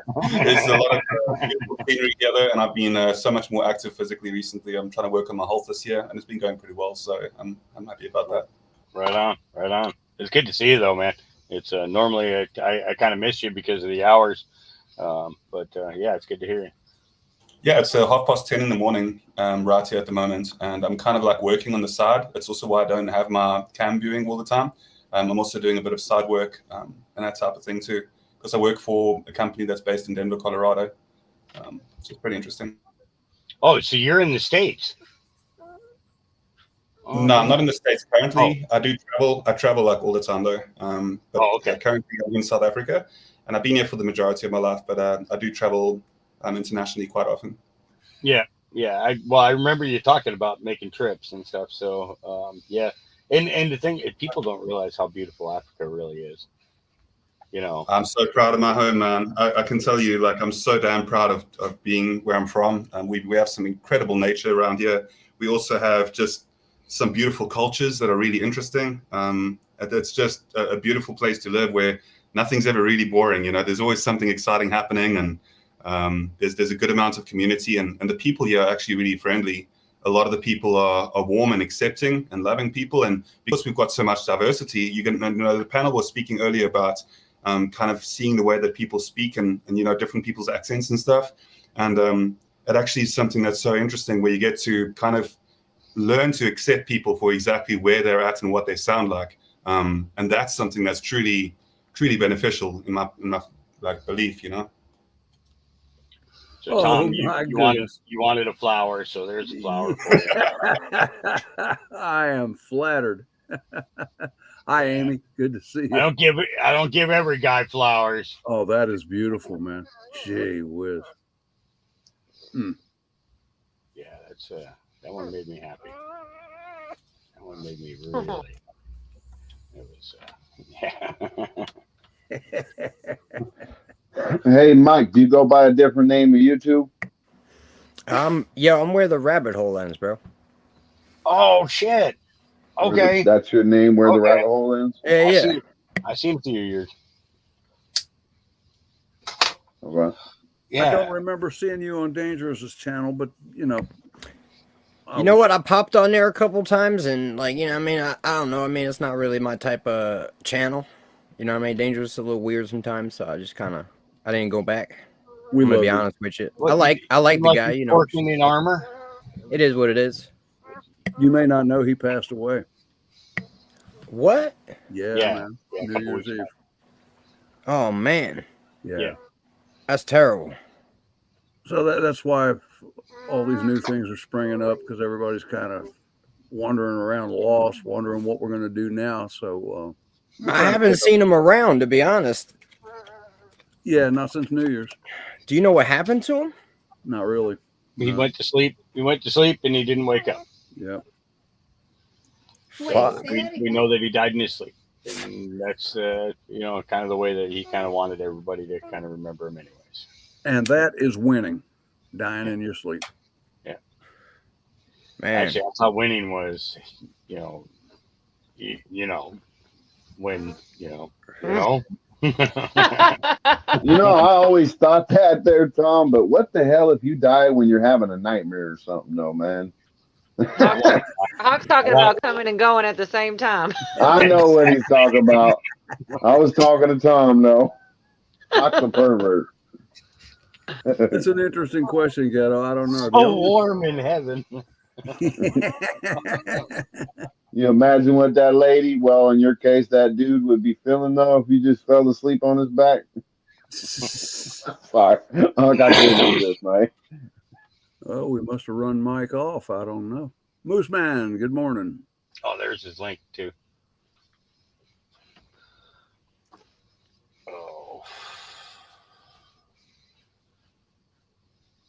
What, the link got dropped and he left? no, he left before the little link got dropped. Yeah, He I might didn't have fell remember. off. I think he's on the phone. Oh, okay. Well, Yeah. he's welcome back. If he wants to come, all he has to do is show up. Yeah, you got a busy day scheduled tomorrow, Hawk? No, actually, I'm taking tomorrow to kind of fuck off. All right. You know. Maybe you're up for a 5-minute counseling session. Yeah, absolutely, absolutely. Okay. Yep, I'll make sure I roll up a fat one.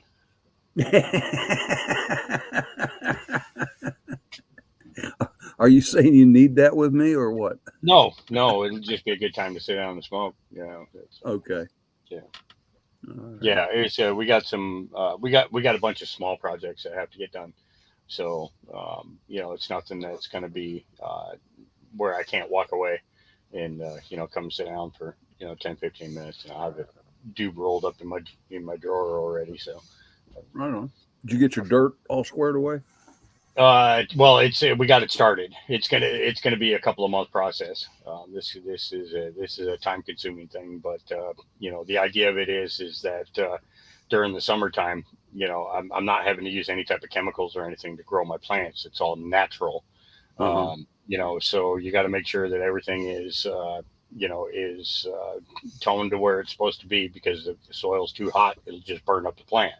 Yeah. You know, we don't want that to happen, but we only want to have to give it water, you know, pretty much all summer, maybe a little calcium, magnesium, you know, at the most. But other than that, we shouldn't have to give them anything, you know, all the way up until, you know, the flowering season. And then we'll start mixing in some banana and stuff like that.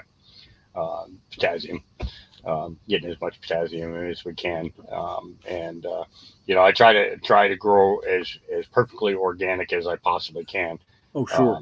You know, and you know, because and you know, a lot of people, they'll say, well, what kind of nutrients do you use? Well, when I'm growing inside, I only use Biocanna. That's the food line that I use. It's expensive, but I know every single ingredient that's in them, and they give you a 6-month notice before they change an ingredient in any of their products. And Wow. if the clients who are purchasing that, it's produced in New Zealand, and if there's anything in that you don't like, and you have other customers who are telling them, no, we don't like that, they won't change the product. They'll leave it the way that it is. You know, but yeah, it's with that food. I see I see double to triple the production of what most people see in their gardens indoor. You know, bud production wise, medicinal quality, medical level quality. You know, and that's that. You know, when I think of a medical quality, that's twice as good as anything. You know, or 3 times as good as anything you can buy in a dispensary. You know, yeah, we don't grow crap. We grow the best that there is. You know, and we were taught by some of the best, you know, some of the best growers worldwide. You know, these guys won cannabis cups multiple times, you know, and if they're telling me that I'm doing it just the way that I need to do it, you know, and enjoying the product that they see when they come out to visit, then you know, you don't want to change anything. There he is, Mike's back. Hey, Virginia Roots. Good morning. Yo, something hit me off the internet, bro. Sorry about that, man. You're on you're on the phone, right? No, I'm on a line. Are you? Okay. Yeah. Welcome back, man. Welcome back. Yeah, man. I don't know what I was saying, but I guess they didn't like it.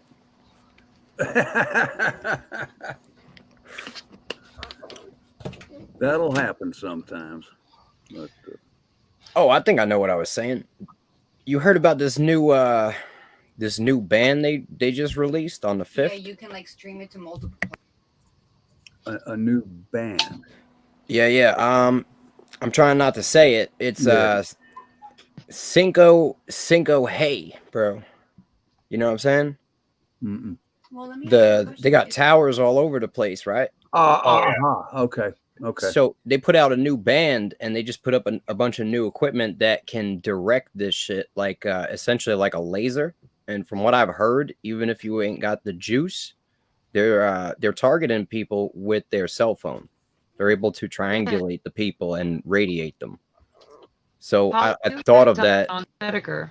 Interesting. Yeah. When you guys mentioned what just happened, I figured, you know what I mean, he might be the type of person that they would want to, you know what I mean, make go away. Put out a lot of truth. So we got to look out for things like this now. Personally, I would get rid of all radio devices around you.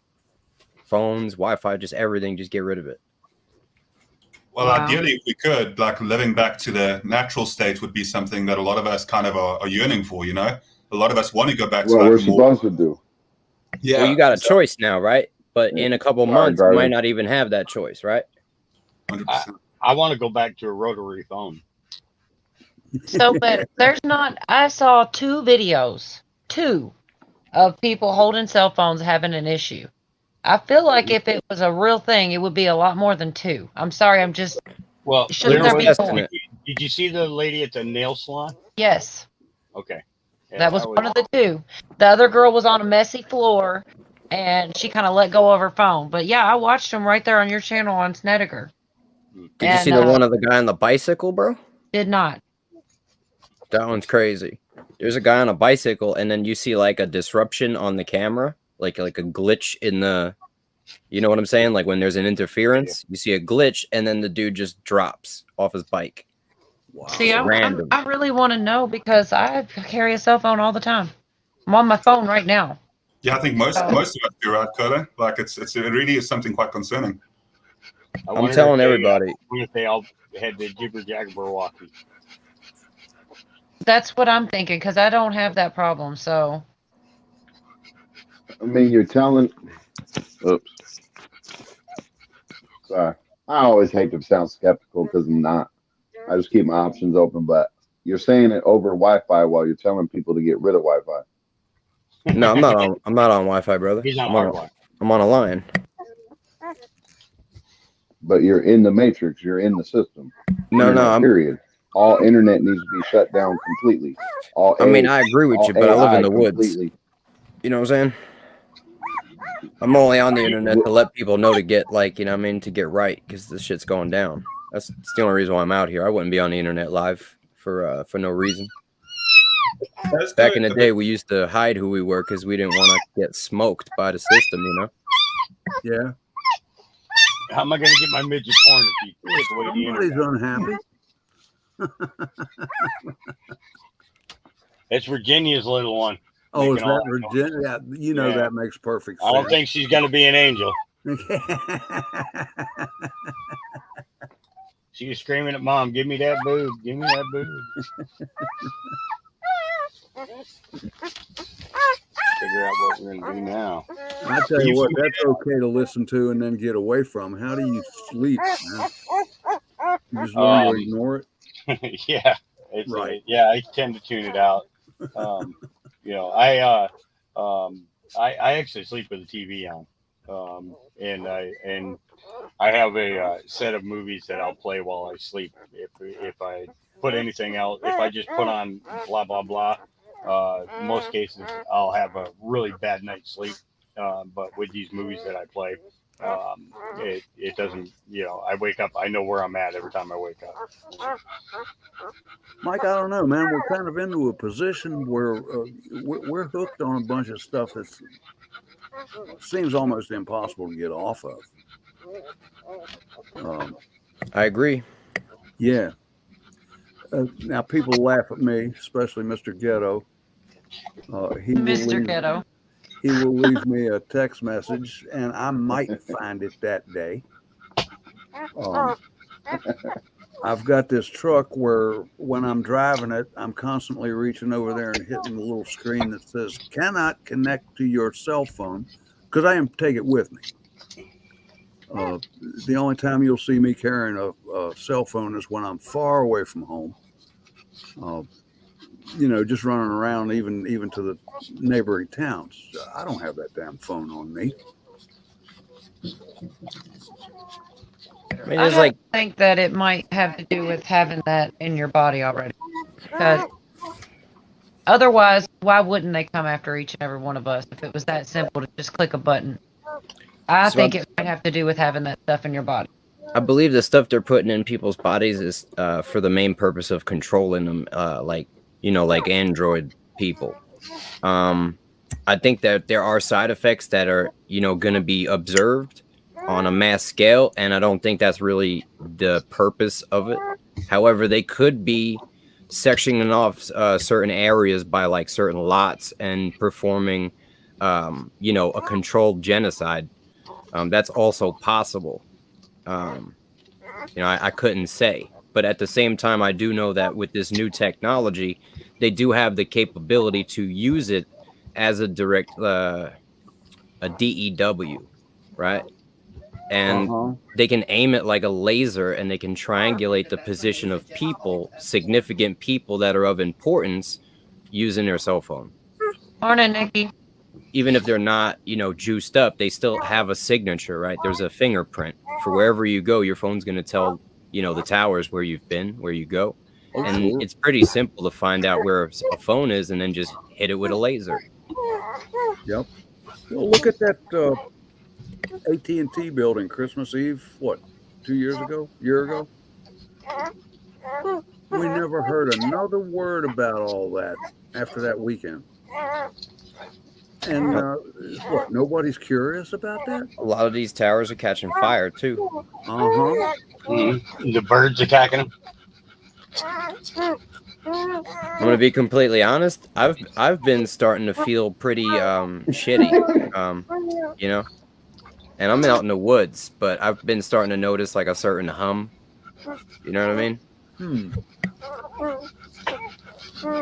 I haven't been affected at all. I might be crazy, bro. Other people in my house don't know what I'm talking about, but I haven't felt any effect from anything, but I'm out in the boonies too, so I don't know. Good morning, Nikki. Good to see you. So what would be your defense measure, and what do you think the end game is on your end, Mike? What would be the defense measure? And I'm before planning you on answer building. that, I'll tell you. 1 second. Before you answer that, I'll tell you that I may sound like an asshole skeptic, but I'm not. I think if everybody on our level in the earth, as in we're on the bottom level, they're on the top, I think if every one of us got rid of anything that AI controlled, we might have a fighting chance on the system that's being put in place.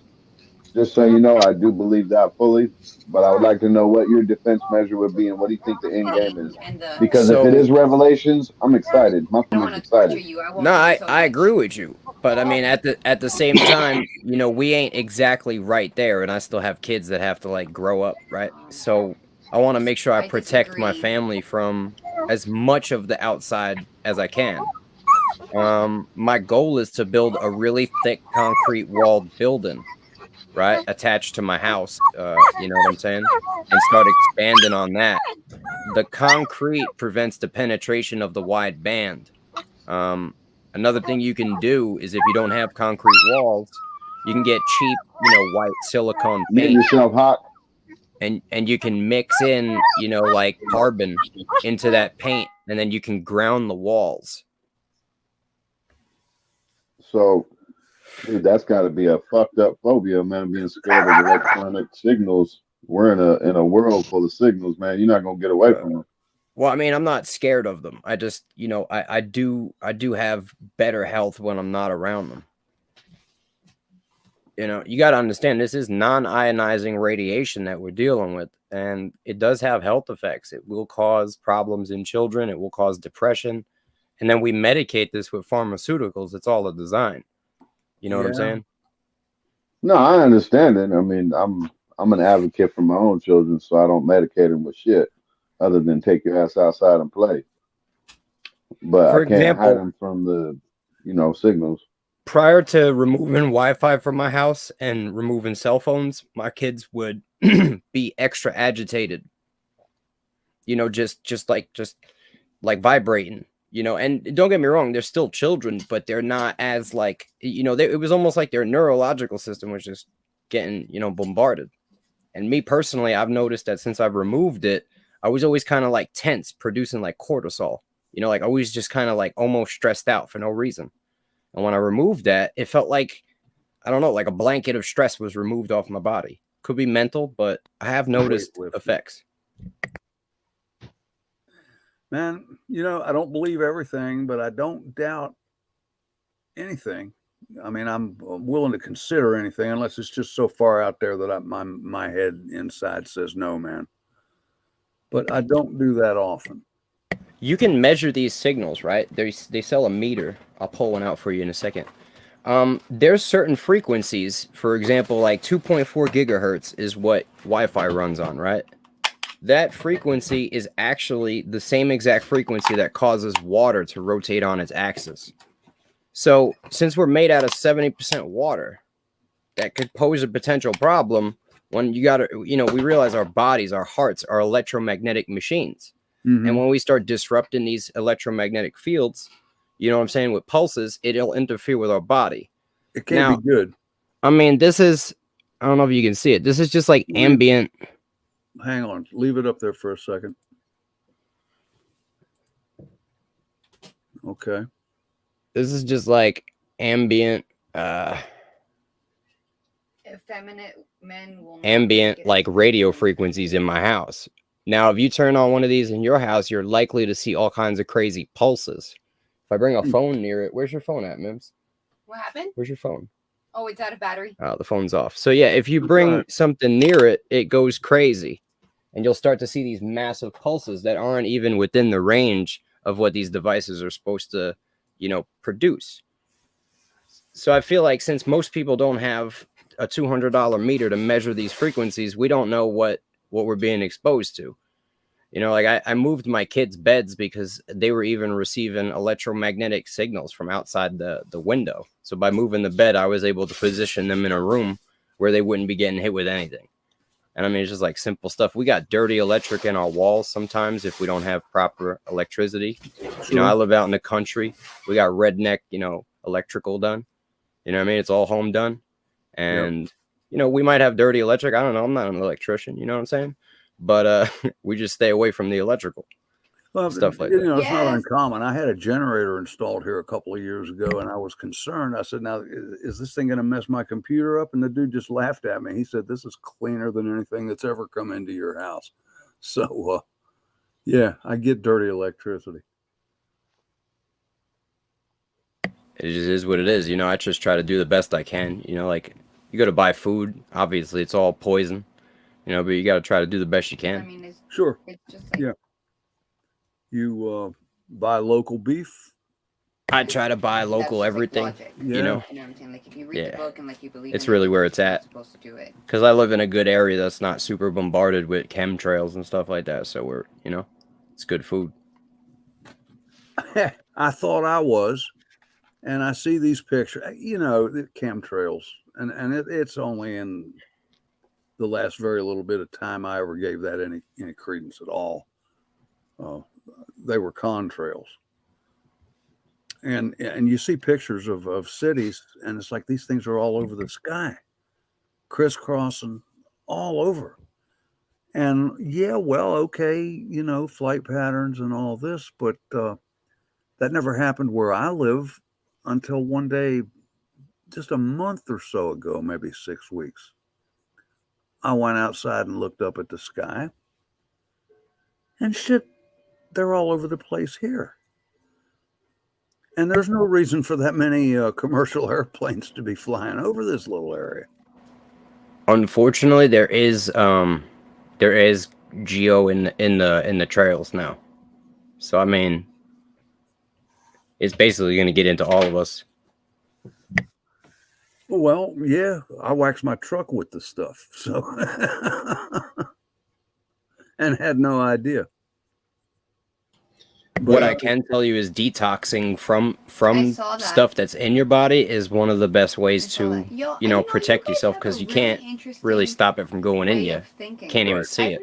I've But never thought you of can make a anything like bath, that, and you can take a bath with a cup of Hey, you vinegar, a guys- cup of baking soda. You throw in a pinch Oh, of let me borax, tell you something. about Hang a on. teaspoon of olive oil, No, I smoke and a it cup too. of It's salt, okay. We're all good. and a cup of Epsom salt. Yo, So out of salt respect and for Epsom Kaya's salt. channel, I do And this. essentially it'll cause a When you see situation this, where the toxins and in the then one of body will these- want to go to the saline section, I'm probably and then gonna- they get caught in the fat But, in the water, the oil. It's called I wanted to mention something because it's on a Kaya's it's a live stream lipid, the other day, right? Elvis And Presley so was what you do is you make it to where the water in your Okay. body wants to So go to I the wanted to outside of the talk to you body, about that 'cause that's why I and wanted to it performs a reverse osmosis again, that causes what you the guys water think inside to go is outside very different and the water than outside to how go I think, inside. right? And then the boron and breaks of down the course, I cellular don't tension think before I say between your cells, so it So, allows like, you to really do I that. said what I said, and I'm not Now, gonna at the say same it time, again you should 'cause I be don't wanna taking trigger anybody. potassium, But, potassium iodide, but well, prior you to know, this, so that you have so, like, cellular all right, hydration. so, like, they were saying But that's about, the like, best way, in Elvis my Presley, opinion, to get rid of it. This is B9. all B9 right, was like, it's really hard to concentrate on what you're saying with the background. Yeah, I apologize. My wife is real loud in Cuban and whatnot. yep, Right she on. got I'll be right back. You all, excuse me just a minute. You gonna step in here, Mr. Hawk? I mean, I hear you, man, but I see what's the point, man. If you got God on your side, nothing can stand against you. I mean, where's your faith come from? Well, yo, Like, where does that stand? At the end of the day, you know what I'm saying? We are mortals, right? We're not just supposed to get destroyed. You know what I mean? Yeah, most definitely. Like my goal is to be like one of the last surviving people, like, and just be locked on this planet with the enemy, so we can handle business. You know what I'm saying? No, I don't know what you're saying on that. That's God's fight. No, yeah, I feel you, but I'm in that fight. I You know what I'm saying?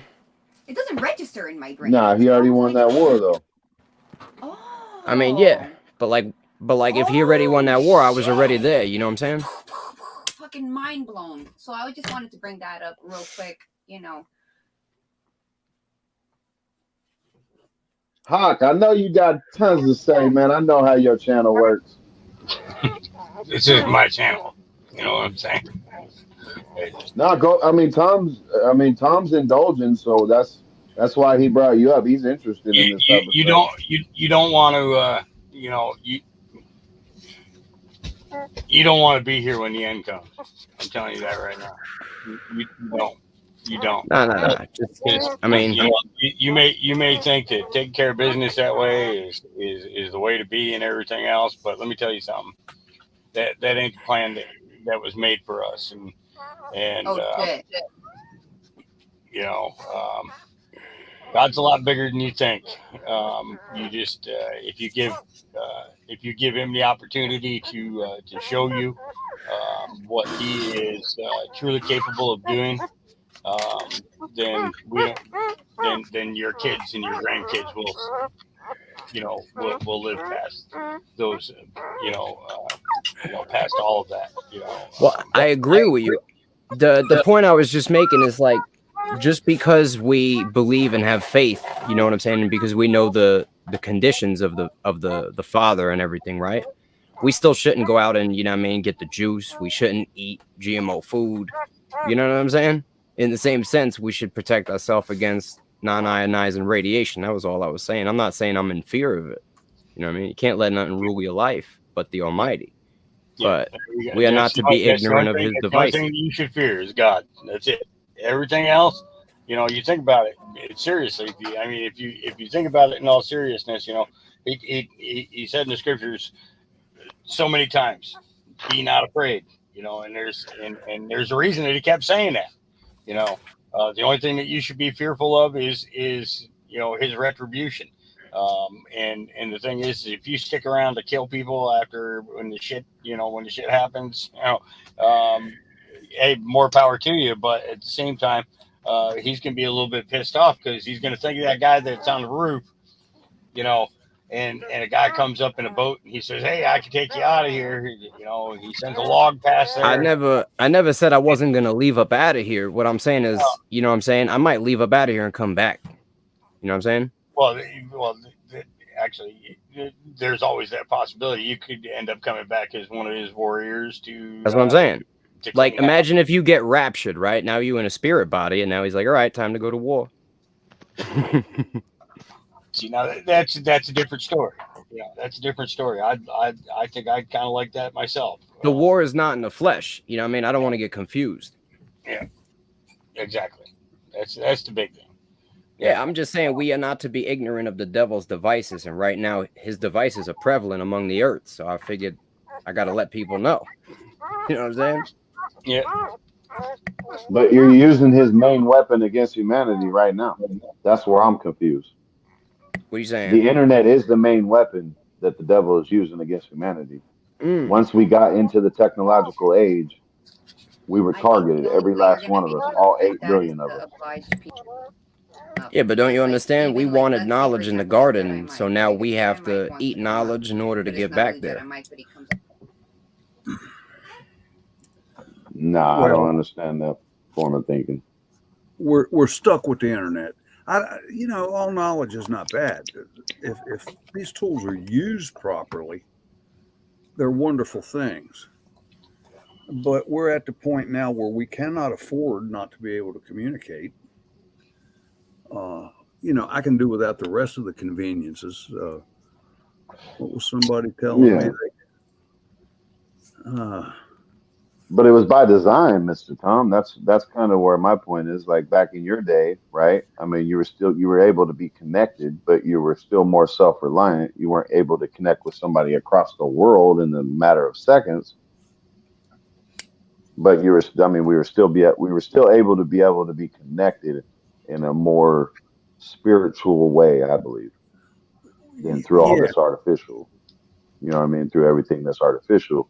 So if you look at the internet and the information, the good information and the bad information, which the bad information outweighs the good information, and how it's used against us, against our kids, against absolutely everything.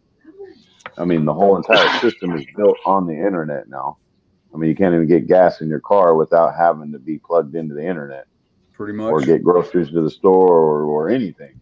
Well, Ghetto, imagine if nobody had the internet, right? How many people would have gotten the juice and been unaware of what it really was? I would say more than half. I think if they wouldn't have pushed it on us, most of us would have probably got it. If you look at the statistics, the people who got it are people who technically watch TV, and the people who didn't are people who use the internet. I mean, that's not 100% across the board, but on average. I believe that. Yeah. Well, I mean, I believe our computers and all our stuff, I mean, they're TVs anyways.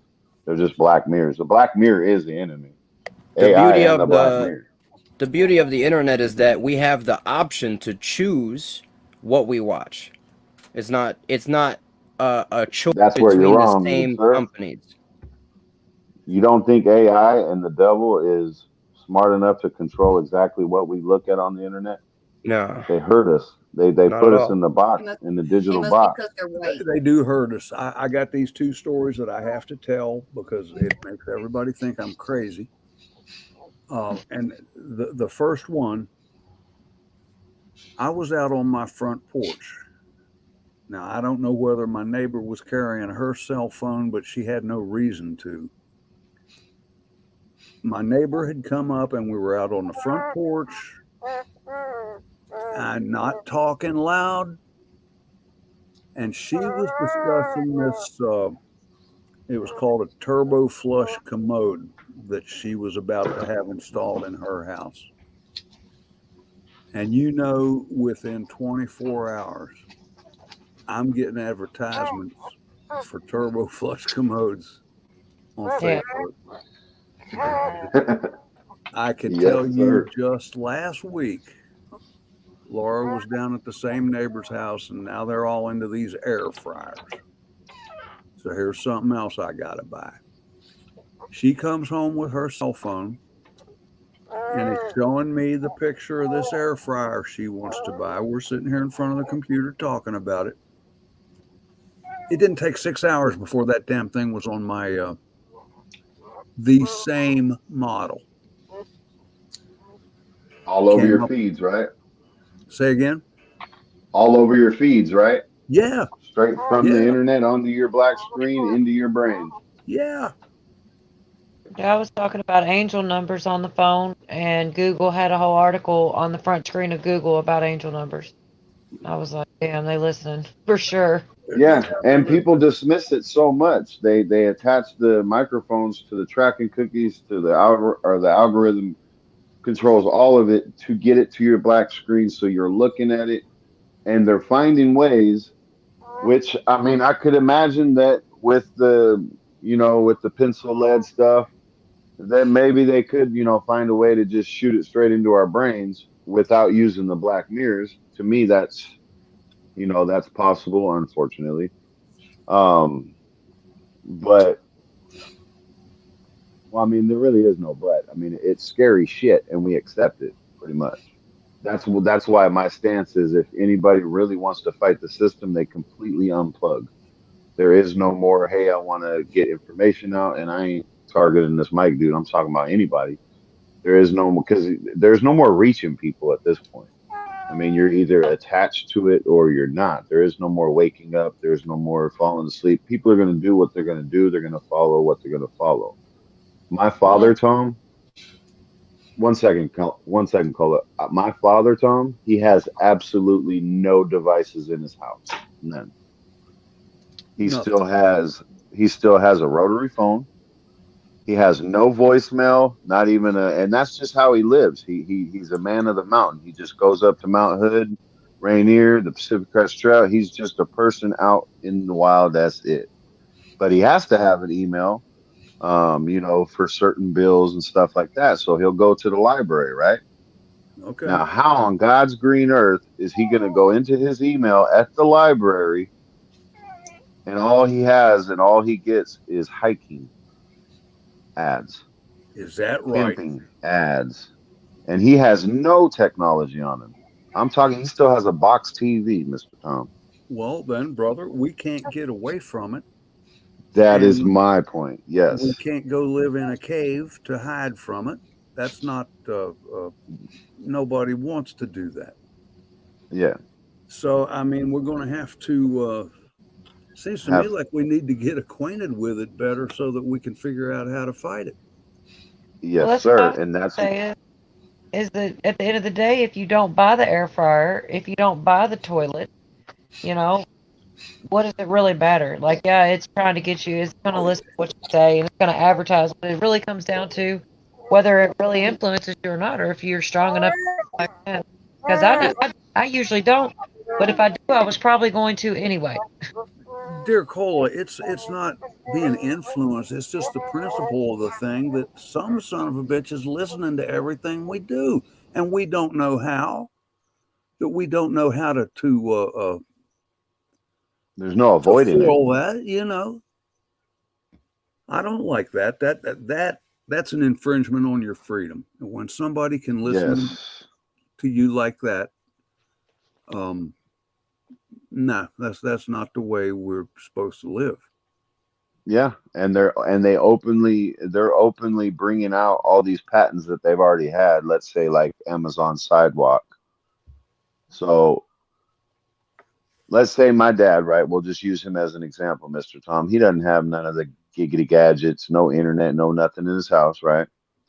He'll go walking down the street. Now, if there's, I mean, 1 out of every 5 houses will probably have one of those Ring doorbells or one of those video cameras to, you know what I mean? Sure. Well, what happens with the Amazon Sidewalk, and this is without the internet. This is what Skynet is. This is the Terminator type part of what we're talking about, to where they don't even need the internet. The devices themselves actually talk to each other. They do. So as my dad's walking down the street, the cameras will pick him up. They'll know the way he walks. They'll know his facial structure, everything, right? And they shoot it to the next person, To the next whatever house. direction he's going. Same thing. He goes into my house or something. Let's say I have a Amazon whatever or a Google whatever, and all he has to do is say a word. Boom, they'll attach that as well. Okay, they already knew where he walked to. They already heard his voice. Bam, it gets shoved into a database, into a box. We're all into boxes.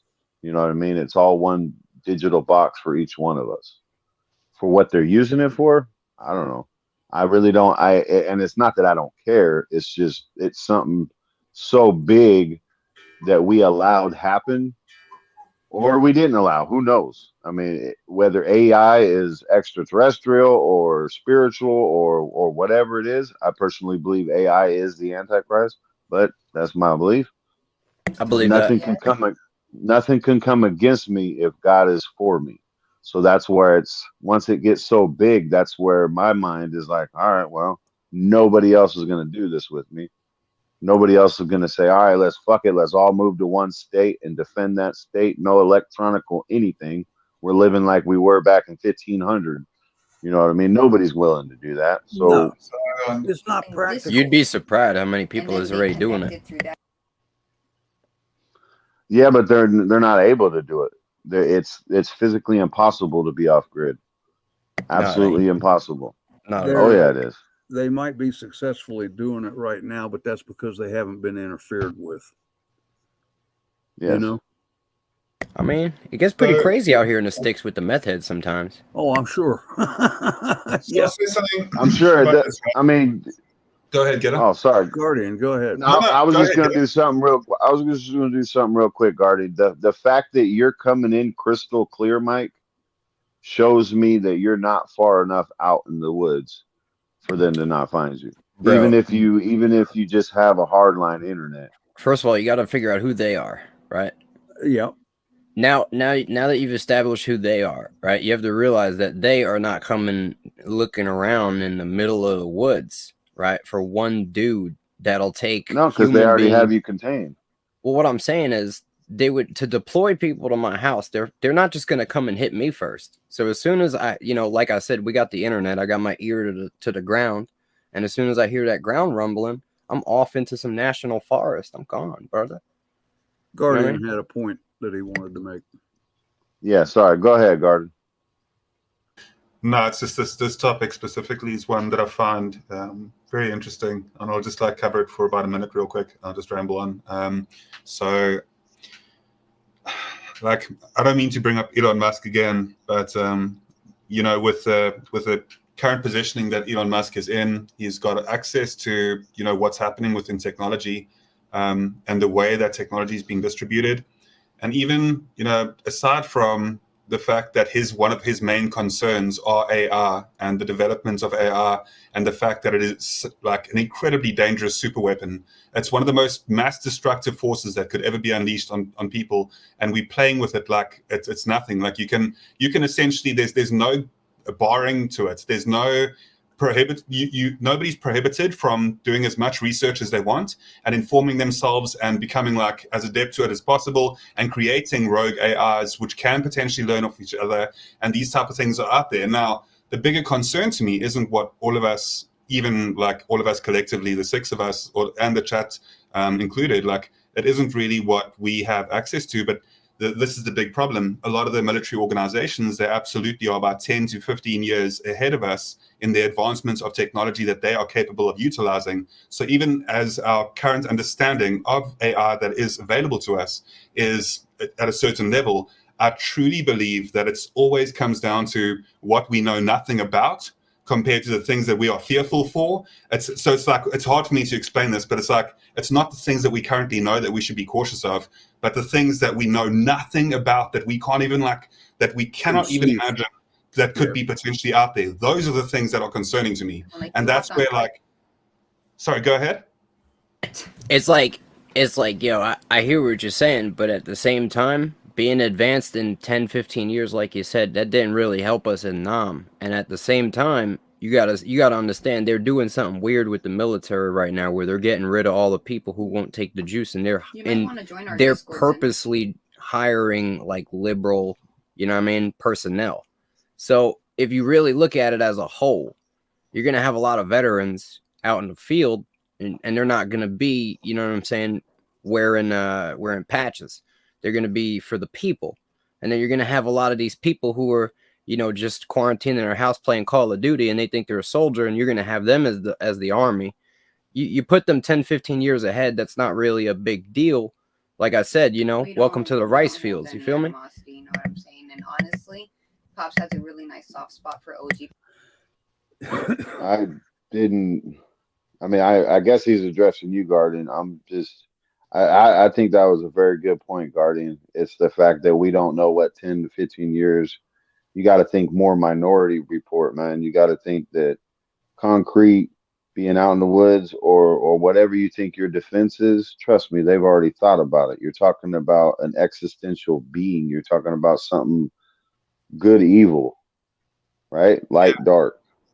Something that's been Yep. They've been at war for millions of years, thousands of years. You know what? It doesn't matter, because time doesn't exist in that war. It's something that's always been. If you guys do whatever reason, don't get whatever reason, on, we're chess pieces. Nights. I actually left. And that'll be a question I got for God. But and can you mute me, or can you mute when somebody's talking, please? Mike, would you mind muting when? Sorry about that. Please, that's cool. Thanks. But I mean, I'll always fall back on it's not something for us to worry about, as in there's no defense. And if you think, you got to think about, so let me go back onto the off-grid stuff, right? And if you just look at the satellites that they've shown us, because I imagine there's plenty of satellites, and I'm talking about under the Van Allen belt, right? Because I don't think they've been past the Van Allen belt. So just so you know, I don't think they've even been past that. Because there's a firmament or whatever's up there. I don't know. Okay. But they still have the satellites that's surrounding this entire snow globe that we live in. They've been controlling this globe, whatever entity you want to believe in, globalists, demons, whatever it is, they've had control of it. Our new world order has been in effect for decades. We're not even waiting for the one world government. It's been one world government, and they've controlled each country. They found China to be the one that works, right? So I mean, let's say, go ahead, please continue. No, go ahead, Gardner. No, please, go ahead. All right, what I was going to say, and it goes parallel to what you're saying as well at the moment, Ghetto. It's like, if the 6 of us here, okay, just take like this as, and then just take it in theoretical terms, right? So the six of us here on the panel at the moment, say for example, we were like, we had the capability to have all the cutting edge, and we were the wealthiest 6 people in the world, right? If the 6 of us were, and we had access to all of the current technology completely, and we had all of that, right? I can guarantee you that 9 out of 10 times the 6 of us over a certain amount of time, and then you look at family generations as well, that the power gets passed down. There's 6 of us here. Even if we start out by being great people with good intentions, it's that power corrupts and absolute power corrupts absolutely. So over time, eventually what ends up happening is that the 6 of us sitting here like keep everything to ourselves to a degree, because we know that the common man out there will absolutely, like, if they had any indication as to the types of technology that we have at our disposal, it would absolutely be very concerning for the 6 of us and our capability to withhold that power, because that's ultimately what always happens. So when it comes down to it, it's like it really is always that thing where I have absolutely no idea what the hell is going on in the world right now, and there are so many things that are kind of misinformation in a way where that they kind of cross each other. So even if we assume that we kind of know what's happening at the moment, I think that like it's in the best interest of us to just always keep an open mind and to keep our ears to the ground and to just understand that most of what we know may absolutely be down to illusions, and that's the concerning part as well. The Cypress Hill's got a song, Illusions, and that's one of the songs that I like quite a lot. And if you listen to the lyrics of that song, you'll understand what they're talking about. And that was in the 90s. I accept the possibility of everything being an illusion. Not many people would be willing to stand on that. So I do understand that there's a common ground between us on that, on those terms, Mark. I think it brings us back. The whole discussion is almost, to me, a testimony that verifies what Hawk was talking about, our faith in God and the war between powers and principalities. We're involved, but I wonder how much power we have over our own destiny. I always say faith. Well, I think the Bible says faith without works is dead. Mm-hmm. And my paraphrase of that is, you can't lean on a shovel and pray for a hole. We do have to take action what action we can to defend's not the right word, but deal with all this shit that's going on. I don't know, man. You guys done took me to a place where I didn't know I was going. What I've been telling people is the way we can combat this system takeover, right, is we can choose where we spend our money and not to support our enemy. I agree. At the same time, we can also, prepare ourselves to try to reduce the damage. And I mean, we can put out the truth to, reduce the amount of people that are deceived. That's all I could see that I can do.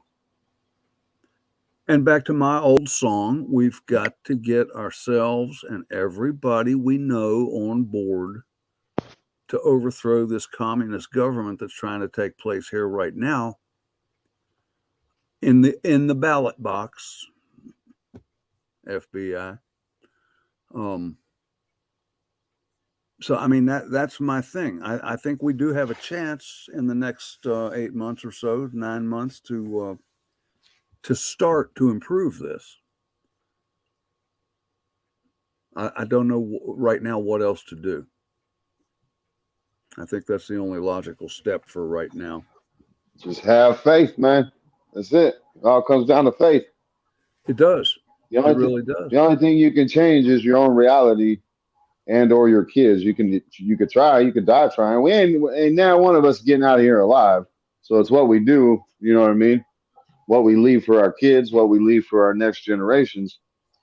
But you got to understand. So what do you think? And this is a question for everybody that thinks it's Revelations, because and is there a lot of feedback from me, Tom? Not a bit. So I'm out here in the drive. Not a bit. Just like you were here sitting on my lap, man.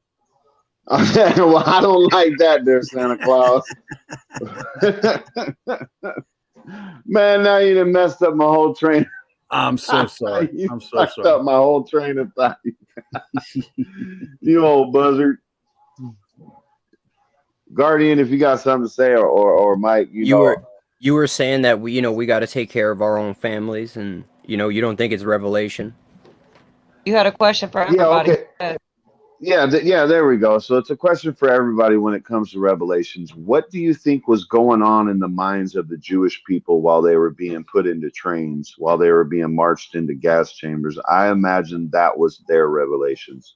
I imagine they could not think that society as a whole was ever going to be continued in the future.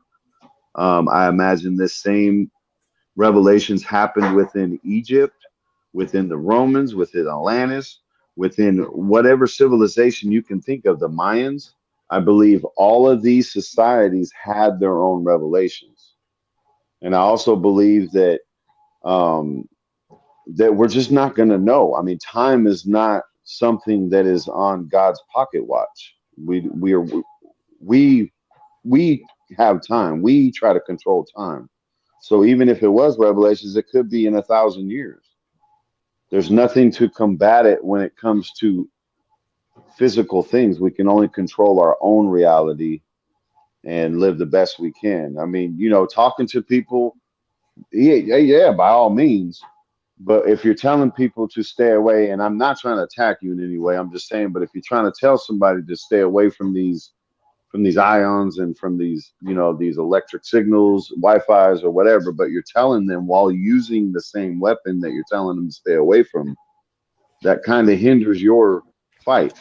No, I hear what you're saying. I'm just kind of trying to put out awareness of what these things do. And, you know, I do believe that we should all do the best to reduce our exposure. Now, you know, at the same time, you know, I try to not eat poison food, but I might need to eat, you know, fast food one day because that's, you know what I mean? That's where I'm at. It's just like, you know, we have to have the information to make the informed decisions. That's all. Oh, well. Yeah. Ghetto, there is one point I will disagree with you on. I am going to get out of here alive. I'm just going to leave this old shell behind. All right. Amen, brother. I do agree with you on that one. I definitely agree with you on that one. This And dog might not, though. Stop eating it. Sorry. as far as Revelation goes, my Yes, thing ma'am. is, I want someone to name me some things that are supposed to be prophesied to happen before the end that haven't happened, because I'm struggling to find things that this will happen and that, all the things that they're all happening. Like when people say, oh, they've always said it since the beginning of time. Well, when they were saying it and, you know, all these other things hadn't happened yet, then they were the ones jumping the gun. That's not my fault that 100 and 200 years ago and 1,000 years ago, they were saying the end is near, the end is here. Like I mentioned before about the three churches under the same building, the three different religions, that was a prophecy that had not come to fruition yet when people were saying the end is near, the end is near. But I'm not, question isn't rhetorical. I really don't know. I don't know I can't find something that is supposed to happen before the end that hasn't happened. I would love to, so that I could look to that thing and say, well, it's not here yet because this hasn't happened. But if somebody has something, I'll gladly write it down and hold it dear. I don't know any prophecy that happened. But always remind yourself, Cola, even the Son of God is not going to know when. The day or the hour, but the season. We're not supposed to know when, Friends. but we are supposed to stand watch for signs of the times. It does say that. Yes, You know what I mean? most definitely. Most And it definitely. says it'll come like a thief in the night, and that no man knows the day or the hour, but it does say that you'll know you can know the season, which is where I think we are in the season of. But now let me flip another script on you guys. Is that from the Bible that we know in America, or is that from the original Bible that's in Ethiopia? I'll be completely honest with you. I do agree with you that, you know, we could be looking at the birth pains of the end times in Revelation, and it could take 1,000 years. We may never see a lot of these things. You know, I just believe that with what's going on in our societies right now, it's definitely some extreme circumstances. So, you know, I mean, I'm trying to live the most proper way I can for the Most High. And at the same time, I'm trying to instruct my kids righteously in the word of the Most High. Turn our children towards the Lord. That's the best thing we can do. That's honest. That's exactly all we can do. And the only other thing I don't I don't agree with anybody, and it's not just you, because most people, especially in this community, you know, they go on about the ingredients of the Jabberwocky, and I'm just over here. I'm not getting this shit. Don't get me wrong. I just feel like if those ingredients were actually in there, and their plan is so sinister, like everybody thinks it is, which I do agree that it is. If it was that sinister and that well planned out, they had put that shit in our water, man. They control every single water drop that we consume, that we have around our bodies. So if they were going to get it in us, they had just put it in our water, in our top ramen, in our fast food, in our wherever. Do you know about the think conditions required to store the juice? But one second. So given that, no, go ahead. Fuck, I lost my train of thought again. I'm fucking tired. All Man. right. Sorry. I apologize. I just didn't want you to get down a train of thought that's not practical, because the storing conditions required for these juices before they're rendered like inert is very short from being very below freezing. Way below And freezing. Yeah. the reason Yeah. why is because of the PEG, you know, fat particle that surrounds the ingredients that we're speaking about. You know, once that fat dissolves, that ingredient is then, you know, where it's supposed to be, or it then causes problems. A lot of the problems you see with these things is when they're given and the fat has dissolved before it had gotten to its desired location in the neural system. It's like there's a little tiny particle surrounded by fat, right? And it goes in the body, and the fat protects I this hear you. particle Yeah. from getting attacked by the immune system, so that it can get to like past the blood-brain barrier, and then that fat dissolves, and then all you're left with is that pencil. You know what I'm saying? No, I mean, I know what you're saying, but that's where people kind of turn me off when I use my rebuttal, when it comes down to the fact that we know that, because I know exactly what you're talking about. I think it was Hawk that may have been talking to him about. I'm not sure. I've talked to many people, and you know, they say something similar. But this is where they get turned off on me, which is fine. But we're getting that information from the same weapon that they've been aiming at us all our lives. We're getting that information. I mean, I can't really tell you what's the ingredients in this, and this is the only reason that it does bother me, is because we don't know the future effects of it. But neither one of us can break down the composites of ibuprofen or a freaking hamburger from McDonald's. We don't know the chemical makeup of it, because they changed the chemicals throughout history, or throughout these years. They're changing the chemicals and the definitions of those chemicals, just like pharmaceuticals. Okay, it's not a depression drug anymore. It's a, you know, quit smoking drug. Everything's an experiment, is my point. I understand what you're saying, but if you're learning that from the same Black Mirror, which I think is the ultimate goal. We don't know what the hell these Black Mirrors do, other than feed us information that I don't think mankind's ever been ready for. Too much information and too much disinformation at once. We're confused. But by that being said, I remember what I was saying earlier, is it's not the ingredients that worries me when it comes to the jab. It's the system that they put in place by getting the jab. They know the people that will be complacent and just follow orders, and they know the ones that won't. And that's how they're going to design the mark of the beast, to know who's going to come up and just take the mark. That's reasonable. I wanted to respond real quick to Cindy in chat, just real quick.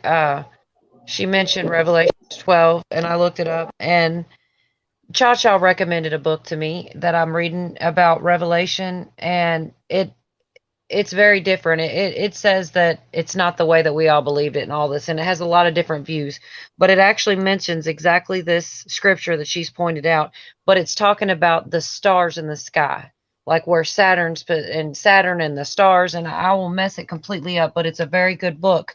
And it was in 2017. And I've heard it before. I read it in this book also. It has to do with where everything was lined up in our stars. If you were to draw it out, it would look just like the woman with the clothes of the sun, the moon under her feet, and the 12 stars cried out in the pain and gave birth. It would look exactly like that if you were to trace the stars in the sky. And this was in like 2017. You're right. And, I don't know. I know I'm butchering it all to hell, but I always think about that because I know that there's a 7-year period. So I always wonder if that has to do. So if that was 2017 and you say 7 years from then, it's not over yet, but we're getting close. If that was it. But You know what's crazy? whoever knew what I was talking about, I'd rather you explain what I was saying about the stars because I know that I'll butcher it all up. But You were talking about the star system of the dragon, which came when we had the constellation of the woman, like you said, in the sky, and that was in 2017. And at the same time, we also got a blood moon tetrad, which doesn't happen but once in like, I don't know, 100,000 years, something crazy. I don't know the Yeah. exact number, but there was a blood moon tetrad where we got multiple blood moons, where the moon was red. And that was biblically a sign also. So we received 2 of those signs in 2017 in the sky. well, and the way that it was described to me, I mean, just the Bible is all interpretation and things. Like, I mean, to actually see a woman give birth to a baby in the sky would be pretty phenomenal. But what they were describing, it would look just like that in a different way, So I don't know. And like you said, I'm not reading it right in front of me right now, but I know that the book, it's like, it used to have a different title, but she had to change it because they made her. But it has to do with the 17 ANON kind of thing. It's called The End Times and 1,000 Years of Peace is the name of the book. And it was Melissa Redpill that wrote it. So that's where I ran into it another time other than I'd already ran into that description before. So I've seen it multiple times. Anyways, I just wanted to say that because I was reading it in the chat, and it was it was an answer to the question that I proposed earlier about a sign that hasn't happened. And I'm glad that somebody, gave me one, but that's something I thought I had already heard about with that one. And like I said earlier, the third of the people dying off the face of the earth, but by that time we were talking about angels pouring God's wrath out in bowls, so we'll be kind of in the thick of it by then. But that is something I don't think that I've witnessed. But anyhow, I just wanted to respond because I was appreciating that someone responded to me, so to speak. Yeah. And we sure ain't seen no 1,000 years of peace yet. So I don't know. I kind of feel, and I'm not criticizing anybody. I'm not disagreeing with anybody. Why are we even worried about this? It kind of makes me feel, when I was working, I was a heating and air conditioning mechanic, and I'm rolling up on a unit that I got a call that's not working. And when I walk up to it, I'm immediately thinking about starting up the new unit I'm going to replace it with. I got way the hell ahead of myself there. What we're dealing with now is an opportunity to turn this country around. And we're worried about a beef between God and the devil that, we're going to be involved in it, but we're not going to have any control over anything that happens at that time. And I'm not saying this to offend anybody, but sometimes you got to figure out and fix the immediate problem. And the immediate problem for us, folks, is what's going on in Washington, D.C. And I'm not trying to shut this conversation down. I'm just putting that out. No, amen, Tom, because that's our local stuff. Sorry, I didn't know. I thought you were done. I was. mean, on a global scale, that is our local. That's what we need to do as a country, as a whole, as a people. And the same thing needs to happen in each and every other country. Then once we control our governments, once we control the people that we've pretty much given carte blanche to control us, once we're able to tackle them, then we might be in, it's kind of like the playoffs or whatever, once we get through the playoffs and then we get to these tackle our own things.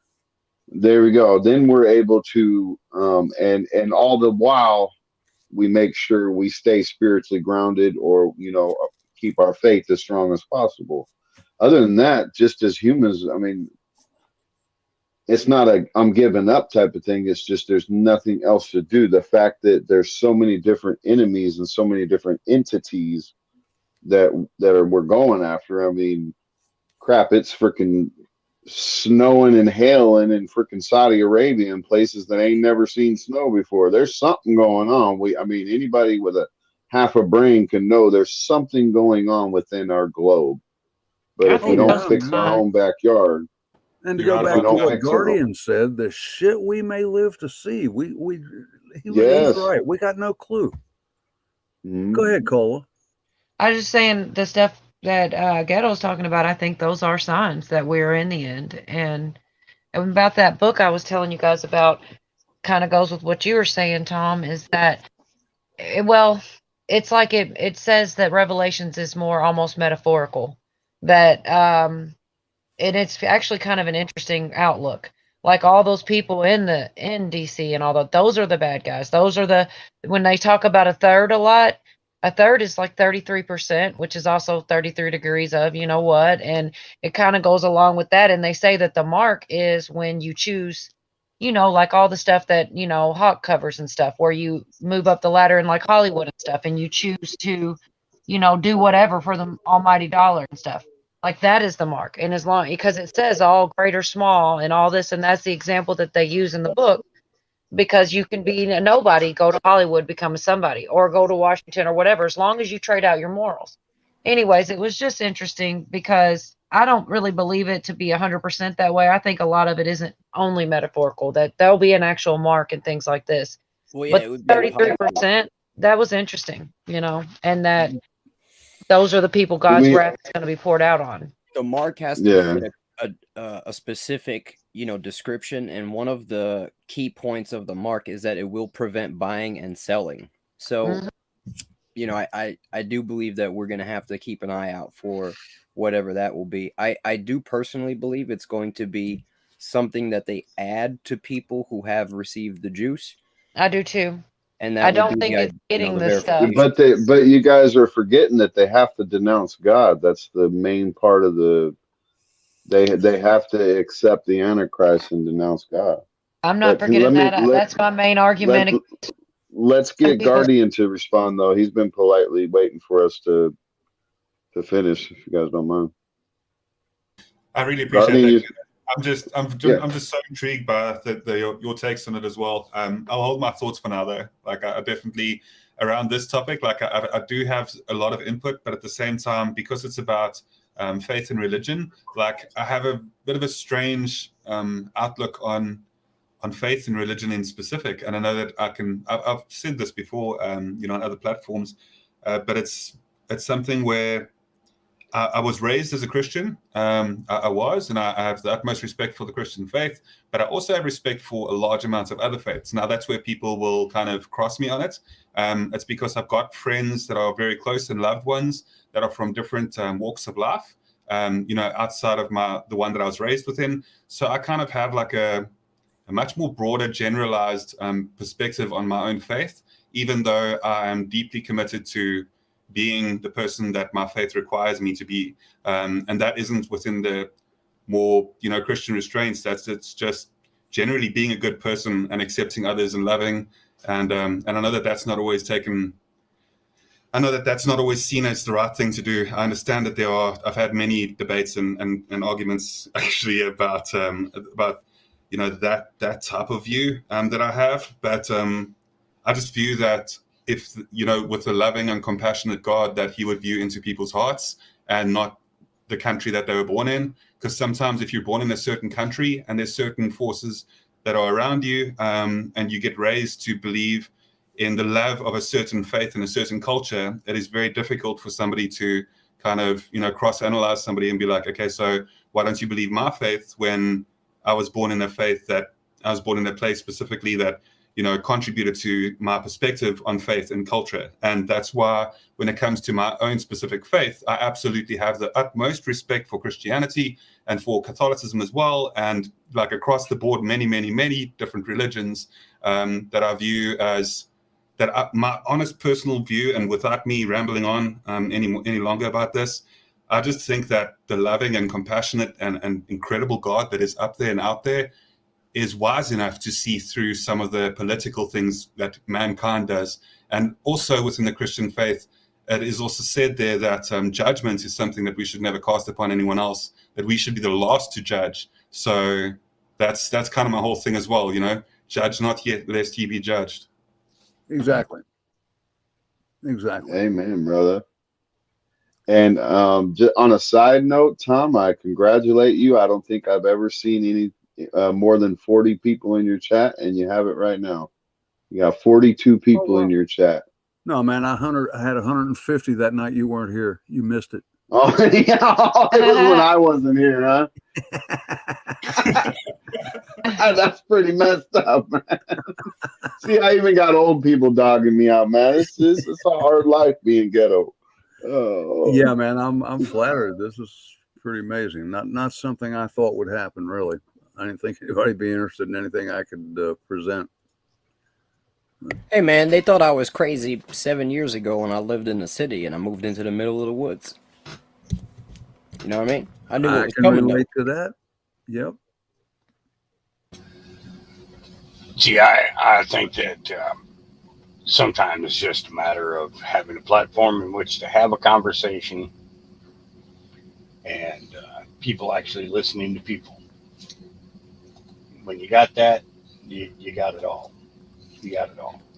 Yeah, so, it is. It's the best way to grow, you know? Yeah. Just keep doing it. You know, give people an opportunity to be able to speak their piece respectfully and have people respond respectfully.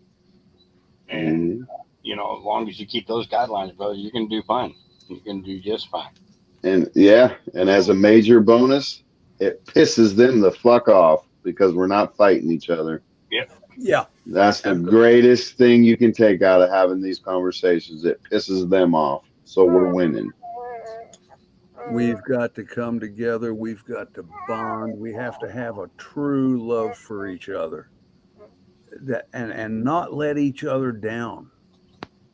You know? And that is a big thing. That is a big thing. You know? That's why these guys who throw out dates and everything like that, you know, that creates so much divide. Listen, you don't know shit. You know, we all know you don't know shit. You know, I mean, just the things that we've learned in the last 2 years, you know, with the things that have been shown to us. But, you know, that's what it boils down to. Right now, the reason that this shit isn't over is because of the fact that they have to keep dribbling it out there, you know. And, you know, so these guys who, you know, are promising you the moon, you know, they're going to, there's going to be a lot of them that are going to fall by the wayside because things are not going to go the way that they planned. This is God's plan. And exactly. It's no plan of man. I'll tell you that right now, you know, and until that becomes, you know, the objective and perspective that people actually look at, and are willing to comprehend as well as understand, we're going to be in this fucking loop. And the only way we're going to get out of this loop is by putting a stop to it and coming together. Everybody come together. Okay. But the worst thing you can do is start dropping dates on people and saying this is happening or that's happening when you don't know shit. Okay. I know a lot, but I don't know shit. Okay. It's, you know, it's Amen, brother. You know, it's just the way it is, and it's the truth. You know, I see people tell me, go to this channel, go to this channel, go to this channel, go to this channel. Let me tell you, I've been to those guys, and I've listened to what they've said, and I've heard the things that they promised and everything else. They don't know shit. It's that simple. You know, and if you can't put proof in front of my face of it, don't talk it. Because the only thing it does is it makes an idiot out of you. It destroys your credibility. Yep. Yeah, the credibility is the worst part, you know, because that's your name. Yeah. That's your name, you know, and you're actually doing harm to your own name, you know. God said, don't bear false witness. He said it, you know, and Yeah. Man is as good as his own word. yep. And a lot of what we're hearing is false witnessing. You know, I'm going to let go and I'm going to let God. Okay. He's going to tell me what to do when time comes. If I got to pick up a pew pew, then I got to pick up a pew pew. If I don't, then I'm going to pick up the word and I'm going to spread the word and I'm going to tell everybody about my Lord and Savior Jesus Christ. And that's it. You know, that's what I'm going to do because that's what I was told to do. I was told to go out and spread the word. Now, I'm not the idea that, or the ideal Christian that a lot of people dream of or think of. I'm in your face, and I'm going to be honest with you. And if you don't like it, tough titty said to kitty, but the milk's still good. You know, I mean, it's that simple. You know, and I'm not telling people that you have to reflect into my frame of thinking or anything like that. But what I am telling you is that you need to reflect in God's thinking, because his plan is the shiznit, you know, and there ain't gonna be nothing like it.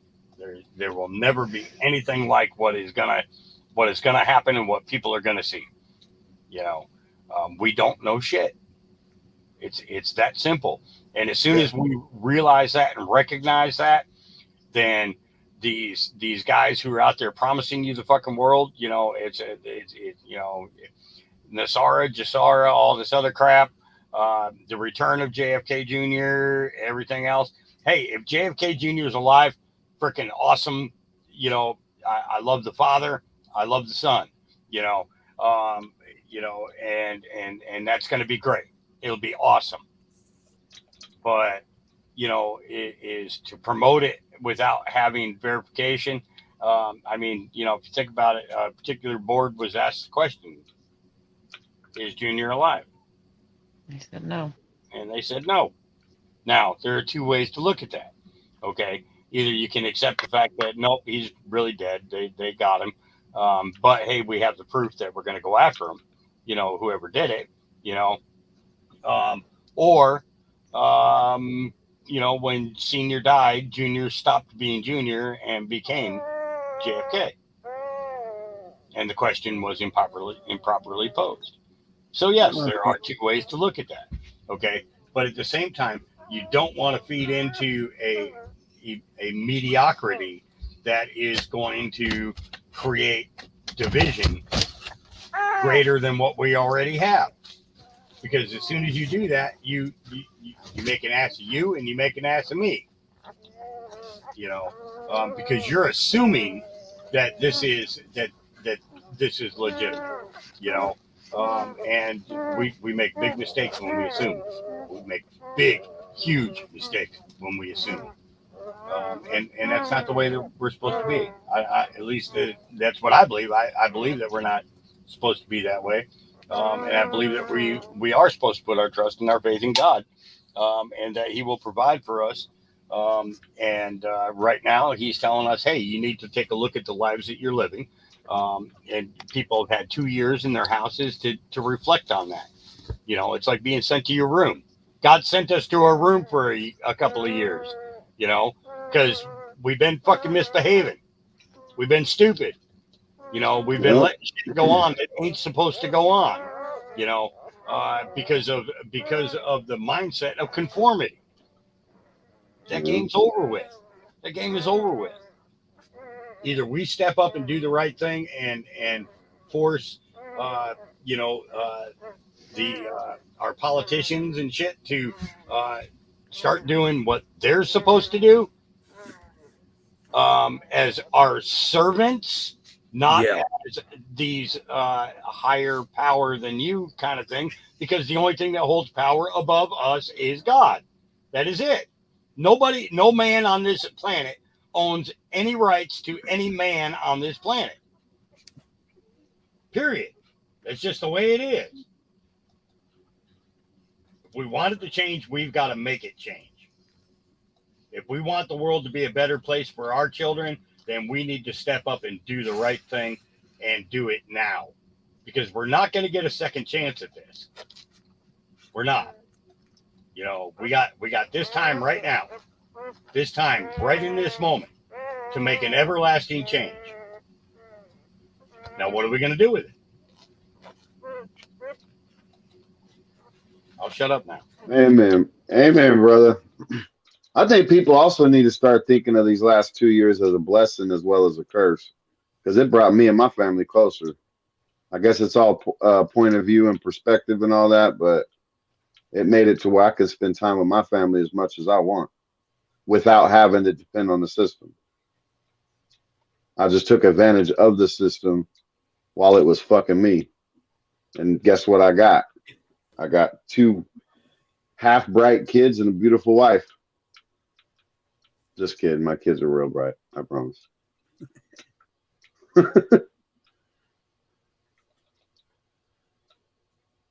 Well, I agree with everything you said, Hawk. I'm sorry, but I had to run out to the back porch there real quick. And I think you came back to what I was trying to say about a more immediate problem that we have. I appreciate you backing me up on that.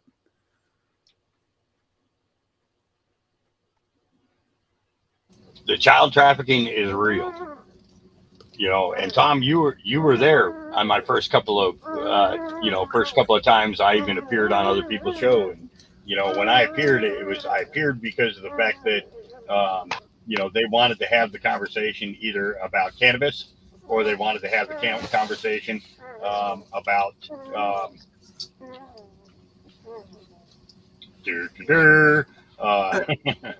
you know, Hawk, I heard bits and pieces. I didn't really understand, and I still don't understand the whole story, and really until last night, man. Some of the shit you went through. Yeah, it's you know, and the thing is it all boils down to is, do we let what happened to us affect us so badly that we're never able to come back out from it? You know, and I don't believe that that's the way that we're meant to be. I don't think that it's the way that God wants us to be. No, you know, exactly. To have to go through that, yes, it was. Not only was it traumatic, but it was. It created major problems for me, you know, throughout my entire life. But the fact of the matter is, do I let that define me? No, I refuse to allow that to define me. If anything, absolutely, my story, you know, as well as, you know, Summer, Summer, what's her last name there?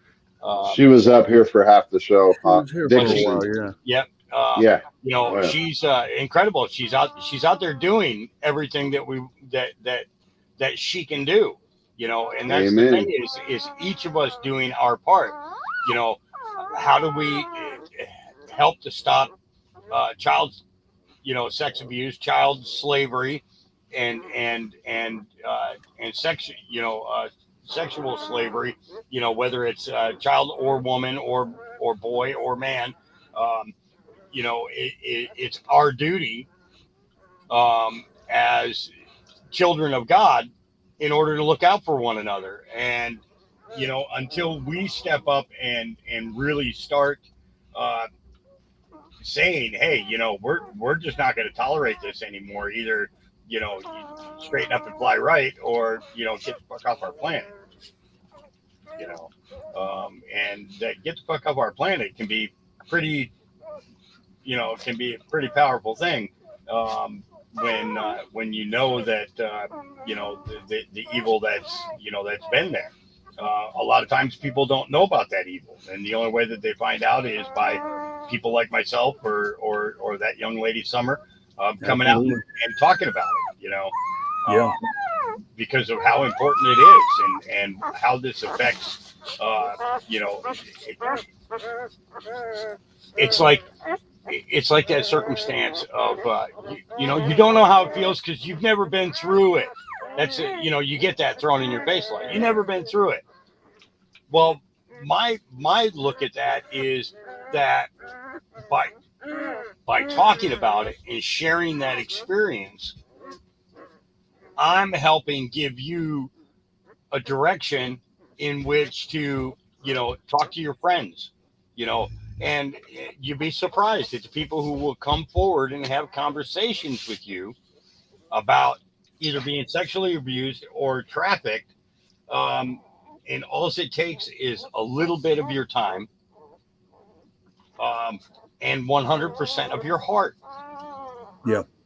You know, because if you're doing it from your heart and you're paying it forward, and by stopping somebody from maybe sending their kid into a bad situation, or maybe we, you know, maybe that person ends up spending more time with their kids because they realize that in an instant they could be gone.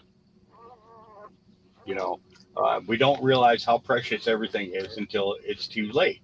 It's time to stop that cycle. You know, why? Because we're better than that. We are so much better than that.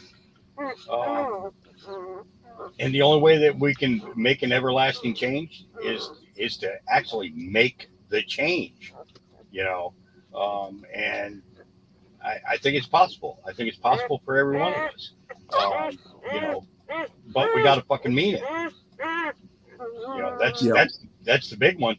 We got to mean it. You know, he wants us to stop this. He's showing us what's going on because of the fact that we have ignored and neglected it for way too long. So I think. Go ahead, Hawk. Go ahead. No, I was just going to speak about. I was just going to respond to exactly what you're saying. With something that's it's obviously YouTube safe and stuff, but it's very controversial when it comes to, you know, just ideas in general. And this is because I definitely was raised around, you know, and the understanding that my moral code and compass is basically don't mess with women and children, right? It comes down to that. Don't mess with women and kids, and then you and I can get along. You know, I can. What about the elderly, bro? Yeah, like you don't mess with the elderly either, man. Yeah, 100%, Mark. I agree with you completely. We're supposed to be protectors. You know, it's something that that we're always supposed to be. So I think it comes down to this. You know, we were speaking about privacy as well for a while. Now, my wife, who I'll bring up here for a moment, she's not around right now, but she could explain this as well pretty easily. You know, with all respect to her as well, she's explained how she's altered my perspective on the fact that we have privacy to the degree that we do, and whether or not the privacy is actually something that I understand that privacy can also go hand in hand with freedom to a degree. And I understand that the problem is that if you do take away privacy completely, you also allow the wrong people to like have access to the complete, like, you know, disclosure of everybody's private information and everything about people.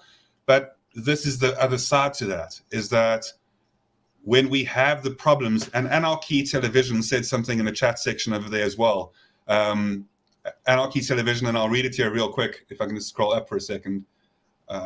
Where is it? Oh, here it is. We have the technology to hunt down one person across the effing globe, but yet our children are still disappearing. So the thing is, right, is that there are these corrupt organizations that are occurring throughout the world, and there are people that go missing all the time, and there are horrendous things that human beings do to one another. And it's like, how do you combat that without completely eradicating the freedom that we pretend to have? And I say pretend to have because I think that the whole freedom thing, even if we try to be as evasive as possible online, there are absolutely people that can easily see exactly what you're up to, which can be a good it's an illusion. Because it can actually protect against the trafficking that Hawk was speaking about. So it is a very controversial thing, and I know that not everybody will always agree with me on this, but I do think that people have exploited their privacy and have used it to the degree that I think that if we can choose between all of us having our sacred privacy compared to there not being trafficking in the world and there not being the abuse of women and children, I don't know. It's a tough question, right? It poses you with the question of like, what is the right direction to take with that? Have people exploited privacy to the degree that we are not even deserving of it anymore? Like, I don't know. That's just my thoughts if anybody has any response. But I completely love what Hawk was saying, and I would have had responses as well, but you know, it's difficult to respond to something when I disagree with it so fully. So I really appreciate your point of view, Hawk. Hey, Pinoid, I don't know you, man. You want to show your face? and we'll let you in. Is that Pinoy News? Yes. I know him. He's a good guy.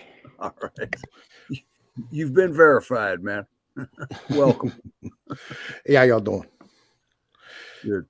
I was sitting here listening to this dude talk about like how like we're supposed to eliminate trafficking and like all these type of things. I mean, the truth is like most of this shit wouldn't happen if like we just take females' rights away and wouldn't let them go outside without a man like they do in the Middle East. What's the matter with you, man? Dude, block him. He's a little bitch. He likes to get fucked in the ass. You can tell it all over. Look, he's got cum on his mouth. He's got cum dripping right there from some dude. All right, Ghetto. Thank you. So why did you vouch for him, Mike? Yeah, Pinoy's a good dude, troll bro. you sent over or what? Nah, What he was that? ain't no troll, bro. You know what I mean? Well, I don't quite Did you understand. just hear what the fuck he said? Yeah, yo, he has some different opinions on things. I don't always agree with him, but he's not a bad guy. He ain't. That's all right. He can wipe the nut off his chin next time he comes up here, at least. Hey, yo, thank you guys for having me, though. You know what I'm saying? Mike, appreciate you coming, man. Good having you. You guys have a good night.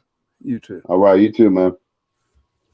Sorry I spoke like that, Cola and Summer and anybody else in chat. I did not mean to be disrespectful in front of y'all. I must have missed it. I was gonna jump on because I heard him say something about trafficking, and then I came into the studio, so I didn't hear what he Yeah, said. you don't. His basic It's- theory was if we kept you locked up, you wouldn't have any problems. We don't. I ain't got time for that mess. Yeah, he's Amen, brother. he lives at home with his mother. Say That's how again. you get those. I said he's just lame. That's how you get those misogynist idiots. Is you start, attacking their manhood with gay shit and all that other shit. Then they get really, oh my god, what? I'll fight you, man. Right. Well, I did learn enough from Ron that I smelled a problem when he came up with an avatar and no face. So Yeah. Well, and the whole vouching thing that bothered me. Oh yeah, I vouch for him. Let me get my, my buddy will get the word in. But on that note, though, guys, this is, if you don't mind me saying, this is, and it's got nothing to do with me. It's got all and everything to do with God.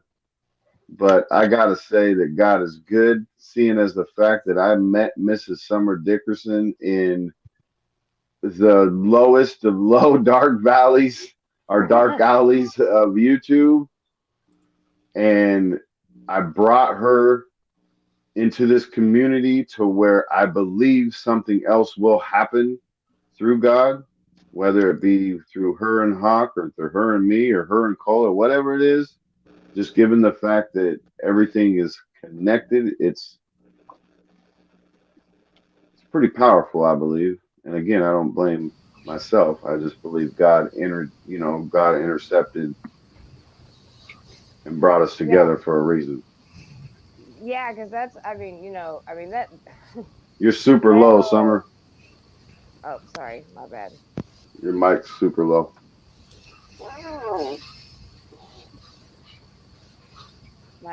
Am I higher now?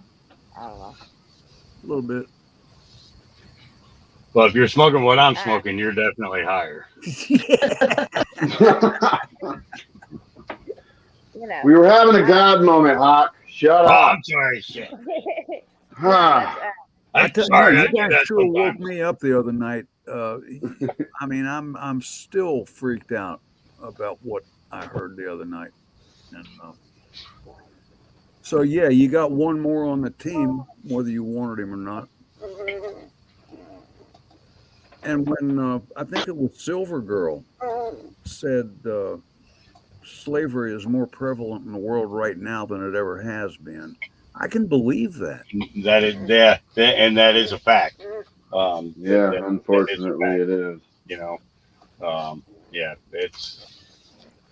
The Yeah, powers that should unfortunately. not be. Yeah, the powers that should not be want to make the entire planet a prison colony. Pretty much. Yeah. Yeah. Good to see you, Wing. I mean, they already have. But they want to be able to buy and sell your children at the same time. Yeah. That's the other thing is that They think that they have rights to your children. Well, it's going to get that's another thing too when it comes down to this new technology with this crap in the arm stuff. If it's able to alter your DNA, it's the same thing like Monsanto when they made genetically modified corn. They own the patent, and they can therefore they own that DNA. So if the companies put this stuff in us and it changes and alters our DNA, therefore it can be patented and owned, and then that is passed on to your offspring. And then your offspring, in a sense, will have to pay dues because they are owned. Their DNA is now owned by a company. And this is where it comes down to, like you talk about, taking our kids or owning us. That's their goal. It's just it's not enough to own our mind or to control our mind. They want to control every single bit of our DNA. All right. But there's one big piece to that, and I don't mean to cut you off, but you got to remember the soul, man. They'll never own our soul, and it doesn't matter if they change our DNA into a frog. It doesn't matter because God owns our soul, every single last one of them, even if we don't believe in them.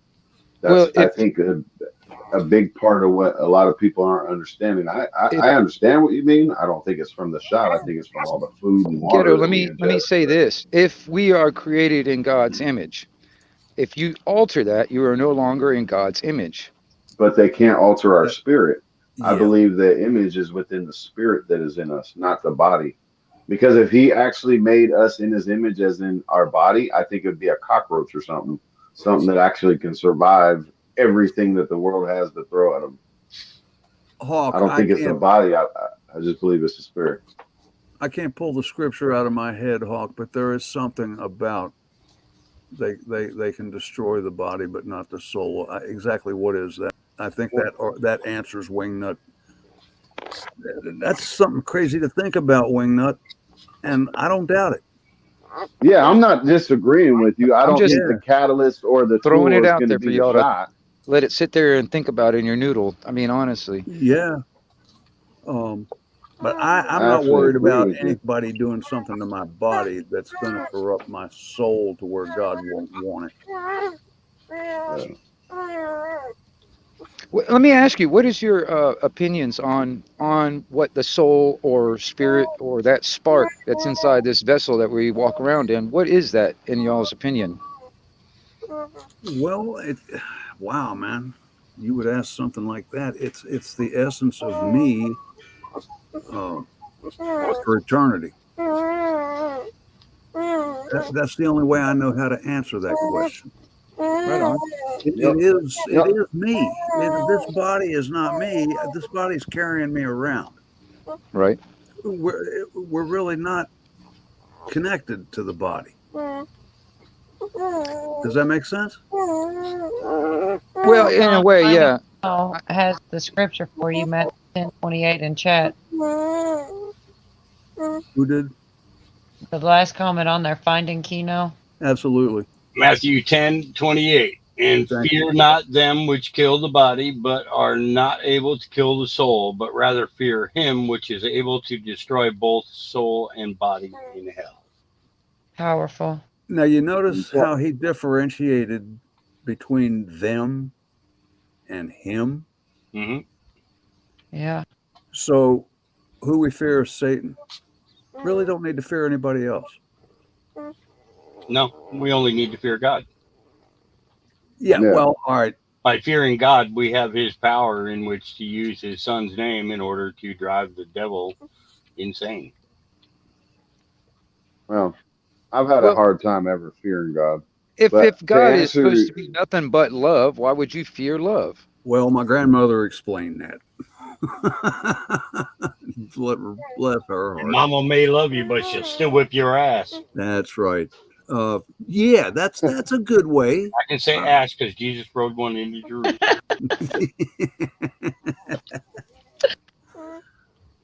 We're not to fear God that he's going to beat us up. We are not to fear that God's going to burn us if we're not good. To me, hell Somebody is tag simply that bot. the absence of God. Thank you. That is going to be the worst punishment that we can ever suffer is being sent away from God. And I don't know if that fire they talk about is real, literal, but the absence of God is true hell. And we fear Yeah. being away from him. We don't fear him. That's my So understanding of it. So Wingnut, let me ask you this, because Dusty Data kind of explained it to me on a different level. Do you think that we have an energy about us? Like everything that's moving and living and breathing has an energy about it? Just take Well, the yeah, of soul part course. out of it and just, Yeah. there's an energy, right? Yes, sir. Nothing can kill energy. It automatically recycles into something else. You cannot Yeah, destroy it doesn't. energy that's been Yeah, you proven. can't destroy it or create it. It's always Exactly. moving. It's always Yeah, there. and it's going to go into something else. So I think even people that don't believe in God but they do believe in the energy part of all of this, I think we're all on the same level. There's just a certain amount of people that, and forgive me because it ain't against you, there's a certain amount of people, man and woman, that have an ego that won't bend a knee to another being because they can't get past themselves and their own knowledge, if that makes sense. No, fair enough. Yes, sir. I will bow my knee to my God in front of everybody on this panel and everybody outside too. Yes, proudly. I just so the reason I say that is that energy that we're talking about, that would be our spirit or our soul, I would think, because I mean nothing can be extinguished that has these types of energies,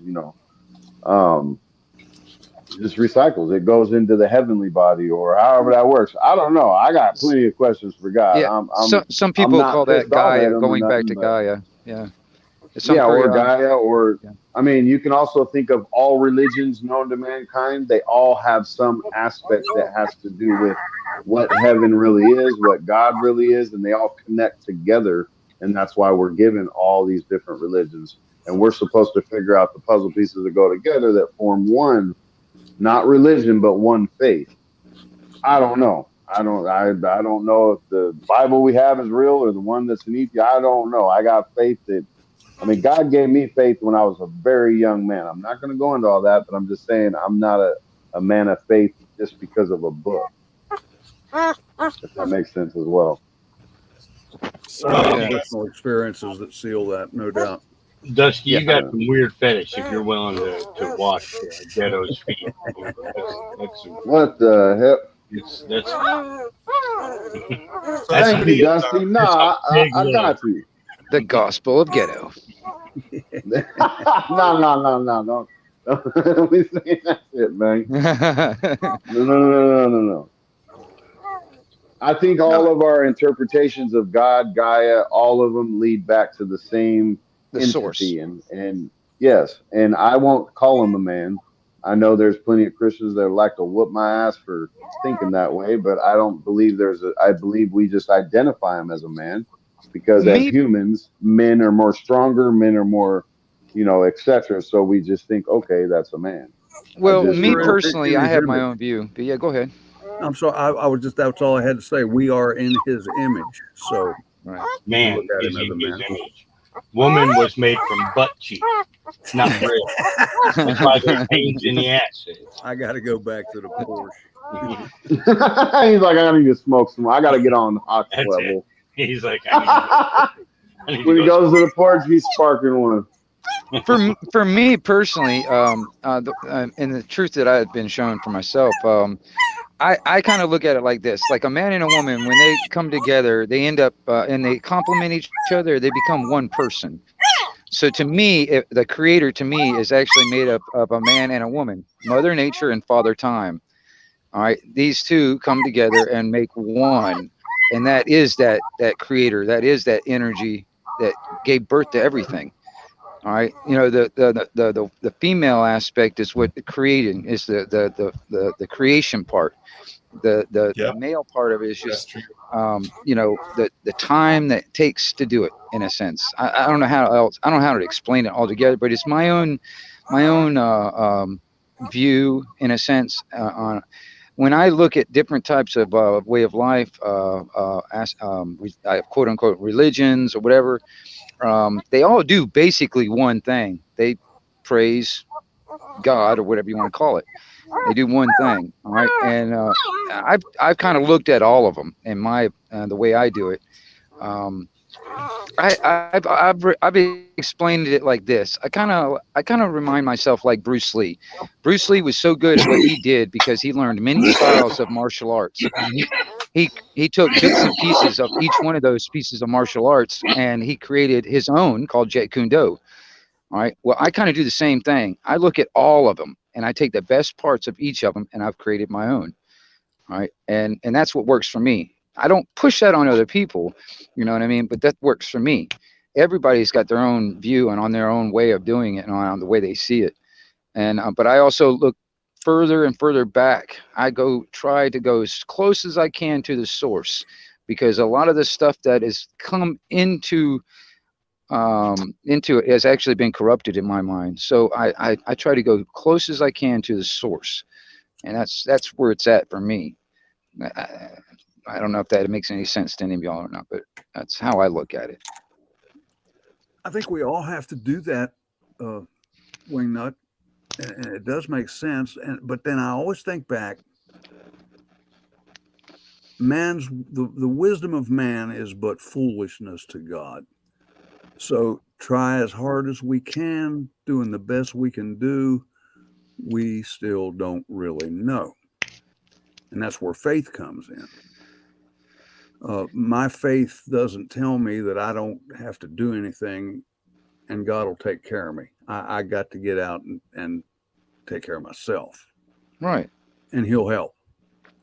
Yeah. Well, everything you need actually does not come from external sources. It all comes from within. Everything you need, anything. Pretty much. I mean, you get down into one of those moments you're depressed and blah, blah, blah. What is the first thing you do?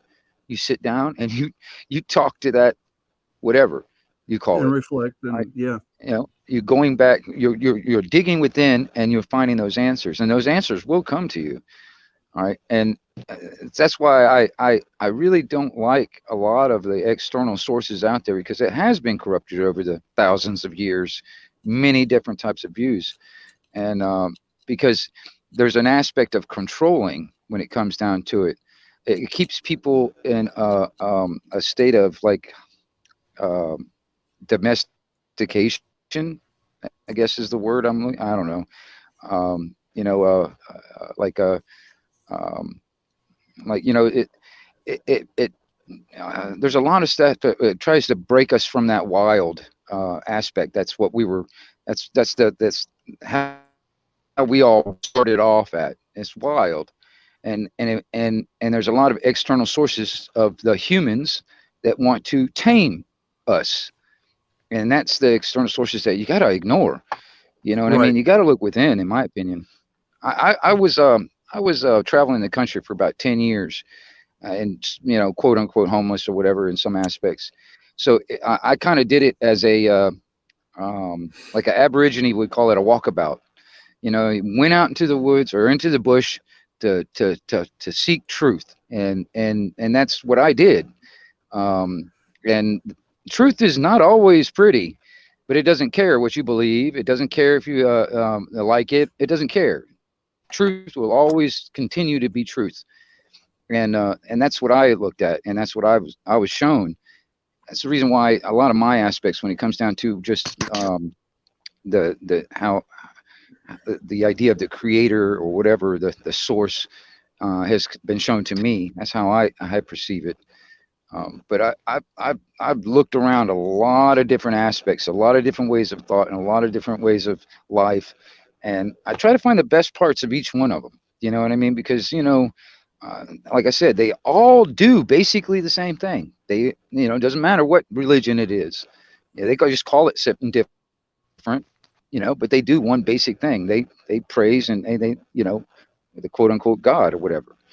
If you're even looking at history, even like, for instance, like just on, for instance, like Judaism, Christianity, or Catholicism, Muslims, they all basically came from the same neighborhood geographically.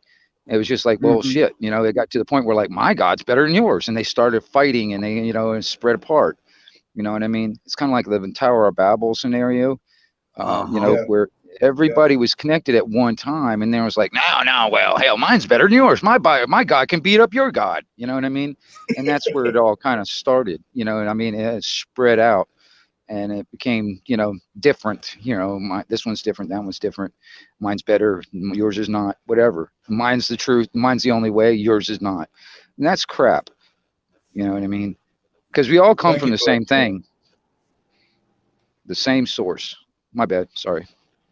No, just backing up what you were saying, just saying thank you for saying that. Like, I really acknowledge and also stand strongly with what you're saying. And it's, I think, getting back to the way that we're at now, where we can be from any side of the world and communicate, like I mentioned slightly earlier.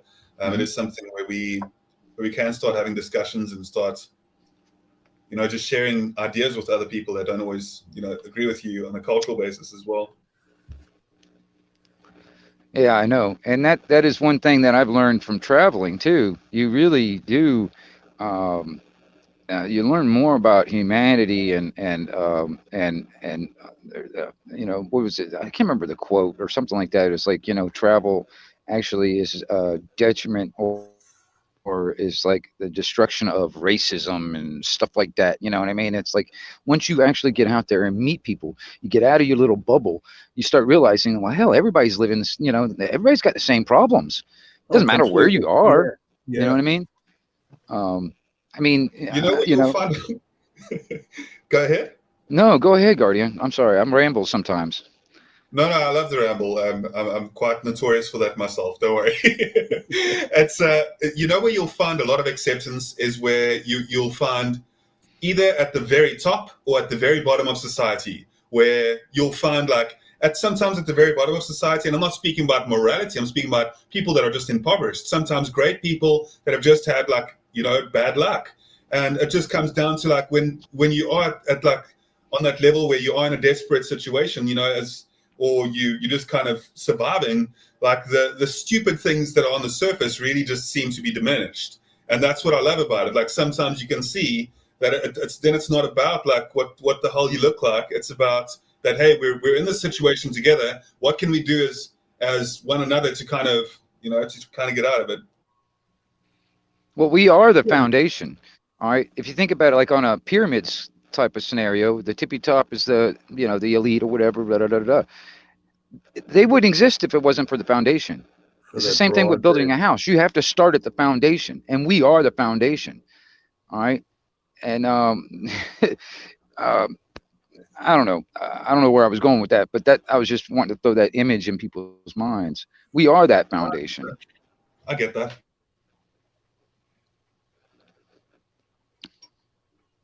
That's why having community and why having conversations such as this are something that these longer conversations where we can really get into things that don't usually get touched on the surface level. You're walking past somebody and you say how you doing, and nobody actually really cares too much how you're doing or what your viewpoints are. But then when you're on stream like this and you start sharing ideas, you can have like much deeper conversations, and that's why I love these. Well, oh yeah, this is great. I've noticed this too. It's like in my travels, I've noticed that some people that have very, very little, they will give the shirt off their back to you. You know what I mean? Yep, absolutely. And they give between each other. That's the thing. Exactly. You'll often see that if people don't have a lot, like sometimes when they just get gifted something, you'll see the way that they share. Like take it out and share it. Yep. Yeah, like there's people that I'm quite close to that they'll sometimes wait for working opportunities up at the robots over here at the top, like manual labor and that type of thing. Okay, yeah, I see. Not a problem, Coda. But yeah, so they'll be waiting for manual labor and that type of thing as well. And they do live in unfortunate circumstances. And when people go and give them food, and when they go and give them things, you should see the way that they like share amongst each other so like lovingly. Like they don't, you'd expect people that haven't got much to, when they get gifted something, an assumption, I wouldn't say that everybody expects this, but an assumption would be that they would like, be all at it and stuff like that and poured it away. Yeah. Yeah, but that's not at all like what I see when I'm up at the top here, and I see them, just definitely being willing to help each other. I agree. I've seen it many times on my travels. Like that's for why the instance, ghetto's so beautiful, y'all. well, I mean, I've Y'all seen come it. from I've the seen it ghetto. many times. Like for instance, I mean, like a guy who's flying a sign, cardboard sign written with Sharpie, need help and all that stuff. Somebody gave him $20. Well, he spent every bit of that $20 on a couple of other homeless guys that he knew. Every bit of it, you know what I mean? And shared every bit of that, in food and stuff like that with those other homeless people. All right, he didn't really keep any of it. He spent every bit of it to share with them. And it's hard to find that, and the man that don't need it will squirrel it away and hide it for himself. Yes. Yeah. Do you guys know the reasoning behind why Johnny Cash wore black? I love that, by the way. Johnny Cash wore black to like kind of relate to the people that were impoverished, because he didn't ever want to be like, distinguishable and fancy in any way or anything like that. I know it's weird to speak about Johnny Cash, but it's just somebody that I admire quite a lot. And he related to the people that were on the ground. He went out there as well, and he would like make friends. He didn't give a damn who they were. Like he tried to get there into the communities wherever he was, and that's something that I really admire and find quite respectable. Just that wearing black all the time. Did you see the video of the last recording Johnny Cash ever made? Absolutely, yeah. Okay, all right. I was going to recommend that to you. I believe he told that story in that video. It is part of it, yeah. It is definitely a big part of it, and he explains why he is so connected to people as well, and why it means so much to him. Hey, Nikki. Hey, Nikki. There's an old guy I haven't seen for a long time. It's good to see you, man. What's up? Welcome, ladies. Thanks for being here. Hey, Backwoods. How y'all doing, man? Hey, I wanted to go back to the fear thing real quick. If you look at what all the leaders, so-called leaders, these, if you look at what they're doing, everything that comes out of their mouth is fear. You think about that, fear if you don't get this, fear of dying, fear of going hungry, even as much as, well, if you vote for these people over here, well, they're going to take this away from you. If you vote for these people over here, they're going to do this to you. It's all based on fear. Hey, look at Brandon's speech yesterday. It was all fear. All fear. And yeah.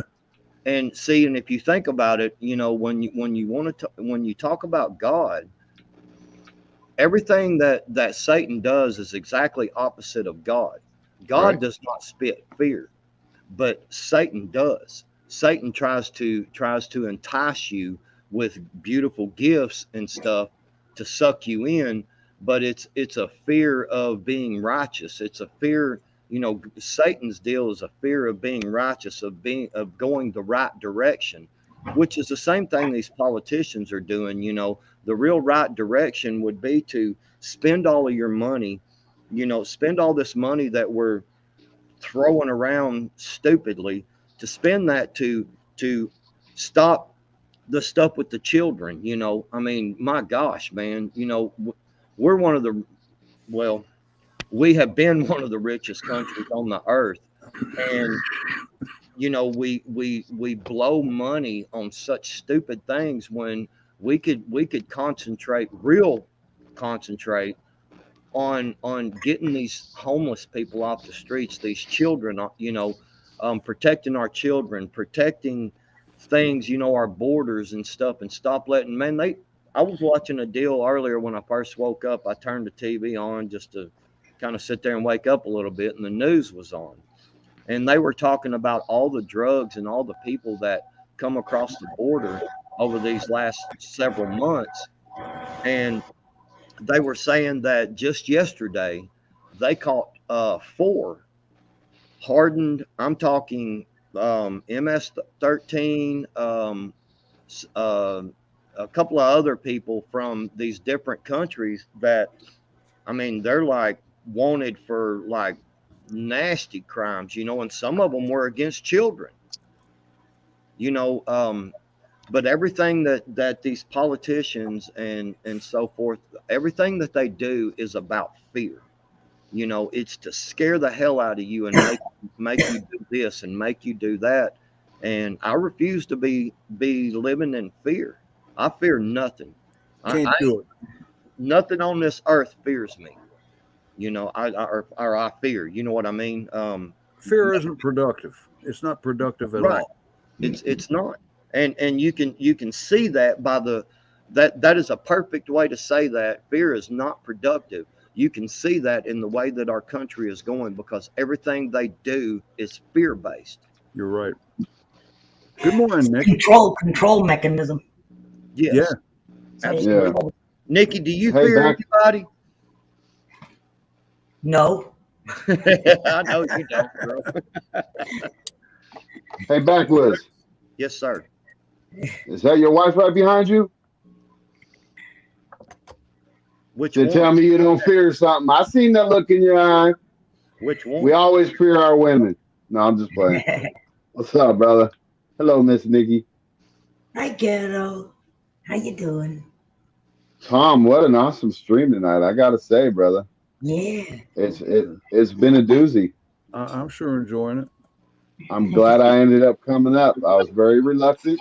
Not gonna say why, but I was. But I'm glad I came up, brother. Give me a little learning time, and you know, Oh yeah. we'll handle all this stuff. I Yeah. love the conversation that makes people think. That's what I like. Yep. I do too. Yeah. Yeah, And it that's goes. Sorry.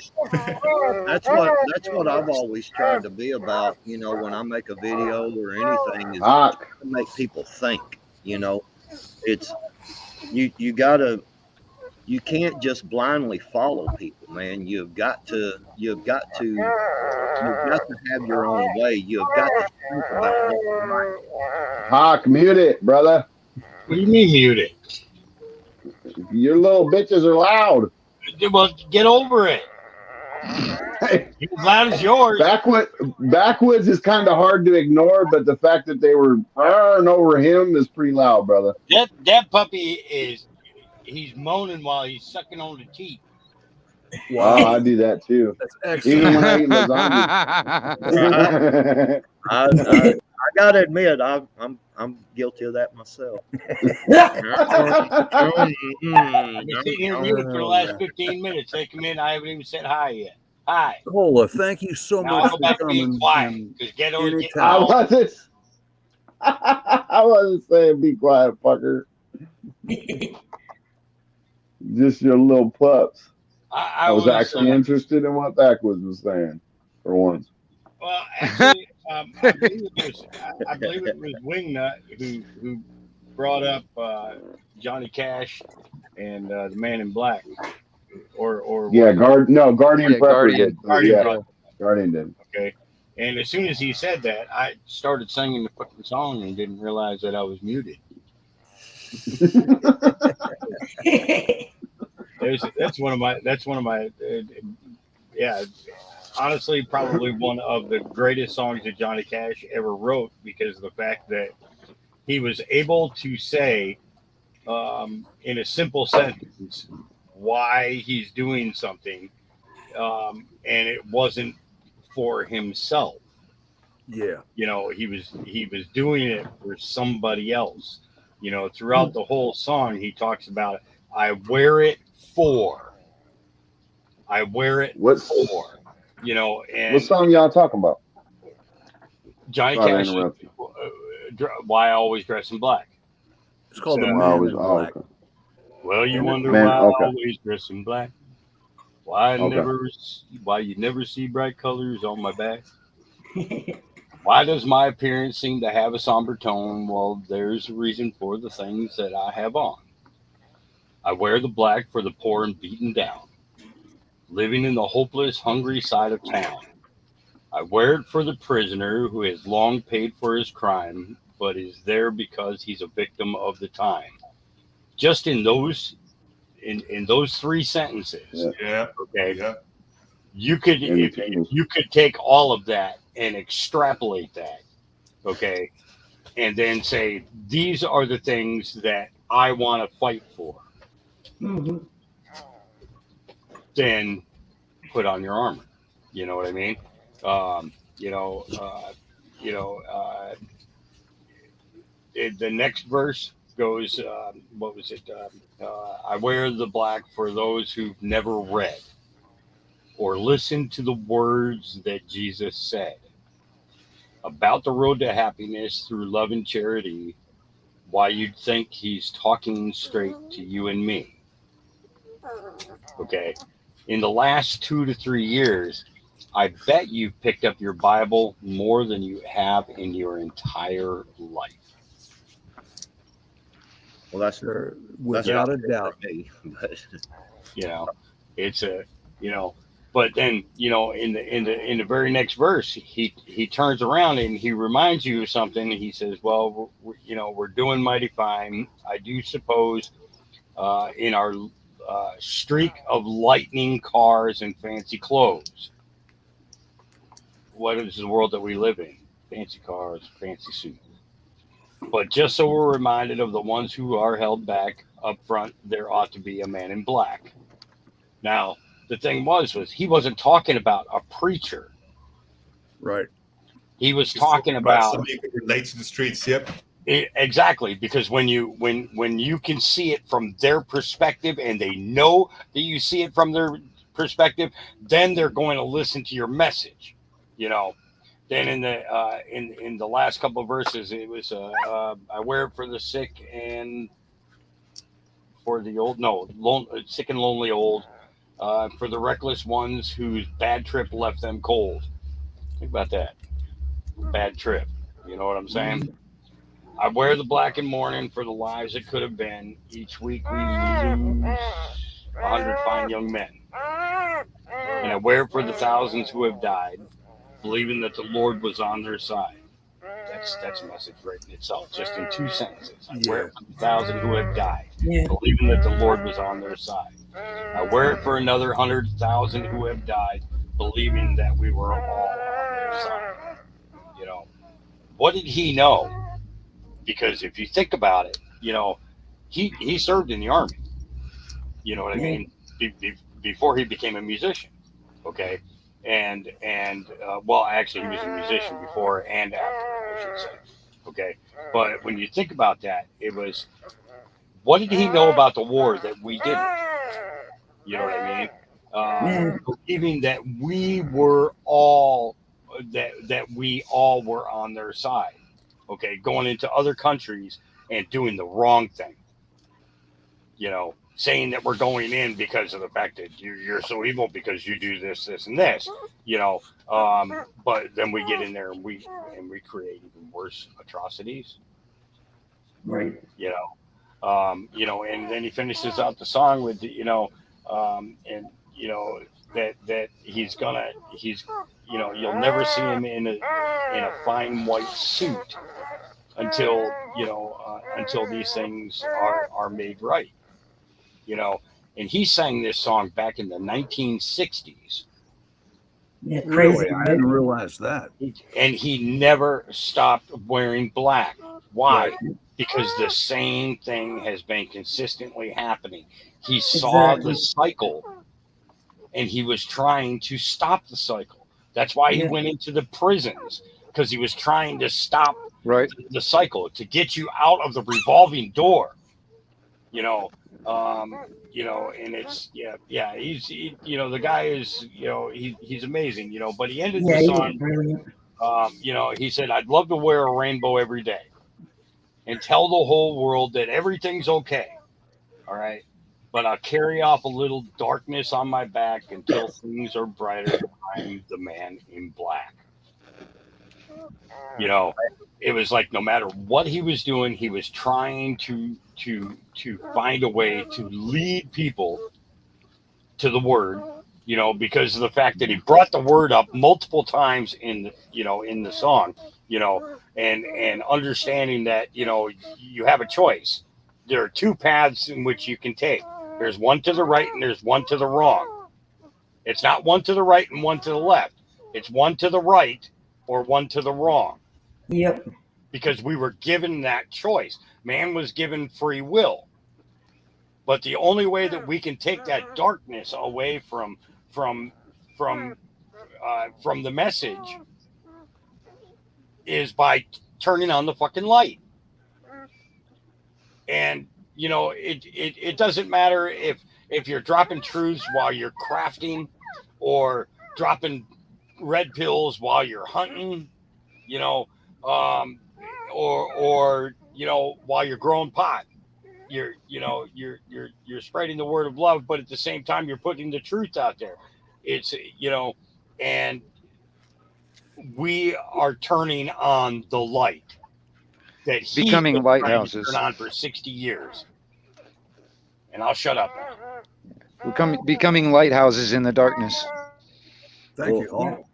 Well, Thank one thing I do got to say is that, you know, a lot of us struggle, you know, obviously with earthly things and so forth. And I'm having a struggle right now because I wanted to say that the only thing that I could see right now that would make that car sitting behind Nikki look better would be with her sitting on top of the hood with water running over her. Man. Like flash dance. Yeah. I'm just saying. I just had to bring that up because, you know, the freaking car back there is phenomenal, Nikki. That is a sweet freaking ride. Yeah, that's number one Mrs. Baby Girl right there. Yeah. All right. I just had to. I'm sorry. I struggle between the flesh and, you know, things. You know. Yeah, it was there flirting with Nikki. Look at you. Let her get one of her toys out. She'll give you a sweet ride. Nikki's the old school friend. I'm just saying. Yeah. Billy and I go back a long time. I love him. All right. Here, I'll go sit on the hook for you. So hell yeah. And I was just gonna ask you, how in the hell are you doing? See, now the car is perfect. So how are things? How are things in the new place? You're all in there now? Well, yeah, I'm just living in boxes still. But I'm getting there. I'm plugging away one day at a time, you know. Yeah. Some of those boxes always end up staying full. Yeah. Just make sure you unpack yourself. That's the biggest thing. Because you don't feel at home until you unpack yourself. You know, it's not always about the furniture. It's not always about having this hanging in the right exact spot and everything else. Sometimes it just boils down to you being comfortable. So are you happy where you're at? That's the question. Are you happy where you're at? Yeah, sort of. But, you know, I always make the best of the situation I'm in. It's funny you said that because I forget who told me this back when we were in the hotel. We were there so long waiting for this house. I got used to living with so little that I like it. And so I wasn't on a mission to unpack every box. So what I'm doing now is I'm taking out just what I need, the bare minimum. I donated a lot of stuff already to people that need it because I don't need it. And I'm trying to really skinny my life down a lot, you know. So it's cool, though. It's refreshing to just shed all that extra stuff, you know what I mean? Like a spring cleaning. Yeah, big time. I was just going to suggest maybe it's time for a purge, but it sounds like you're already into it. So yeah, that's what's taken me so long because for Yeah. every box, like I have, you know, like let's say everybody's got all their Christmas boxes, you know, but I whittled mine down to just this little box and it's old stuff from my mom and my dad, and that's dear to me and I keep it. And everything else is just, I mean, you can buy crap at the dollar store or stuff that means something that somebody gave to me, you know. Sure. Yeah. So that's it. I whittled that down to a box. I put the rest in another one that can go in the attic. I don't care if we lose it or don't lose it. I'm just trying to organize stuff that way. But boy, does it take a long time. Oh yeah. Yeah. Yeah, if you want to realize how much junk you don't need, if you want to realize how much junk you got, then make a move. Right. Yeah. You'll realize real quick, man, I don't need all this junk. I haven't used this in 2 years. Yeah. I haven't used this since the day I bought it. Yeah. That's exactly. The only problem is, man, I have this thing. And it's like, man, I get rid of stuff that I've had for so long. And it's like 2 days right after I got rid of it. I'm like, damn it, I just got rid of that thing. Now I got to go buy a new one. Yeah. And I hate that. You know, it's like I hold on to stuff for so long or whatever. And I'm like, you know, I'll either use it or whatever. I just don't want to get rid of it because, you know, then I'll end up, you know, having to buy it again. And I hate that, you know. It's like, so I hold on to a lot of stuff. I think there's like a natural law that as soon as you give something away or throw something away, you'll need it. Yeah. Yeah. I mean, it's like, yeah, Right. I've had I had like 3 of an item or something like that, and I got rid of all of them, and I was like, damn it, I had 3 of those damn things the other day. You know what I mean? It's like, shit.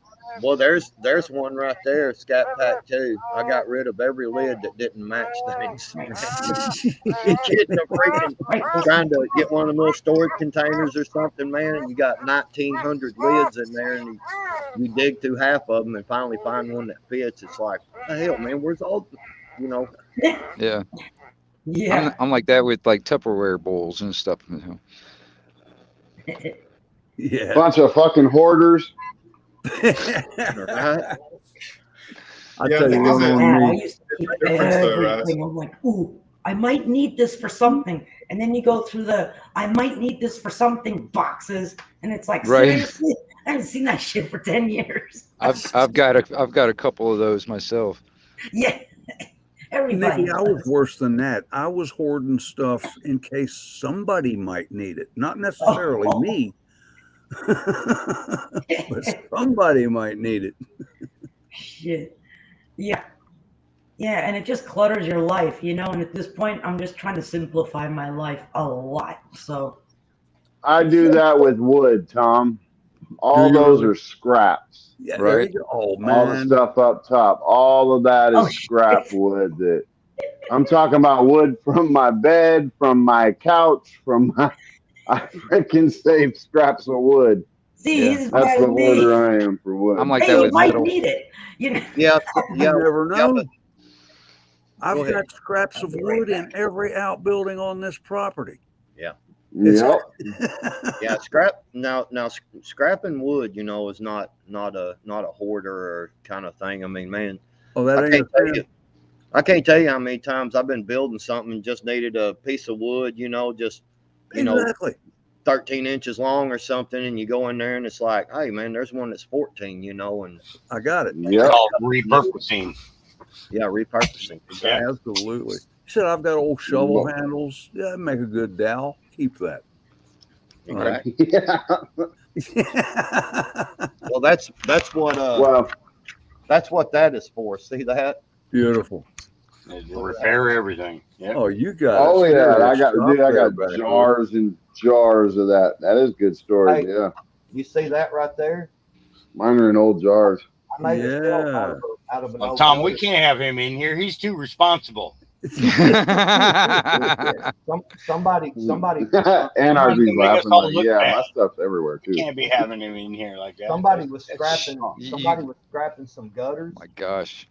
and Guys I got a piece of that gutter right there, and I keep all my oils and stuff in that gutter, man. Oh, The that's oil perfect. won't, yeah, the oil won't drip out of the bottom. Just take 2 pieces of wood, and then I put a little piece of wood underneath, you know, to kind of support the gutter. And Looking rednecks. yeah, it holds all your Looking oils. redneck ingenuity right there. I got some scrap gutter out back too. Man, you can make great oil shells Cut out of that them, man. stuff up and line some shelves with it. Yeah. Cool. Makes great shells to hold all your oils and grease and stuff like that, It man. won't tip over, or if it does, it ain't gonna fall off the shelf. Yeah, and it, you know, like I said, if the oil drips or something like that, you know, it stays in the bottom of the gutter. You know, it doesn't drip down your shells and stuff. That's decent. Great. Great. Yeah, also makes I'm sure like that that you with don't- metal. Metal. All right. Sorry, Wignut. I apologize. Go ahead, Guardian. I'm sorry, I talked over you. No. We just seem to to like speak at the same time, so I do apologize that comes up. But yeah, I was just going to say that having organization as well also helps you to keep the stuff in good condition, you know, and then that's a form of self-reliance in itself. Is just making sure that you keep what you have in a really good condition and making sure. But there's a big problem. As much as I can say that, you know, and I've got a friend of mine that's a minimalist, and he just So I've got a friend of mine that's a minimalist, and what they essentially do is like they really try and pin it down to only the things that they require in every way, and it's something that I can see the value of it, but at the same time, you know, there is a certain level of sentimentality that I think is good too, but just not to the point where it gets ridiculous. But yeah, there's a lot of usefulness in having everything like backwards of what you got there.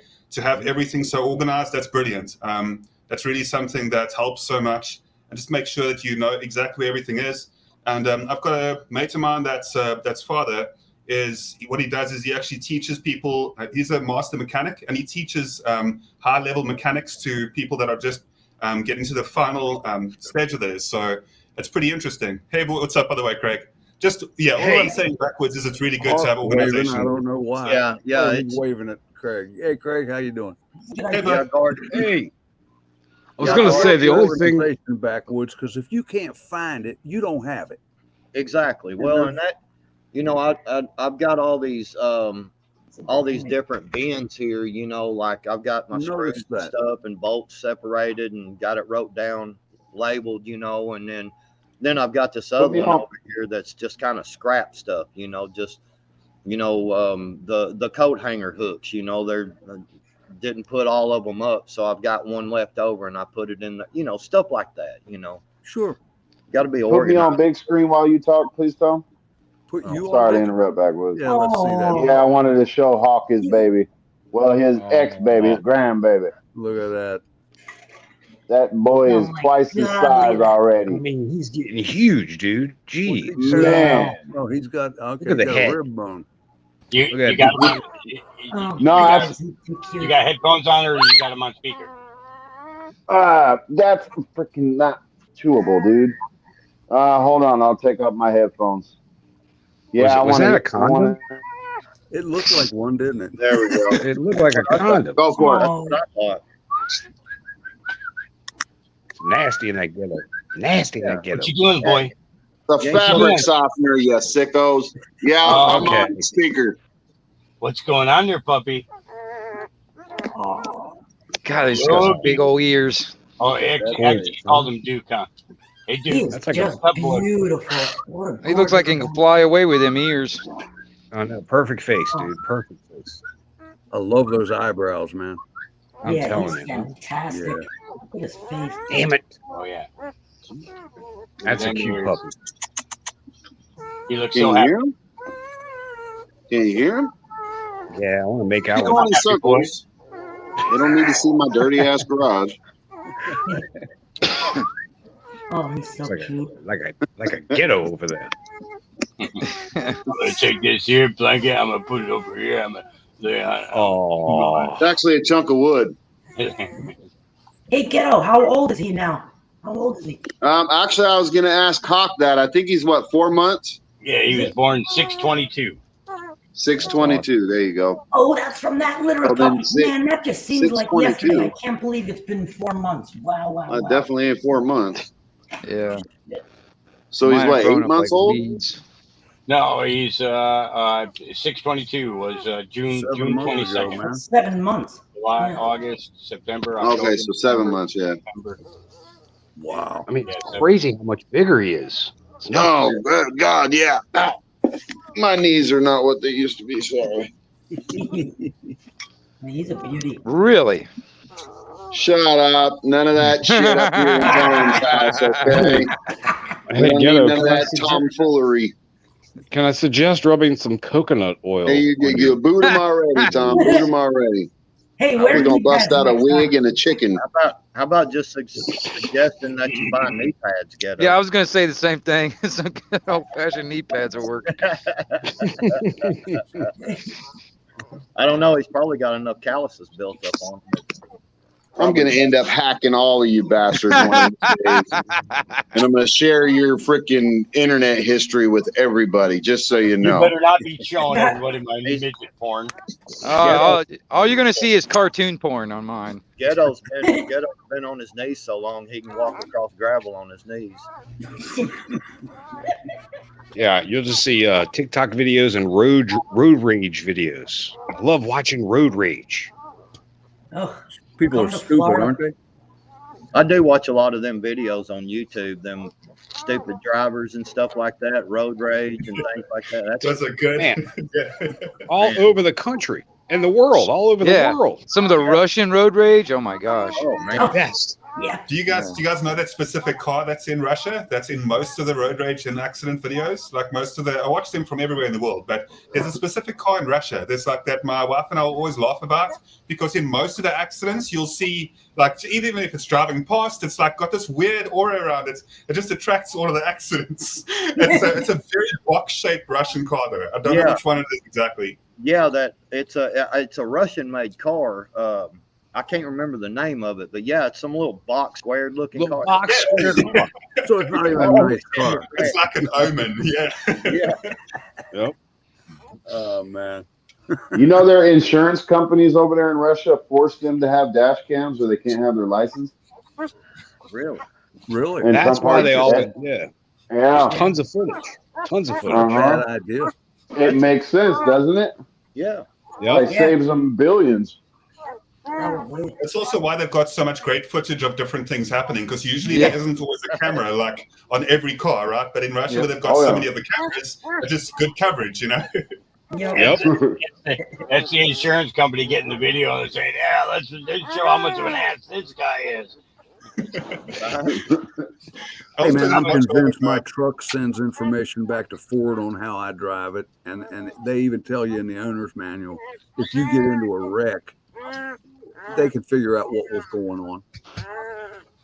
Yeah. I guess it's like a black box on an airplane or something, Probably. flight recorder, data recorder. That's it. I love that you've got a Ford, by the way. Okay. Big fan. And then So I just you also want to compliment Nikki on the car as well. I also love muscle cars, like so much. And and then the fact that you've got a Ford, you know, the Ford, the original F100 as well, the old Yeah. Ford originals. Yep. Yeah. Those are so beautiful. Like I love all of the cars from Ford. Don't get me speaking about that too much, but I also just wanted to close up from our side. I'm going to be jumping off, but I also wanted to recommend you guys also go watch the motorcycle gone wrong kind of videos. Those are also great sometimes. Yeah. I love those, but Oh, Brazilian motorcycle chases. Oh my gosh. Yeah, I don't yeah. even watch Fun. those. It hurts to watch All right. those. that's so Also, good. John Correa, active shooter. It's like shooting videos. Gosh, I forget the name of it, but they show shootings from all over the world. A lot of times in Brazil, they have a lot of that shit goes Yeah. on there. Yeah. Oh, really? Oh, This dude, is you called see, Jack you see, Stuff you see UN. somebody pulling Hey, up you on guys. a motorcycle, and they got a guy on the back. That's it. Oh man, that's gonna be some shit going down. Because I'm gonna That's tell you, it. man. You know, You're screwed.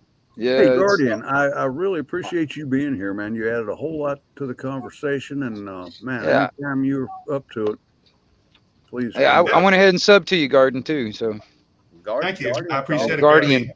I think I I got love these Guardian, chats. These are the best conversations ever, and I appreciate it, Tom. And yeah, Tom and Ghetto, both of you, all streams that you guys have are golden. Like, we've got so much time for that. Anyway, keep well, you guys. Have a lovely Thank evening you, further, sir. and have a good day tomorrow. Stay peaceful. Cheers. Right, love you, brother. Hey, good day. Guardian. Favorite Yeah, African. the weekend's like one day away, so enjoy, guys. Cheers. Bye. I'm right, brother. retired. What's a weekend? It doesn't mean anything to me anymore. Me neither. I was going to say the only thing that can make those toolboxes any sexier as if backwoods was to get on top of them, pour water on top of himself. And pour some water over himself.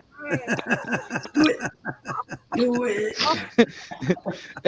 What? Wait, what? Sponge himself down. Yeah. Mute them all, Tom. Mute them all. I was taking part.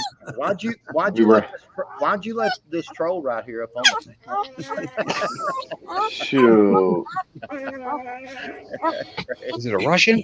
That was great. I'm a Russian I'm gonna spy. finish this cigarette, and I'm hungry and I'm tired.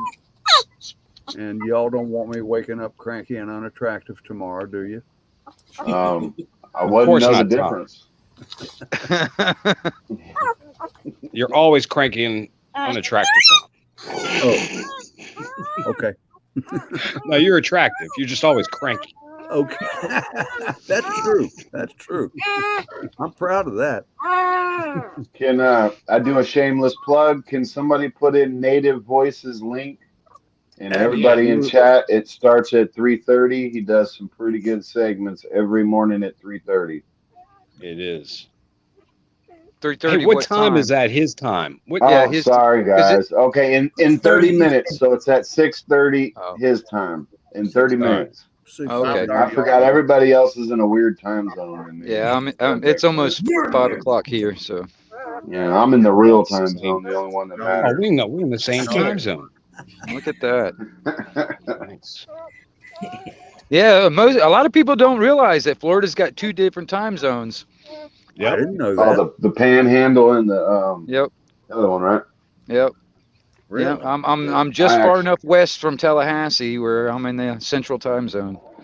Interesting.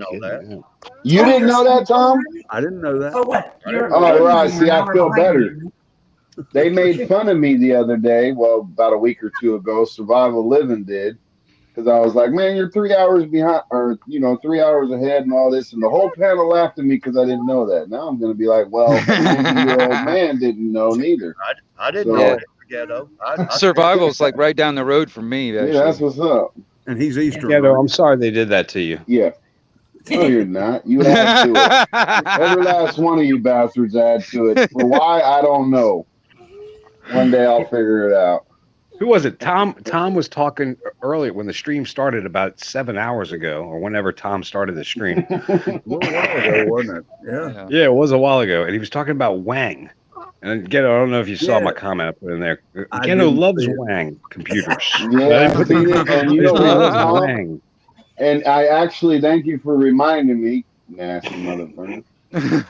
Let me know the name of the game you're looking for, and I will get it for you, and you can play with it right there on your computer. You're kidding. I swear to you, that is what I do for a living, sir. You just find the name of it, and I will show you how to get it and put it on your computer. It was called Hall of the Mountain King. Holy crap! You Well, got that that- microphone right up their butt. What do you got? That titty Yeah. must be delicious. I know. Type it in. Can you type it into? Well, text me the name, Tom. You got my phone, so Yeah, whenever I you can think do of that. it or whatever, just text me the name and I'll work on it.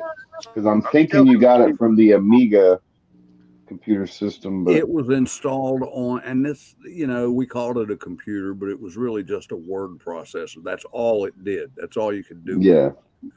Oh, here it comes. I will find it, brother. Bot in the chat. Bot in the chat. Bot in the chat. Uh-oh. Oh my God! It's the end of the world. It's gonna take over YouTube. Crazy Ivan, Crazy Ivan, Crazy I say Ivan. give it a wrench. I Mod say squad take the attack. wrenches from everybody. Do I not have any mods? I'm gonna do that one night. I'm gonna take. Didn't she? Yeah, somebody. I'm gonna take the wrench from everybody, and I'm gonna give a wrench to the freaking bot, and I'm gonna see what happens. Ooh, I wonder what would happen. I don't know. I want to see though.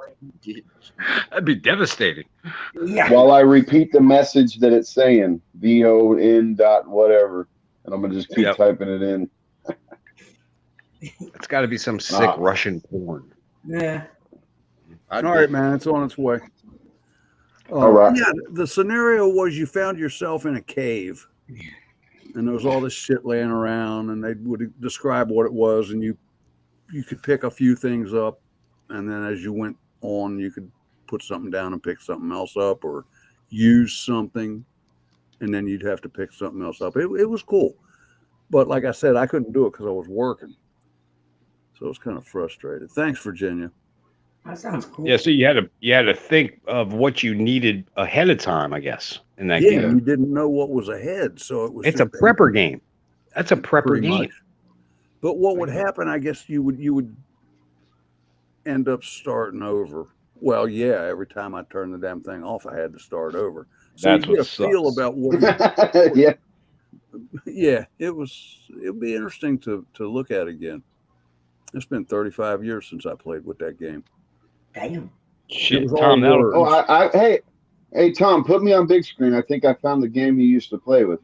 Oh, Yeah, watch this now. Yeah, I can't wait to see this one, Tom. Well, you guys don't give me no credits. I mean, what? I don't understand what you mean. Ah, I don't understand what you mean. Come on, Ghetto. I can't unsee that shit. Oh, good thing. Fucking troll me, bastards. I hope you all have sweet dreams. I was Oh, hoping Ghetto's to go gonna to haunt bed you in your a little bit and dreams. Sleep. Then I gotta look at that. You know, see that shit. Tom, you've been on 6 hours and 33 minutes. I have, Yep. and my wife is. He will blame Ghetto. If she wakes up before I come to bed, Oh, well. but it's all good. He, Yeah, that's why you better not get passes that it video. off. Yeah, don't get that video game, Tom. You might be up all night playing it. No matter what, he'll tell the missus that it's Ghetto's fault, and she'll I be can like, do "Yeah, that. I can understand that." She'll believe it too. You got, Yep. Yeah. Tom, what you got to do is before she goes to bed, what I do is I go and exercise the demons with my unit from my lady before she goes to bed. And then you can just, you don't have to come back to bed. You've already exercised the demons. Oh, for Is that what the kids are calling it these days? A unit? With Yeah. his unit. My unit threw up, Dusty. We would all agree if you booted him and blocked him from your channel. Just so you know, It's a Tom. B unit. It's Right? What the fuck? there's a few of them in the chat that'll get that meaning. All right. Anyway, folks, I'm gonna go heat me up a couple pieces of pizza and shake hands with a pillow. I can't tell you all how much I appreciate y'all being here. Nikki, you come earlier because I know you got things to talk about. But we Yeah, got I to watched do you this the first again. couple hours. I wasn't quite awake today, so I was just having fun listening to y'all. Well, I'm glad you did, and I hope Oh. everybody else in the chat did. I appreciate all of you hanging with me. Oh, thank you for allowing us in your home there, Tom. I appreciate it. Yeah. Nobody stays up with me all night, so this is cool as shit. Really, I appreciate it. So with that, we're going to close down the broadcast, and hey, everybody, we got a job to do. Let's save America. Talk to your Amen, friends, brother. please. Let's get together. That's my sermon, and I'm going to preach it until it's not worth doing anymore, and then we're in trouble, folks. All right, love everybody. Good night. Peace, everybody. Love y'all. You too, brother.